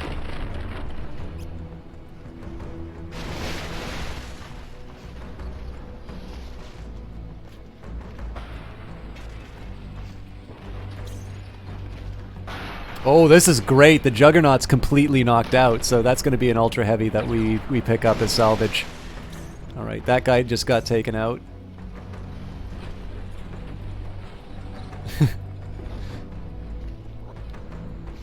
Okay, this is definitely very high on my favorite turns. The fact that we took that axe and we knocked 2 mechs straight through these buildings. Again, this is like intro to Team America World Police level of civilian damage. But holy smokes, like what an absolute playmaker this, like, just changing from that sword to that axe, and like the entire round is now built around what the Sleipnir is going to do to my enemies. Okay, so we got to take a look. All right, perhaps not surprising. They're going to focus on the lance. Again, we can turn this to our advantage. So the lance is going to go. In this case, I'll just maximize the amount of building between me and the enemy. Now, this nonsense is going to be happening for the entire turn. So I'm just going to get a shotgun shot off. I don't really care that it's going to cost me the heat. I'm a fresh heavy mech. It's my job to take that kind of damage. So I'm just going to put up my barrier. And what I'll do, I'm going to get revenge. What? Oh man, I am really not used to having this thing, like having a proper sniper rifle. So this is the great thing about the decision to use that cannon. They basically committed to standing still so that I can get my sniper rifle and have a stationary target to just rain pain on. So the lance is going to just take a shot of opportunity on the otherwise fresh ultra heavy. This thing's probably going to be standing while when the next round comes in. But again, we're working with what we've got. So I'm just going to prep myself, and essentially my whole role is to keep them. Oh man, actually, there is a much better move that I can do here that just occurred to me. I already know that I'm going to have my shields up. Oh, man. Okay, great. So I might wind up getting hit by some stray bullets. But why do you think I might want to do this with the lance? Well, all of a sudden, this unit's turning away. Its back is facing us right around the time the sniper fire comes in. And so we're actually going to wind up hitting... Chuck sniping in from forget where Canada lives in. From Canada all the way to South America. Yeah, so the great thing about this one is that we might get some concussive damage on them as a result of hitting them from behind. Now, there's a bit of payment that I mean. Oh nope, this guy's given up. They lost their right arm, so they're going to eject. And they've only got a heavy handgun, and they're limping. Okay. Okay, so oddly enough, my sidearm is actually the more effective weapon than my is more effective than my my main assault rifle now. Okay, I don't think there's any way for me to avoid the damage.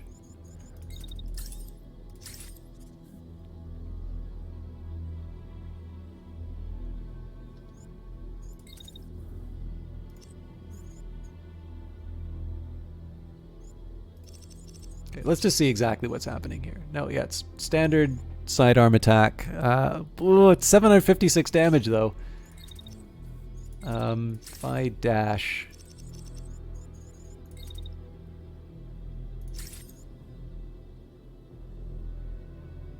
Pretty sure they'll have both attacks done by the time. Yeah. So best I can do... Just try and get between the building between me and them as soon as possible. So we'll try and take a shot if I can.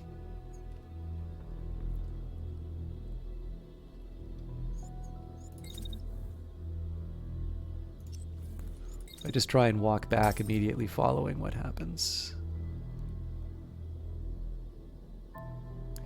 So I pretty much guarantee that I'm not going to do much damage on that shot. Oh, I can't walk through the building again. That's useful information. Okay, well, successfully dodged their other attack. So in the meantime, let's see if I can provoke a little misery among the ally.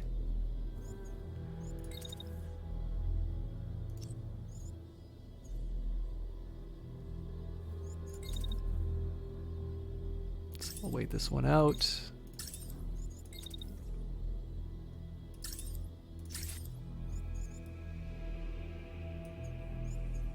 There we go. Pretty heat efficient too. So, oh wait a minute, what am I doing? Why am I firing at that guy? He's surrendering.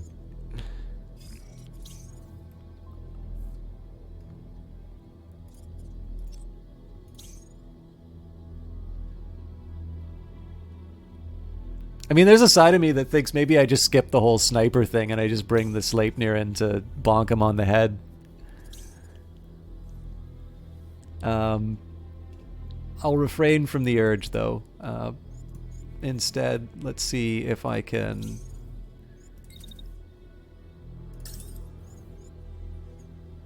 Yep, this will be fun. This will probably screw up the turn for the... Will probably screw up the turn for my ally, but... So I run in, hit him while he's going through. There might be a small problem with friendly fire on the tail end of that, so I'm just going to move a little bit harder to the right. It's about as close as I can get, actually. Alright, how does chat feel? Do you want to see this in slow motion or fast motion?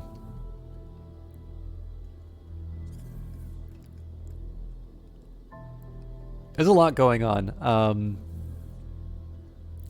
know. Let's watch the dance. You cool with slow? Okay, slow-mo it is.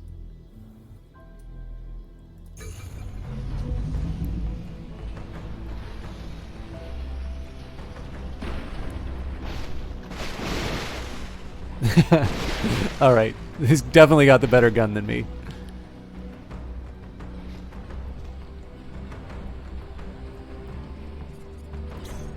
A little chip damage, nothing too dramatic.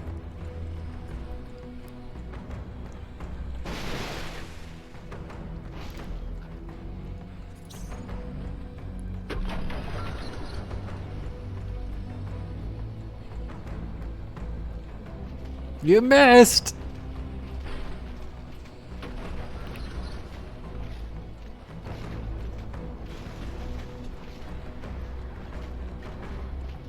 Did I really get him to use his... Oh no, that's the ejection. Okay, so we're gonna see some melee happening in a second. Might be running a little hot.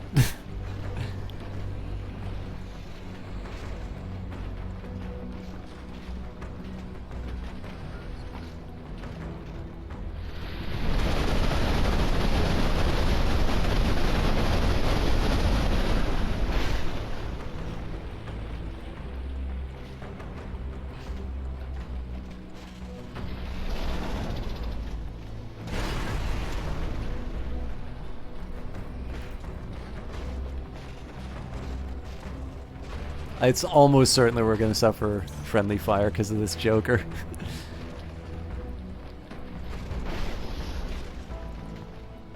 Oh no, he just hit the side of the building.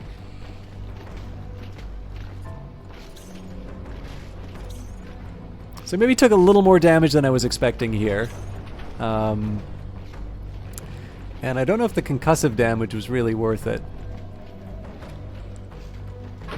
We definitely did a pretty respectable amount of damage. Oh, you know what? If we take out the arm, we're doing great. Sierra 2 on the field. What's taking so long here? Surround them and finish them off. So 3 new enemy contacts. Music sounds optimistic. This guy still wants a piece of me. All right. Hermes is going to... Oh! Oh! Okay. The bad guys are close. This is going to be my dodge this moment.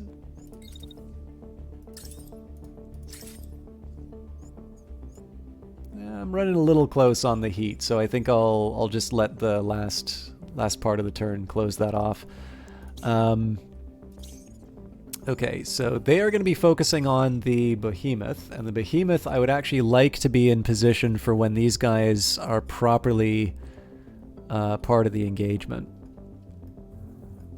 So, my biggest choice right now is going to be bringing the Lance into this area. In fact, I think I'm just going to dash them. This is kind of a toe-to-toe fight that's going to be happening in the corner here. And what I'm going to do is I'm going to reposition. So I'm making a bit of a choice here, right? I could have used my Sleipnir to get an early hit on these units, but if I can bonk this guy on the head and sort of steal their weapon, I think that's a much more satisfactory outcome than than just getting a simple or then getting an early hit on the reinforcements. So I'll just make sure that this is ordered the way I want it to. So the rest of this turn really is just a question of how do I get my Behemoth. So I want to make sure that so if this is my optimal range here, what I want to make sure is that I can move sort of the equivalent distance up to engage these guys. And this is tough because there's so many buildings in the way, but fortunately we have shot some holes through them. So oddly enough, a really good spot for me would actually be somewhere about here, I think. So what I'm going to do, yes, I get to walk before this thing starts firing at me.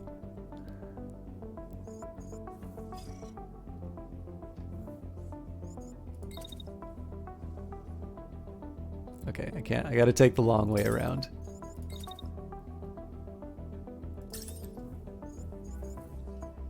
Okay, and by the end there, I'm clear.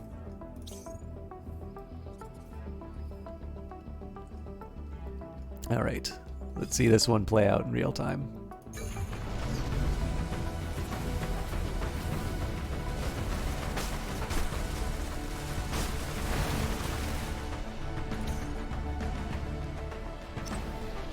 Well, still an active participant. Probably got a roaring headache, but... All right, let's see what we're up against. So a heavy... oh, God. Okay, a heavy shotgun, 2 heavy shotguns, and the heavy handgun. Heavy handgunner is quitting, and a plasma repeater. Holy crap. My lance might have bitten off a little bit more than they can chew. Oh, and they all want him bad. Okay, there is a dance. Actually, first target should be the tank, because I might just be able to pull that out of the engagement entirely. So then we throw up the shield.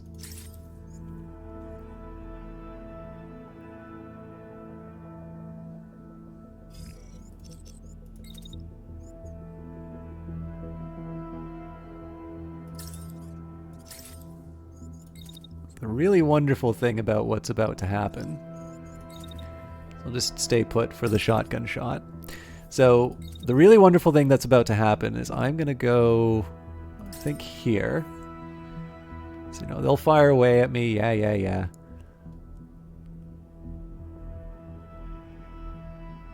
And then this guy with his heavy shotgun is going to shoot his friend in the back. Okay, so shotgun's coming after my big shield. I'm kind of accepting that the plasma repeater is going to get some free shots on me on the side, which I'm not crazy about, so I might get Foxtrot to do something about that. Okay, well, the shield's down. I definitely have an opportunity for some retaliation.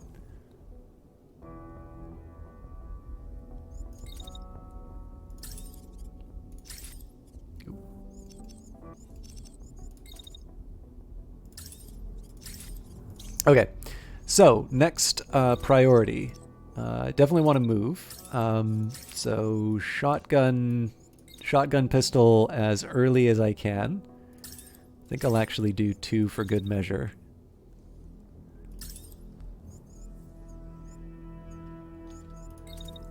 And I will bravely move behind the building because I suspect there'll be retaliation. I would have liked to do a little more damage to... Hang on. I'm attacking the wrong unit here.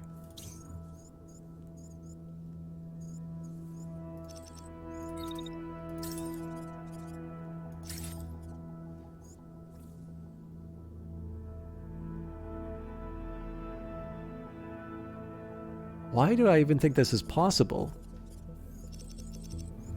Okay, shotgun, shields up. Yeah, I need to have my shield up the whole time.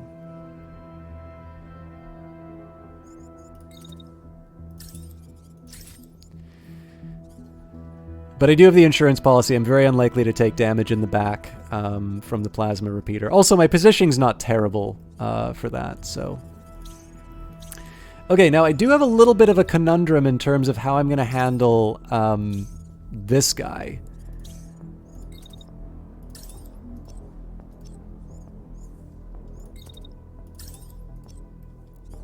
I mean, at this point here, my ability to do sniping is almost irrelevant. So let's start off with some friendly missile fire and repeat business of the acts of justice. And assuming that is not put the matter to rest, I think I'll just have to declare Chapter 11 and accept a terrible fate for one of my units. But yeah, I think we'll stay put to fire those missiles, and then I'm gonna try and get back to being useful in the engagement. Okay. I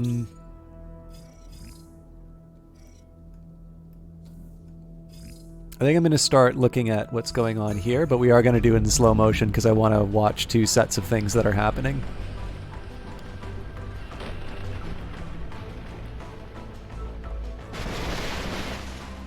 Okay, that did not wipe out the tank. The second one might. Ooh. I did not know that he was still crashing. I think the melee attack's going to fail. Okay, that's crashing now, so I don't need to worry about the plasma attack. There's no way that physical attack's gonna work.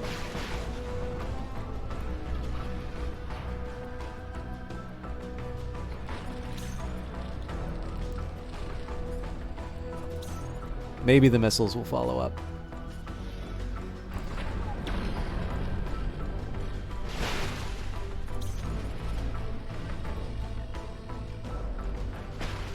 In fact, we can watch the rest of this in real time.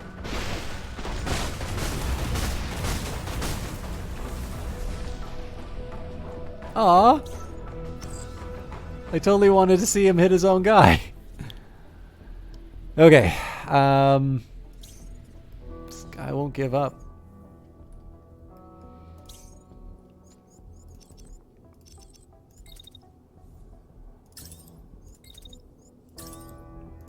I gotta wait till I'm in an optimal range for those missiles.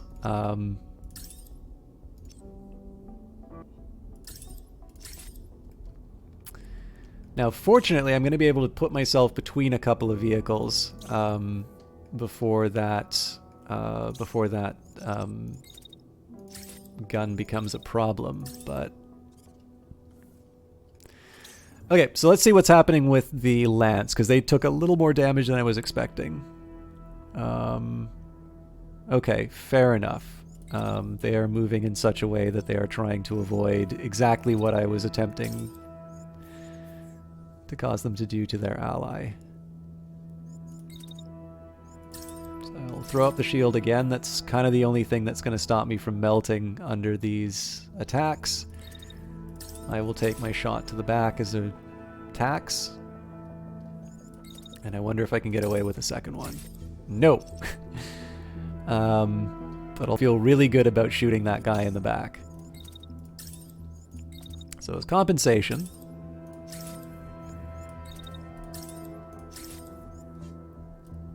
get a couple of long-range shots in. I wonder what happens if I try a third. I burn up. So we'll stay. I'm going to keep my distance with the Hermes for now. And then what I'm going to do... So if I'm clever... I'm not that clever. I was thinking that I might be able to try and angle it so that I can get a kind of a 2-for-1 deal as far as the melee attack goes. God, it is so tempting to try this. All right, let's watch it.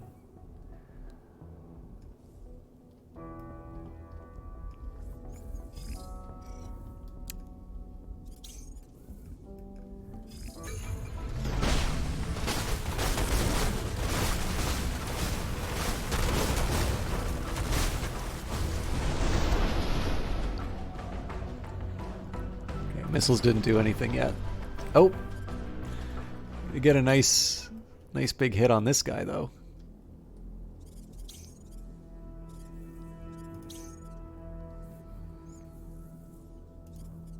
So presumably the melee strike hits this guy as well. I would be interested in seeing if that's actually true, but this guy's not going to do anything this turn, so we do get to focus our attention on the Ultra Heavy. Looks like they've got a particular love for the Behemoth, who has been firing missiles at them for a fairly long period of time now. So I think the best way for me to handle that is to try and put as many buildings between myself and the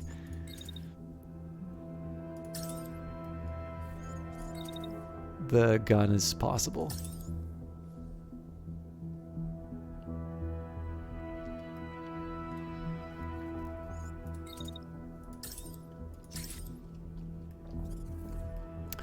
Okay, in the meantime, I cannot afford to use that shield for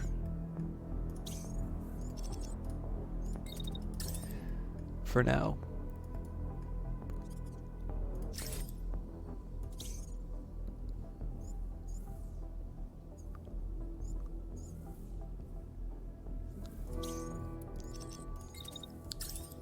I just want to make sure I'm targeting the right unit.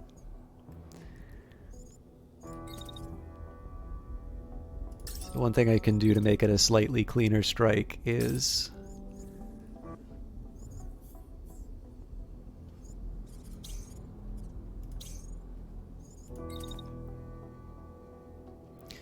So I kind of want to turn and run right away. So there's going to be shotgun fire that's coming in, which might tag Kilo, but I'm not certain enough about it to be worried. But I do get to do some community service. I will wait a little while.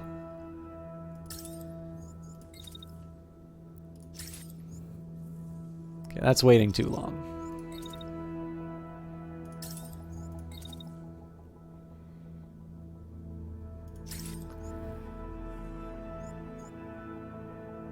Right around the time they're ready to start bullying my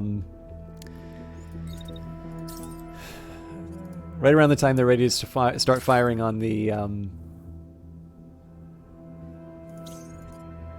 God, is this even the right one? I should probably find out what's attacking them. Basically, around the time that they're ready to start firing at this unit again.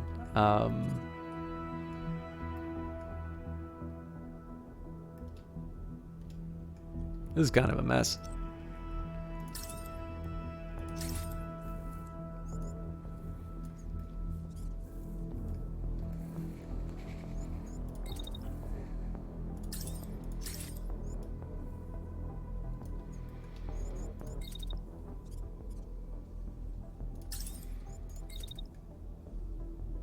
I'll just move behind the building to give myself a little safety.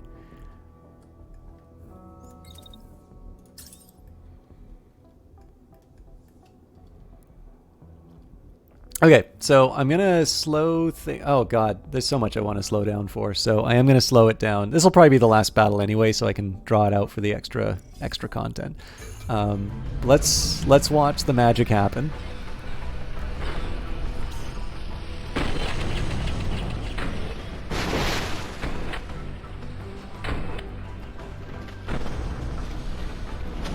Okay, good. Now I want to see what's happening with these missiles.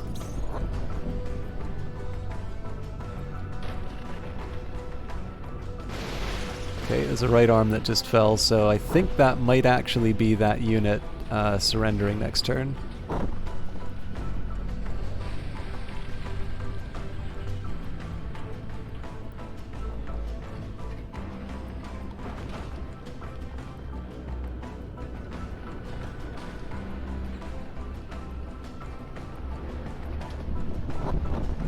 Sadly, not quite enough to finish the job. So there'll be some more missiles coming in still, but... I think this is actually out of the playing field. I'm kind of curious how it's going to handle that.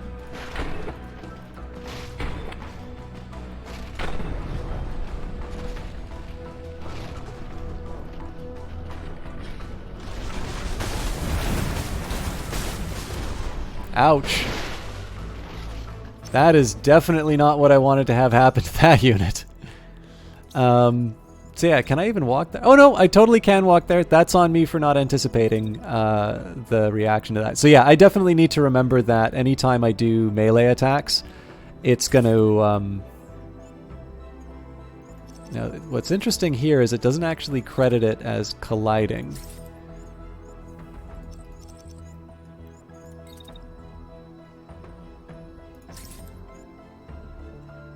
I really feel like this should work. Okay, so there's one lone missile. Will that finally be the one to... No, they're ejecting. Okay, so we don't want any of that nonsense to be happening. So I'm just gonna squirrel myself away and ideally fire as many rockets as I can at the deserving.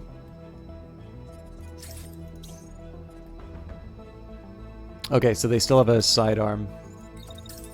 It's fine, that's why we have a shotgun.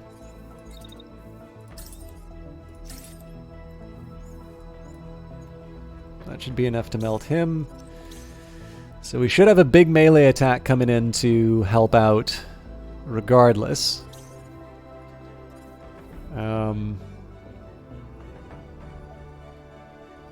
Looks like after their initial attack on the Hermes, they're kind of going to ignore them. So we'll wait it out. Then we'll move in for the party time. Now again, this is kind of built on the assumption that this attack doesn't work. It's very possible that it will. So positioning myself here is fine because the momentum of the attack is going to probably lead them to walking in this area. But what I do want to do is I want to try and protect my I want to try and protect the Sleipnir from too many more just sort of careless hits from friendly fire. So we'll just move them to the edge, and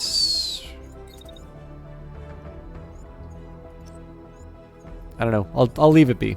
Let's just see how this turn turns out.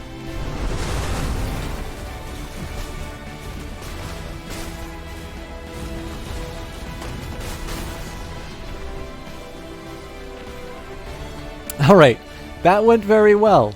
So that guy's down. This one wants to see it to the bitter end. We will oblige them.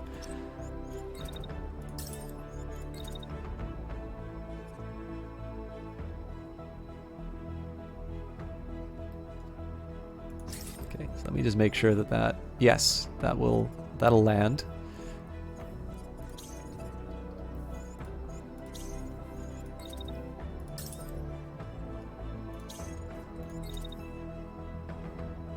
At this point, I'm just going to make way.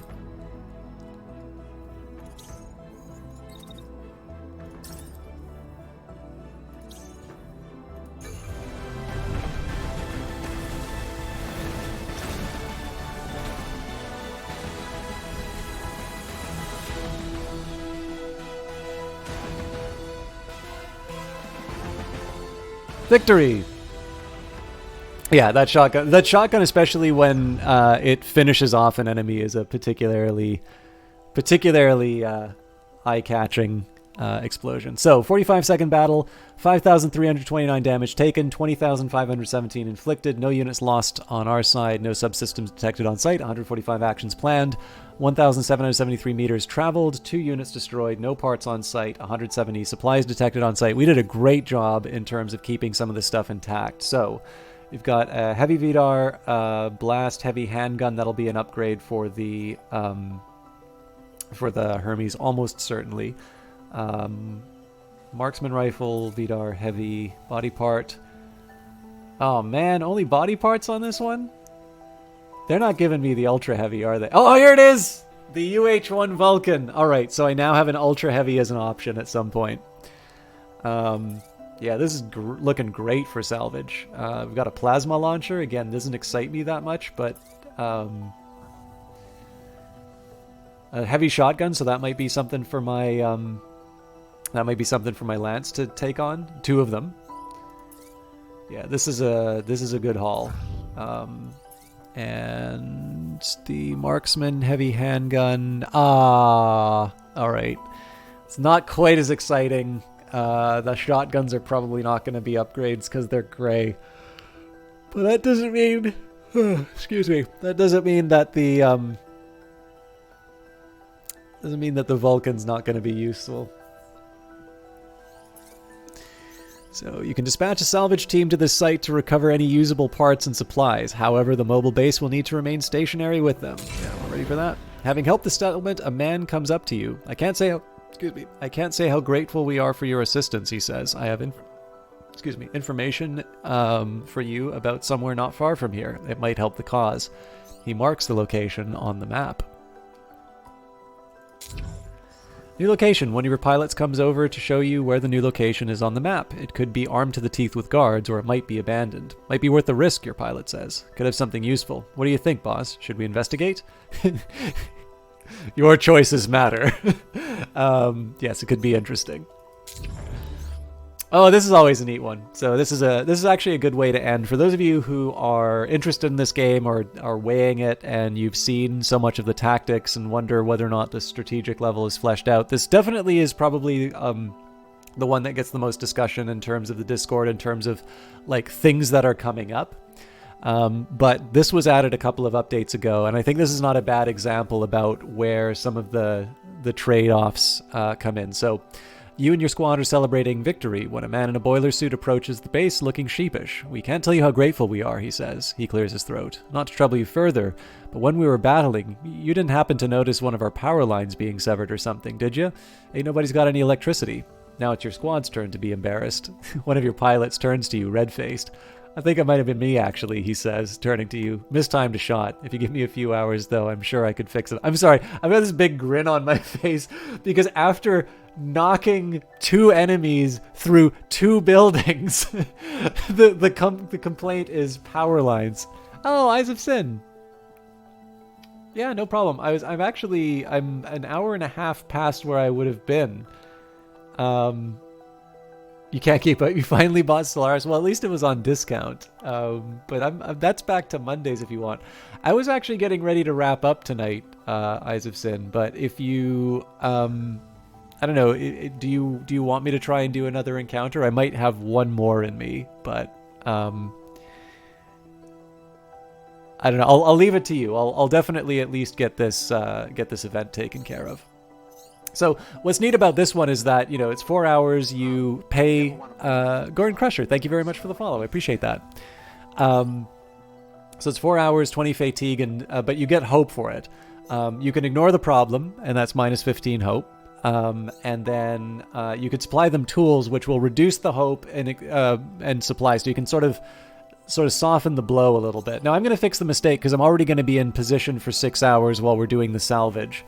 But it does have a fatigue cost, and in fact, I've had some cases where I've got a very fatigued squad that has just been pushed over the limit as a result of one of these events. So this is definitely one that has some sharp teeth and some contexts.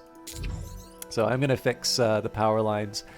I'll run this ahead so that we can at least get the power line event done. Oh, looks like there's a convoy nearby, so that's going to give us something interesting to worry about on the next stream. I think I am going to call it though, because if I go for the convoy, I know there's going to be a lot of tanks, and I don't know. I actually don't know which of these is kind of the best place for me to go. I think probably the pattern I'm going to take would be power move. Your pilot roped in the rest of the squad to help, and they carefully reconnect the power lines.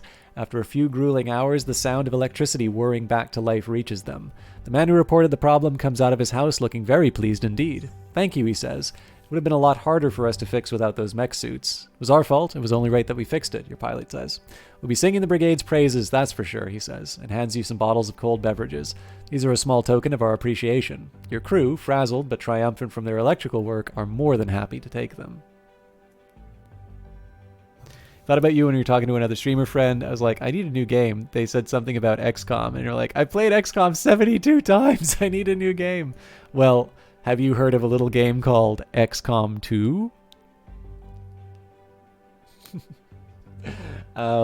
But yeah, we actually just started a new Stellaris run on Monday, so if you are looking to see some early stages in Stellaris, I play games kind of slow, so feel free to stop by and check it out. Okay. Yeah, I don't know. I'd really love to keep streaming this forever, but I need to start being a lot more disciplined with my bedtimes. It's actually already past midnight for me, so I think now is a good place to end it. But I really appreciate, I'm actually surprised at how many people hung around from Azure's stream, and that's not because I don't think the Azure Wind community is bad. It's just I know he has a very different approach to games than I do. So I would be remiss not to get the usual advertising out of the way. If you enjoyed the broadcast and you are looking to expand your list of follows, I would love it if you follow the cast, and I hope to have a chance to show you this game again. I'm going to be jumping between Phantom Brigade and Industries of Titan on Wednesdays until I can find a little bit more of a secure spot for both games again. Stellaris is back on Mondays, and then Fridays I've been doing Hollow Knight, but I am trying to wrap that up sooner rather than later. Not that I don't like Hollow Knight, it's just I've been playing it since December, so I think it's time for a change. And if you are interested in picking up Phantom Brigade, so I was given a press key from Brace Yourself Games, but I will just mention that I am getting rid of that affiliate link within the next week. So if you are thinking of picking up the game, it is currently in early access on the Epic Store. And if you do buy it from the Epic Store, you can credit me with a sale by either using that link that's in chat, or at checkout you can put the name System Chalk under the crediting. Obviously, if you want to have that percentage go to Brace Yourself, or if you have another creator that you want to support, no hard feelings. But if I don't put out those links, nobody will use them. But I am going to at least find somebody to put you in touch with before the evening is done. So I would love... Did I just lose all my tabs? Damn it. See who's online. My god, there's a lot of you. Thank you. I actually really appreciate you hanging out for this time. Malgolath is currently streaming Phantom Brigade, so Tabirosity, bloody hell, how did I just notice a similarity to System Shock now? What is that, some kind of Bioshock clone?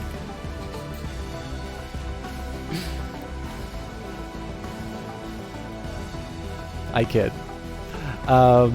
Yeah, I hear that a lot, but yeah, I do enjoy System Shock. Anyways, there is another streamer doing Phantom Brigade. For those of you who are broadcasters yourself, I will maybe let you know that there are... I sometimes find myself in a position where I would prefer to be able to host other Brace Yourself games, so Phantom Brigade or Industries of Titan, and I feel that at least in my hours, it's hard to find people who stream these games. So, you know, if you are somebody who's interested in these games, you want to stream them, and, you know, you're a decent enough person, you don't say anything, you know, wildly offensive during a broadcast, I would love to be hosting more people for these games. So, Malgolith is streaming. I hope you all enjoy their broadcast. I actually don't watch them that much, so I'm not quite sure where they're at or what they're about. But I hope you guys are interested enough in Phantom Brigade to continue, you know, watching. And for those of you who want to watch it from me, I'll see you in a week. For those of you who just like my stuff in general, I'll see you Friday. And until next time, thanks for watching, and have a good night.